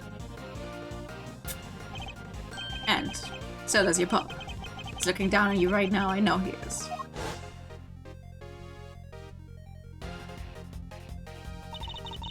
Just stay calm and see this through to the end, Miles Ashworth. The perfect victory is only moments away. The president's body double was killed by the balloon. Traces of a certain substance will prove that. And you, Simeon Saint, will pay for your crimes at last. I'm looking forward to this. Time to wrap up the mysteries of past and present once and for all. Please, Mr. Edgeworth. Oh my god. You know, I was joking earlier that we would finish the game before I lose my voice, but it's gonna be a close call. Please, Mr. Edgeworth, deal the final blow to this unforgivably wicked man. This last piece of evidence will prove your guilt beyond a doubt. What should we expect to find on the balloon if it was used to crush the president? Where is it? Take that! When Sean found the president's body, he also found a bouquet of lion lilies. Lion lilies, symbol of the connection between a parent and child, a popular flower back in Shengfang. That's your proof? A bunch of flowers that will be rotting at the dump by now. A bunch of flowers that Sean threw away. So much for your beautiful symbol of parental connection. It's got nothing to do with any of this. Ignore him, Sean. He threw those flowers away, that much is true. But the bond they represented remains as strong as it ever was. The president held on to them until the last, an act which provided us with our final piece of evidence. What? What are you talking about? The flowers Sean disposed of had been squashed flat. They must have been crushed by the balloon. If we examine the basket for traces of lion lily pollen, what do you think we might find? No, you don't need to do that. You looked over the basket just now. Anyway, if there was pollen stuck to it, you would have seen it. Those flowers are bright yellow. Objection! Not all evidence is visible to the naked eye, Mr. Saint. Huh? Emma. Yeah? I'd like to call on your scientific skills once again, if you don't mind. Leave it to me. Alright, let's take a look at this balloon basket, shall we? Got something. Of course you do. Bright yellow pollen, just like you said. If it's from the same flowers, it shouldn't take more than another quick test to prove it. What? And there we have it. You murdered the president, and this murder you carried out yourself. No, how could this... No. You crushed the president with a balloon. Then you loaded his body into the basket and took him to the refrigeration unit. Why? Why go to the trouble of removing the body? Because you knew another incident was scheduled to occur that same evening. Oh, Rosie Ringer's murder. Exactly. If he had left the body there, it would have interfered with his other plans. I get it. And he couldn't leave the body in the refrigeration unit for too long either, right? Indeed not. So while returning to the big building to drop the body off again the following night, he must have observed the fire Sean caused and a Torosaurus hat falling as a result. That's what gave you the idea, wasn't it? To frame Sean for the murder. You made it seem as if the falling hat was what killed him so that my son would take the blame. And I started her voice line way too high. Despicable coward.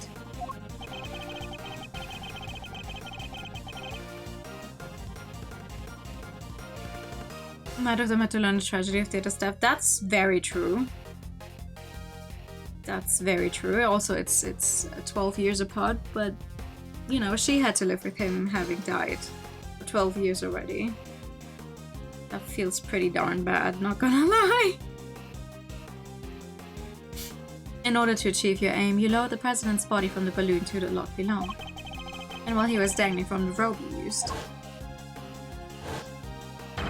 he was caught on Sean's rehearsal tape. I mean, sorry, there's one thing that's bothering me as well. Because the actual president has been dead for those 12 years as well.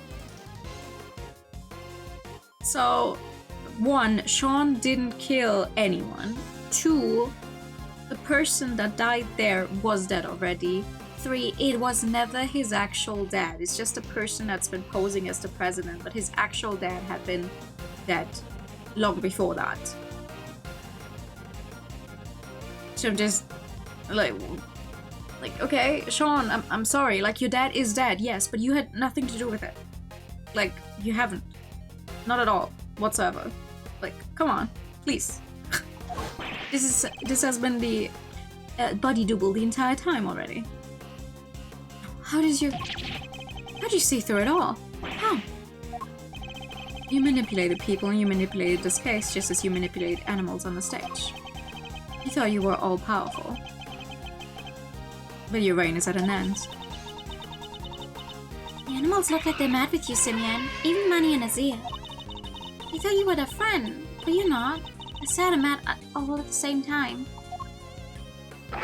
Sounds yo, yeah. For sure, it's okay. The person's very much. Yeah, no. Absolutely. It's just the whole. Oh, ooh, you murdered your father. No. That's never. That is not his dad. He functions. He had the same job as his dad. Yes, sure, absolutely. But that's not his dad. Stop it. Stop looking at me like that. I was imagining it's gonna be the breakdown, so I'm interested in seeing what that's gonna be like. Perhaps I will when you finally stop clowning around. Ooh! Ooh! Clowning around. You're not cut out for comedy. Your tale is destined to end with a whimper. Don't... Get away from me. Get away from me. Leave me alone. So scared. I know what you're talking about. I've done nothing wrong. Nothing. I'm not the bad one. They are. Why do you stop me from going to see my dad? If only none of them did what they did, I wouldn't have had to. I couldn't trust the police. I couldn't trust anybody. I was all alone with nobody to help me.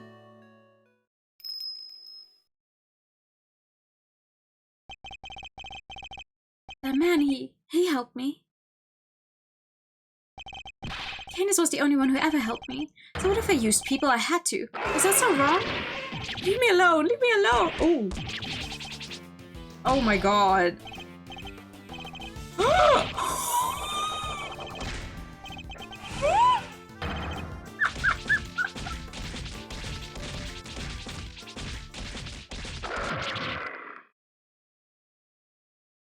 Jesus Christ. Seems the game is up at last. I think we have too many assassins running around. Killer. Mr. Ashworth, may I be the first to congratulate you. You have unmasked the person behind this entire sorry affair. Now I'm free to... No! Guns are so clumsy, don't you find?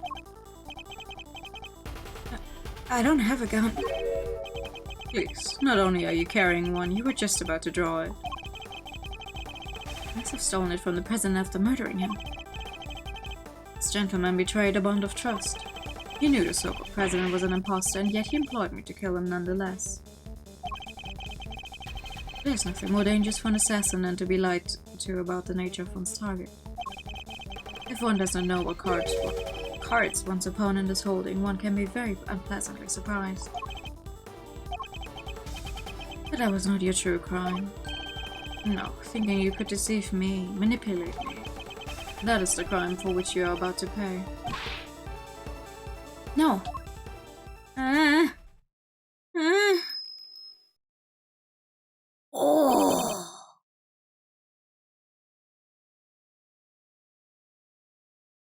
Oh.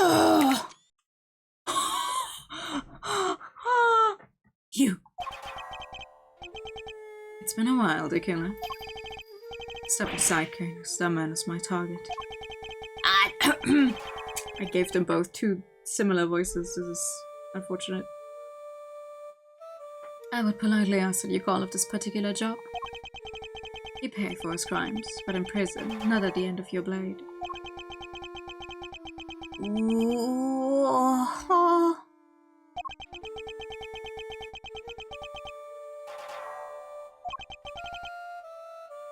And if I refuse, let's just say that I might not take the loss of the one life that I ever saved too well. You, save a life. Boridama Kane is the blind butcher himself.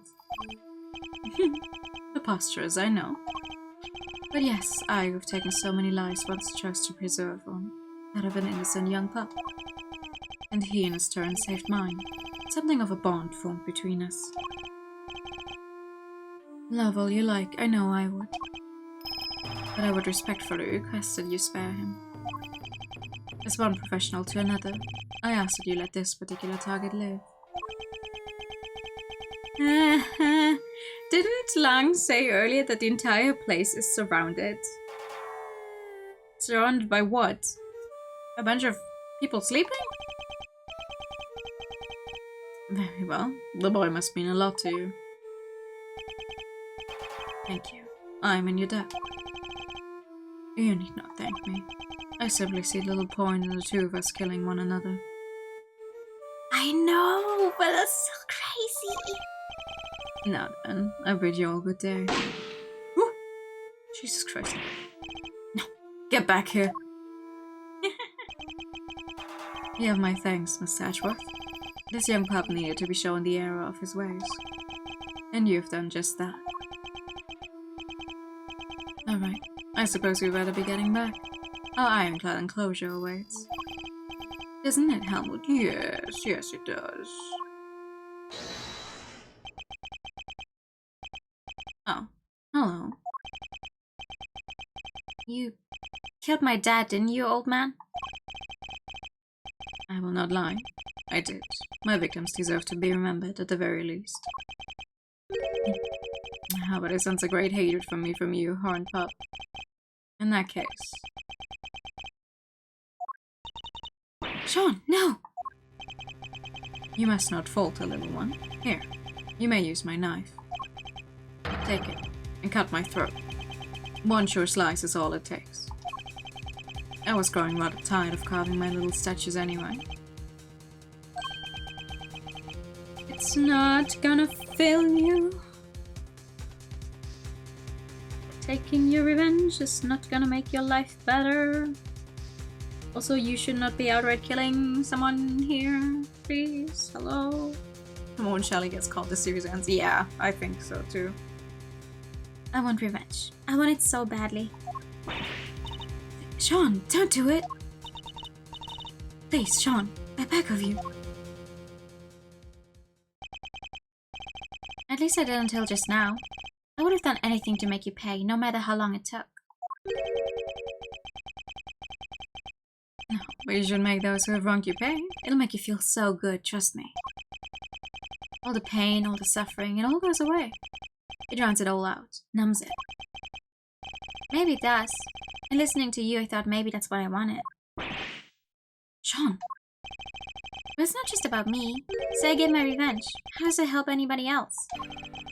If I become a murderer, my mom suffers 10 times more than I ever would.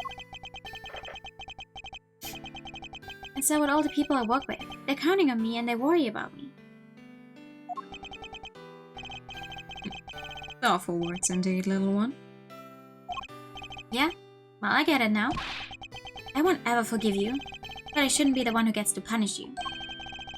That's what these guys are for. My mom, prosecutor, people like that. Sean. Ow. You may be young, Sean, but you're way wiser than I'll ever be. You could at least consider trying to better yourself, Kay. Very well. Then I suppose we'll be on our way. With me, young pup. On our way? To where?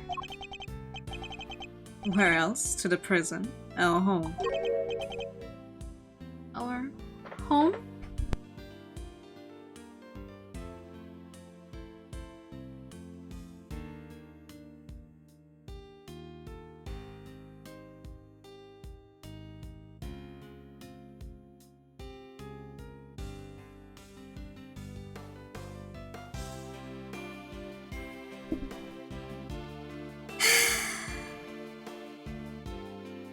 You know what? At least she's learned to knock. This is what, the third time? I think the fourth time during this specific stream, but at least she's learned to knock. This is what I get for trying to stream during the day. Whatever. Whatever.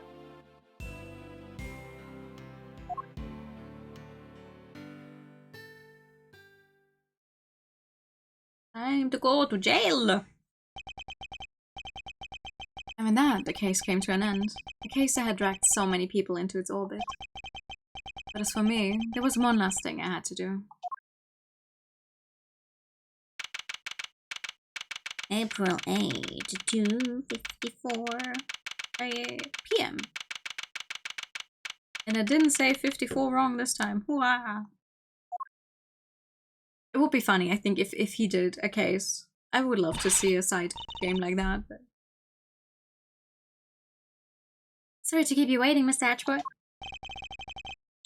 It's a big idea, but guy, wanna tell us what we're doing here?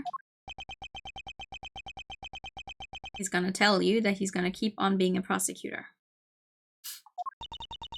Mr. Ashworth, your request has been processed and approved. Huh? You what now? I've asked for my prosecutor's badge to be reinstated.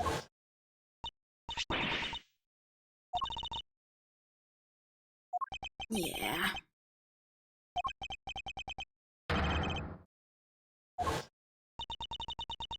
Maybe we'll build it out of place. We're going with the flow, Shelly. It would be funny as hell, I think. I still can't believe you did that for me. A great man once said that an attorney's job is to be a friend to the friendless, and to trust his clients to show him the way to the truth. That man's image will be forever burned into my memory. Ooh.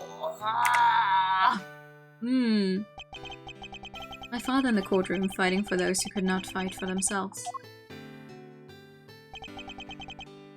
Good old Gregory. But that was his path. Your path. Mine lies elsewhere. Mr. Ashworth. My path is that of the prosecutor. It always was. Well, then I guess that's that. I'm sorry. No, I took it. And besides, I can tell by the look in your eye that your mind's made up. It is. Alright then. Looks like our work together is diddly done. Just don't come crying to old Eddie if you change your mind. This club's now close to new members. I understand. Hey, Master. Care to tell me why, at least?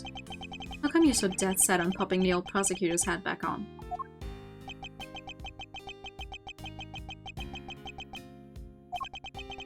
You once asked me something, Fender. Are you fighting crime as a prosecutor or help people as an attorney?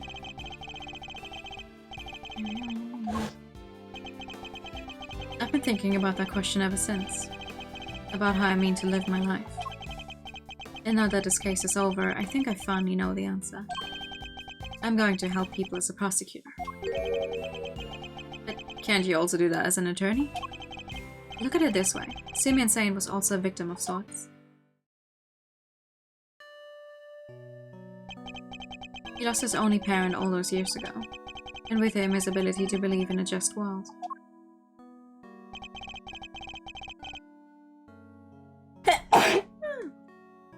I know how that feels. To lose somebody so important to you, to lose faith in everything. Thank you. Thank you. To doubt everything and be utterly alone, to fight and fight and fight. All that I can hope to do is get every defendant declared guilty, so I make them my policy. But I was lucky. Somebody was kind enough to save me from myself. I like that they just do not show us Phoenix fully, except for the 2 times he shows up in the background. They're just like, no, no, no, no. Fuck off. Mr. Saint had nobody. He had no faith in the law. He felt that seeking revenge himself was the only option.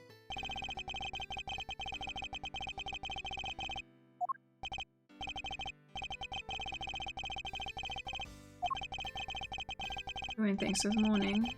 Yeah. I want to help people like him. And how do you plan to do that? If he had been able to rely upon the law, none of this would have happened. Chairman went away the mockery of justice, and in so doing drove Mr. Saint away from seeking it. The law is only as good as its practitioners. A mere shield that keeps the people safe from harm, or sword wielded to wound them. Just one among many of the law's great contradictions. I'd say that again.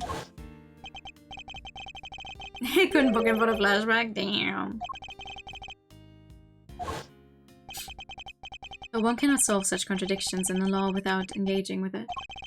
I don't think an attorney could have saved Mr. Saint. But a prosecutor, a custodian of the law, I think perhaps they could have. I plan to take up my badge again and confront those contradictions at every turn.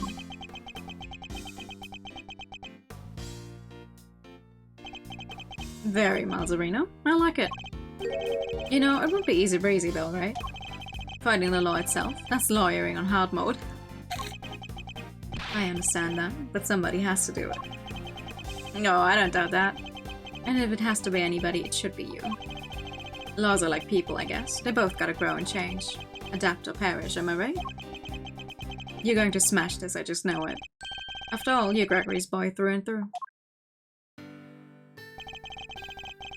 And if there's one thing that man did not know how to do, it's give up.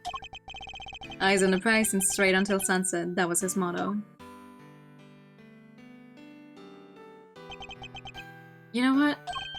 I saw that same determination on your face the second you mentioned taking up prosecutoring again. You know what's really grown and changed? Hate to be a great big cheeseball, but you. I only wish your dad was here to see it. He'd be proud as all get out. And thank you. To be fair, we would probably not be in the situation if his dad was here. Like, considering what all happened over the course of all of those years since Gregory's death. You know. Well, Miss Edgeworth, if you're ready to begin, we can get the ceremony underway. Please. Ooh! By the power vested in me by the Committee for Prosecutorial Excellence, I, Verity Gavel, do hereby, in the sight of the Almighty Goddess, reinstate Miles Edgeworth as a servant of the law. In proof of my profession, however, I prefer to keep it in my pocket. Alright, you're prosecutor again. Best news I've heard all week, sir! Well, Mr. Prosecutor, I got a scoop. Your pops is going to want to know what this kid just signed up for the opposition a second time. Thank you again, Fender, for everything.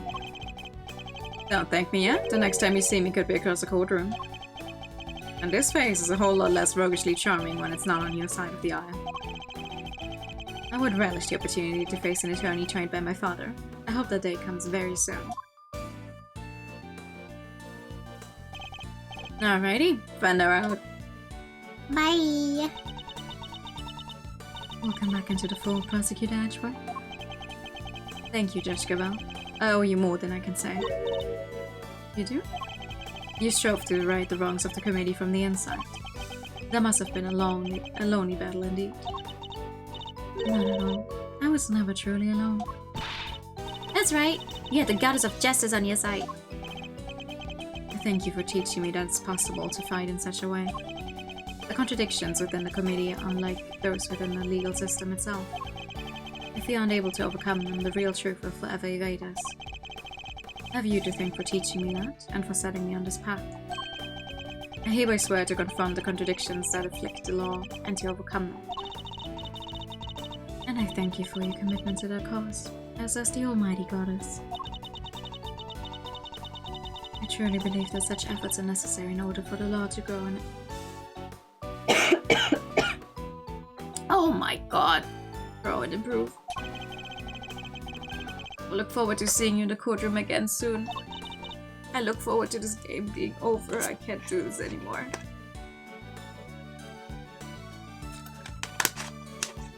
It is super cool. I love it.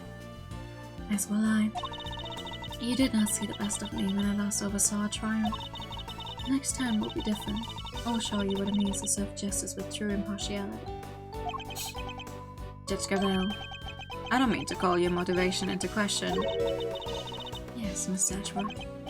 But, to my mind, the ideal judge is not wholly impartial. The ideal judge is human. Even in the courtroom, they laugh, cry, they rage, they smile. And then, when all is said and done, they pass down a judgment based on that very humanity.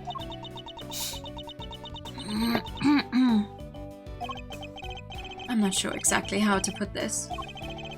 But perfection isn't always the loftiest of ideals, and it's certainly not the only thing to strive for. Forgive me, this is my opinion. Nothing more. You're right, of course. There are other ways. I thank you for sharing your insights. Mr. Ashworth, there's another reason I was never truly alone during my long struggle against Chairman Winner. Someone else was with me. Someone other than the goddess. Of course, Sean. Skipping gave me more courage than words can express. Simply having it near me gave me hope. No matter how hard things get, no matter how formidable one's opponent, when we feel that we are not alone, we can keep going no matter how hard the road ahead. Mistakes have been made, but we must fix them, for Sean's sake more than anyone's. Like the mistakes made in the incident in which his father died. So you see, there's something more important aimed to me than the words of the goddess. That may anger her to hear me say such things. So that was your secret weapon all along, the strength of your bond with your son. Perhaps you are right. Perhaps I should not strive for an unachievable perfection, but I must grow. As a servant of the law and as a mother. That I believe above all else. I see. It seems that we both have plenty still to learn. Indeed. We are neither of us perfect yet. Let us continue along our chosen paths and continue to grow as we tread them, until we meet again. I will look forward to that day. May the goddess watch over you as you embark upon the next step of your journey.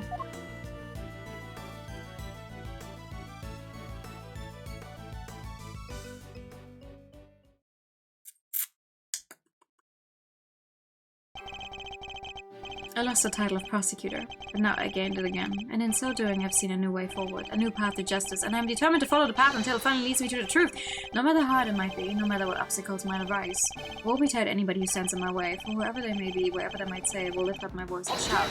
Objection! Why is the text suddenly so fast?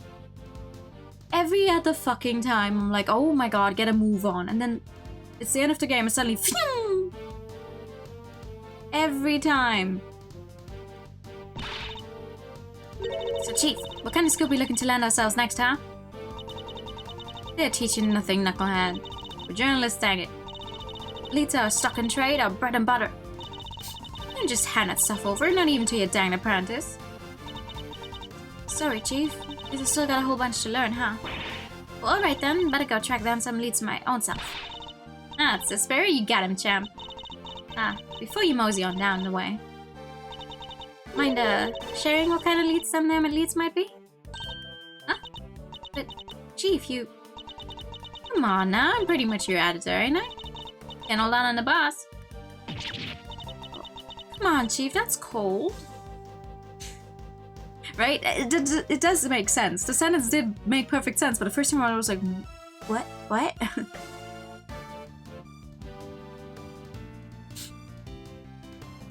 It's been so long since we saw those scenes, what the fuck? My own one has yet to fully heal, even now. The bodyguard who inflicted it was a skillful practitioner indeed. I shan't be forgetting him in a hurry. But never mind that now. Time to return to the life of a simple ice cream seller. Although I've been thinking that perhaps crepes would be more my speed. Well, no rush. I'm sure there'll be time to ponder the matter before my next job comes in.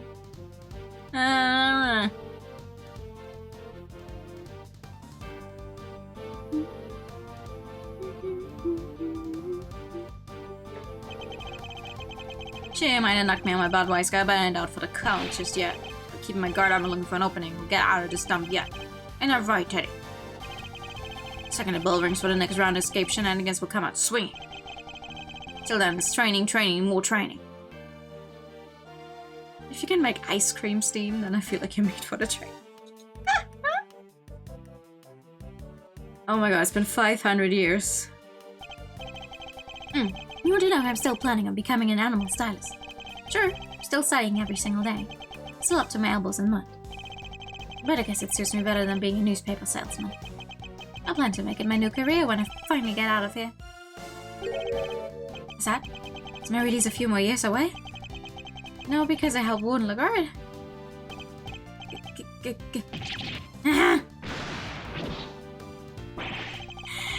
Why do you think I'm being so nice to you stupid freaking animals? I don't care about the freaking license, I just want to get out of here. Why me? Well.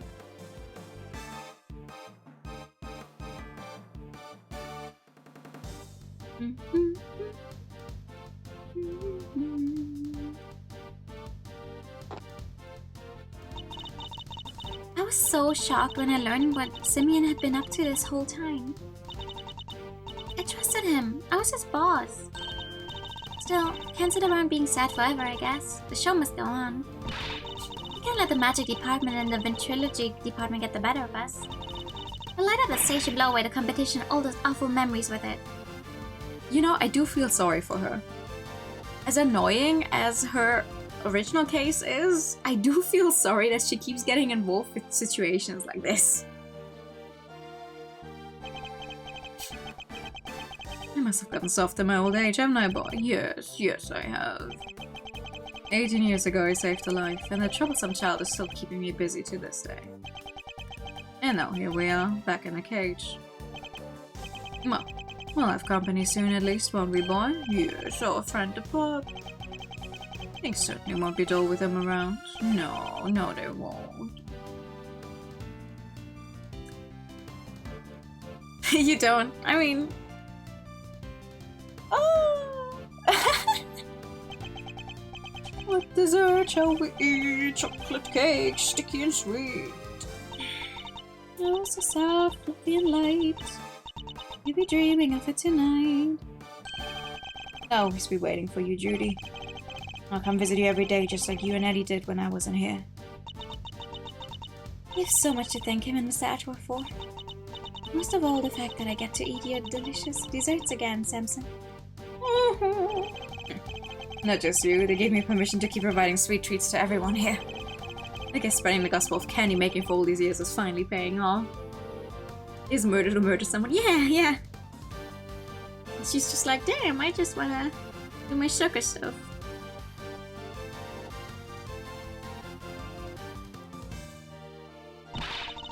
Hello, sweeties. Fancy seeing you here. Oh, you a great big thank you, you know. And the old Greggy Pagleg too, of course.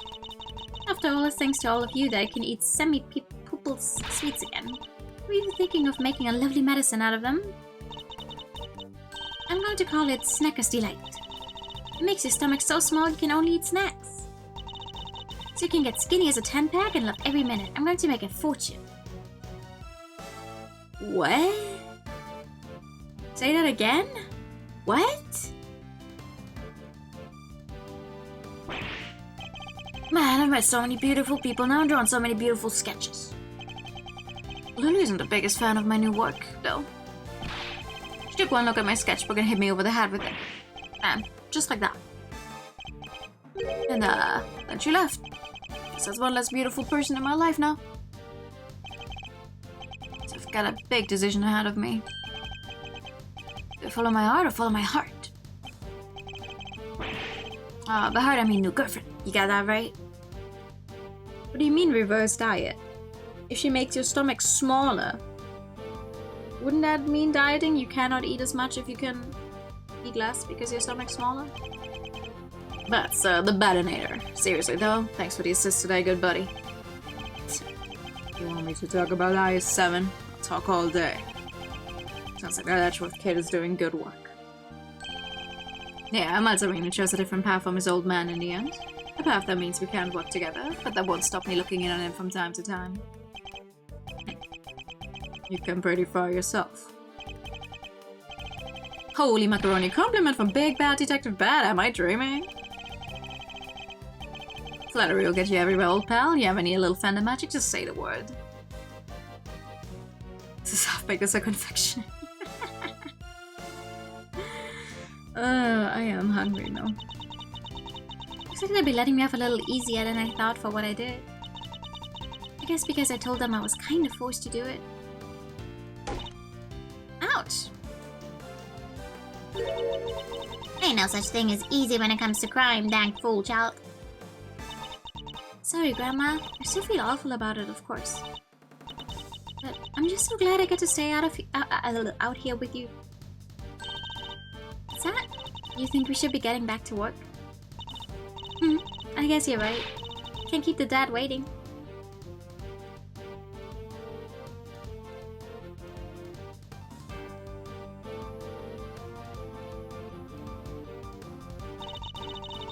Siren saves the day again, huh? Good thing I happen to be around, right? Even if I do have to jump right back on a plane again and go back to Europe.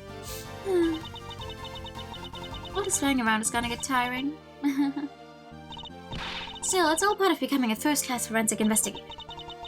So I better get going. Oh, but if you ever need me, just say the word, okay? I'll come running. You know I will. Oh man, I mean, I haven't actually eaten anything proper today yet. I ate a few of the stale chips I've had around here for close to 2 weeks now. And 3 Mozartkugeln over the course of since I've been awake to now. The greater one's father, the greater the pressure to be great. The useless winner, was it? He has chosen his own path now and he will be tested. Just as I was. Miles Edgeworth chose to live as a prosecutor over how his own father lived. That's not her voice. That too is a valid answer to the question we've all had to wrestle with.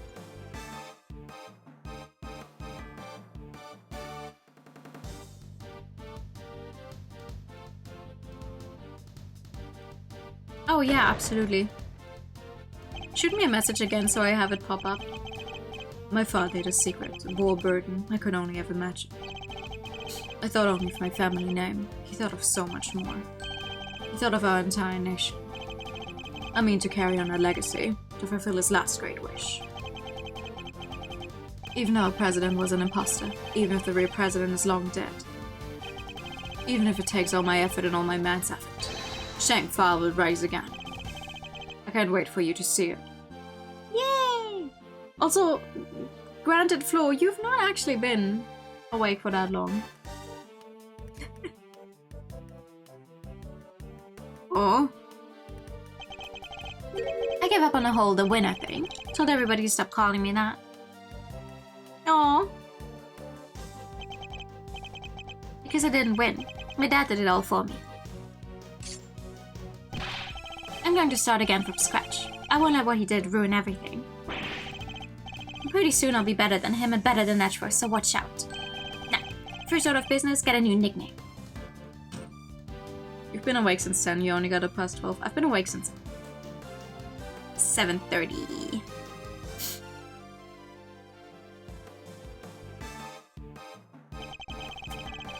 Well, it was eventful to say the least, but we got it done. And the movie's going down great. I think the murder stories in the gossip magazines might have helped. Big bad man emerged from big bad bull. Reveal true face of monster behind Shang for present murder plot. Huh? Wait, this is a picture of you, Mr. Powers. What? But why? It's not so bad. After all, it'll make people come and see the movie, right? Yeah, I guess. Yeah, same. Thank you. I do need those condolences.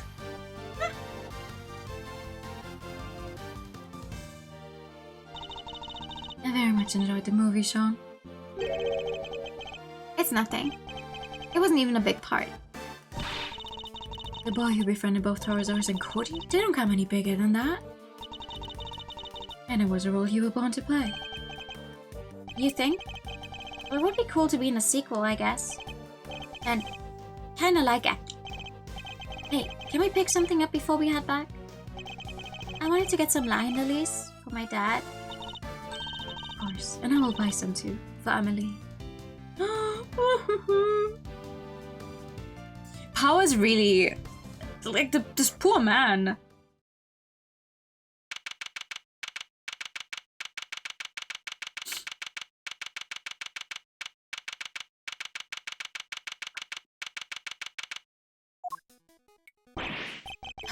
It's been a busy few days, huh, sir?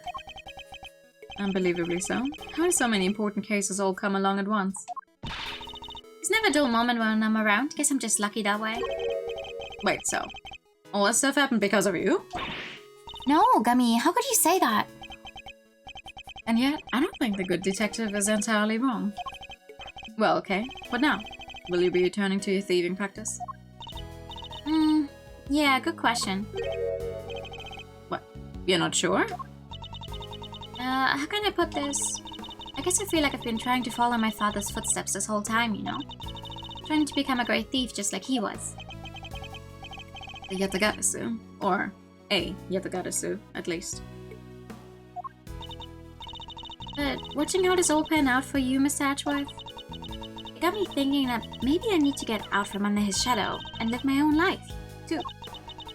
Just like how you decided not to do the whole attorney thing. It's time to make our own fate. She's right. After all, nothing thrives in the shade. I'm going to be my own hero. That sounds like an admirable plan indeed. I won't be giving up the name though. Can't not be the Yatagarasu, right? Whatever name you pick, you always be K to us, K. You always be a hero. Aw, thanks, Gummy. You always be my Gummy too. But I will. I'll be doing my detective thing just as hard as always. So I'll be counting on you, sir. Yes, and I'll be counting on you too, detective. Just as I've been counting on you these last 3 days. You've helped us out too many times to mention. I think your next salary review may come as a pleasant surprise. Huh? Wait, you mean... What's the matter? I'm saying I'll see to it that you get paid a little more, detective. You will?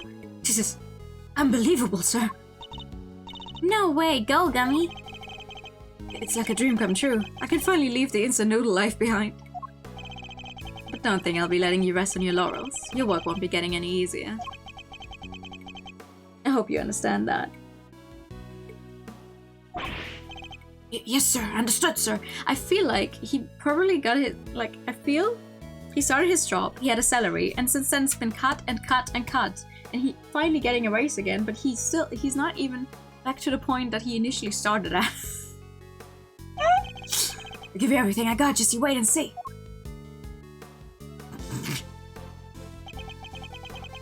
And then Jetchkavel set me on a new path in life. A path on which I will face down every contradiction that the law has to present. A path at whose end lies the ultimate truth.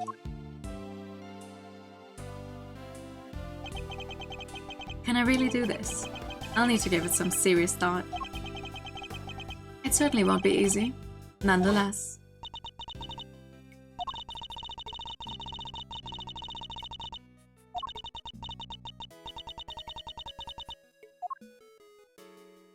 Yeah, we just saw this. Cutting someone's salary that much wouldn't even be legal. No, absolutely not.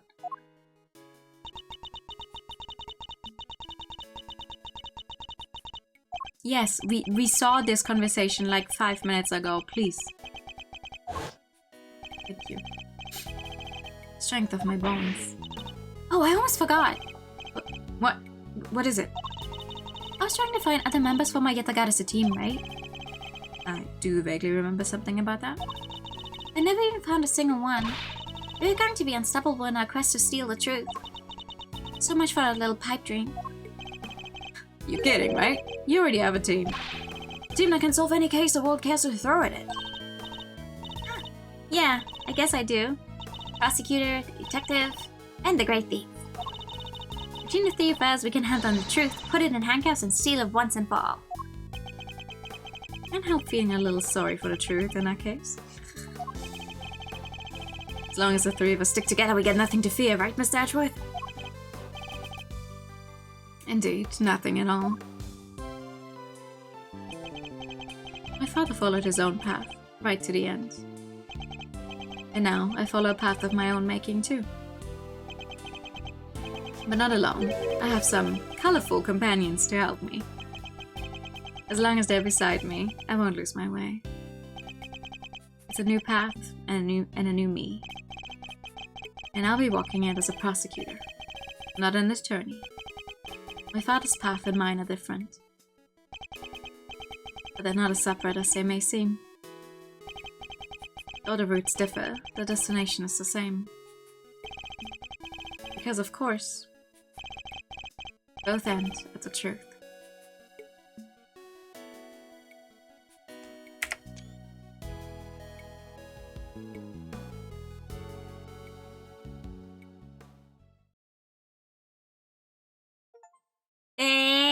Yeah! Woo!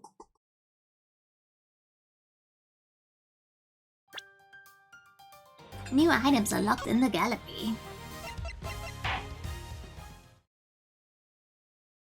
Yay! Dun, dun, dun, dun, dun, dun, dun, dun, dun, dun, dun. Woo! We have them all.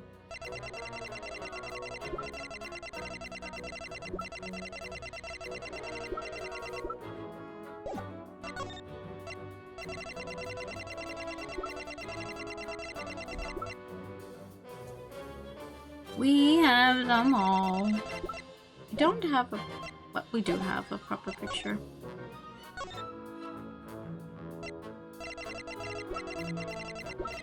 So that is crazy to me. How... Who the hell? Ah, the reporter. I was like, who the hell is this?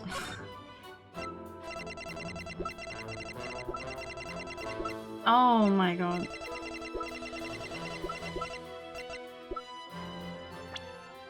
There are so many sprites in this game. That's crazy. I forgot to look at the confrontations in this one.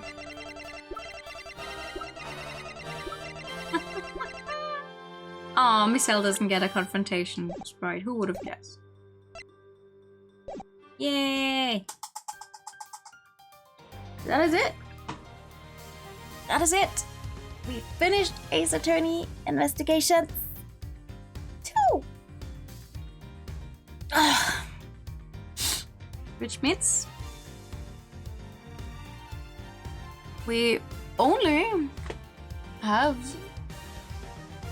the Apollo Justice trilogy left, which, you know, is quite a few games and quite a lot of time. But that's one step closer to having played them all.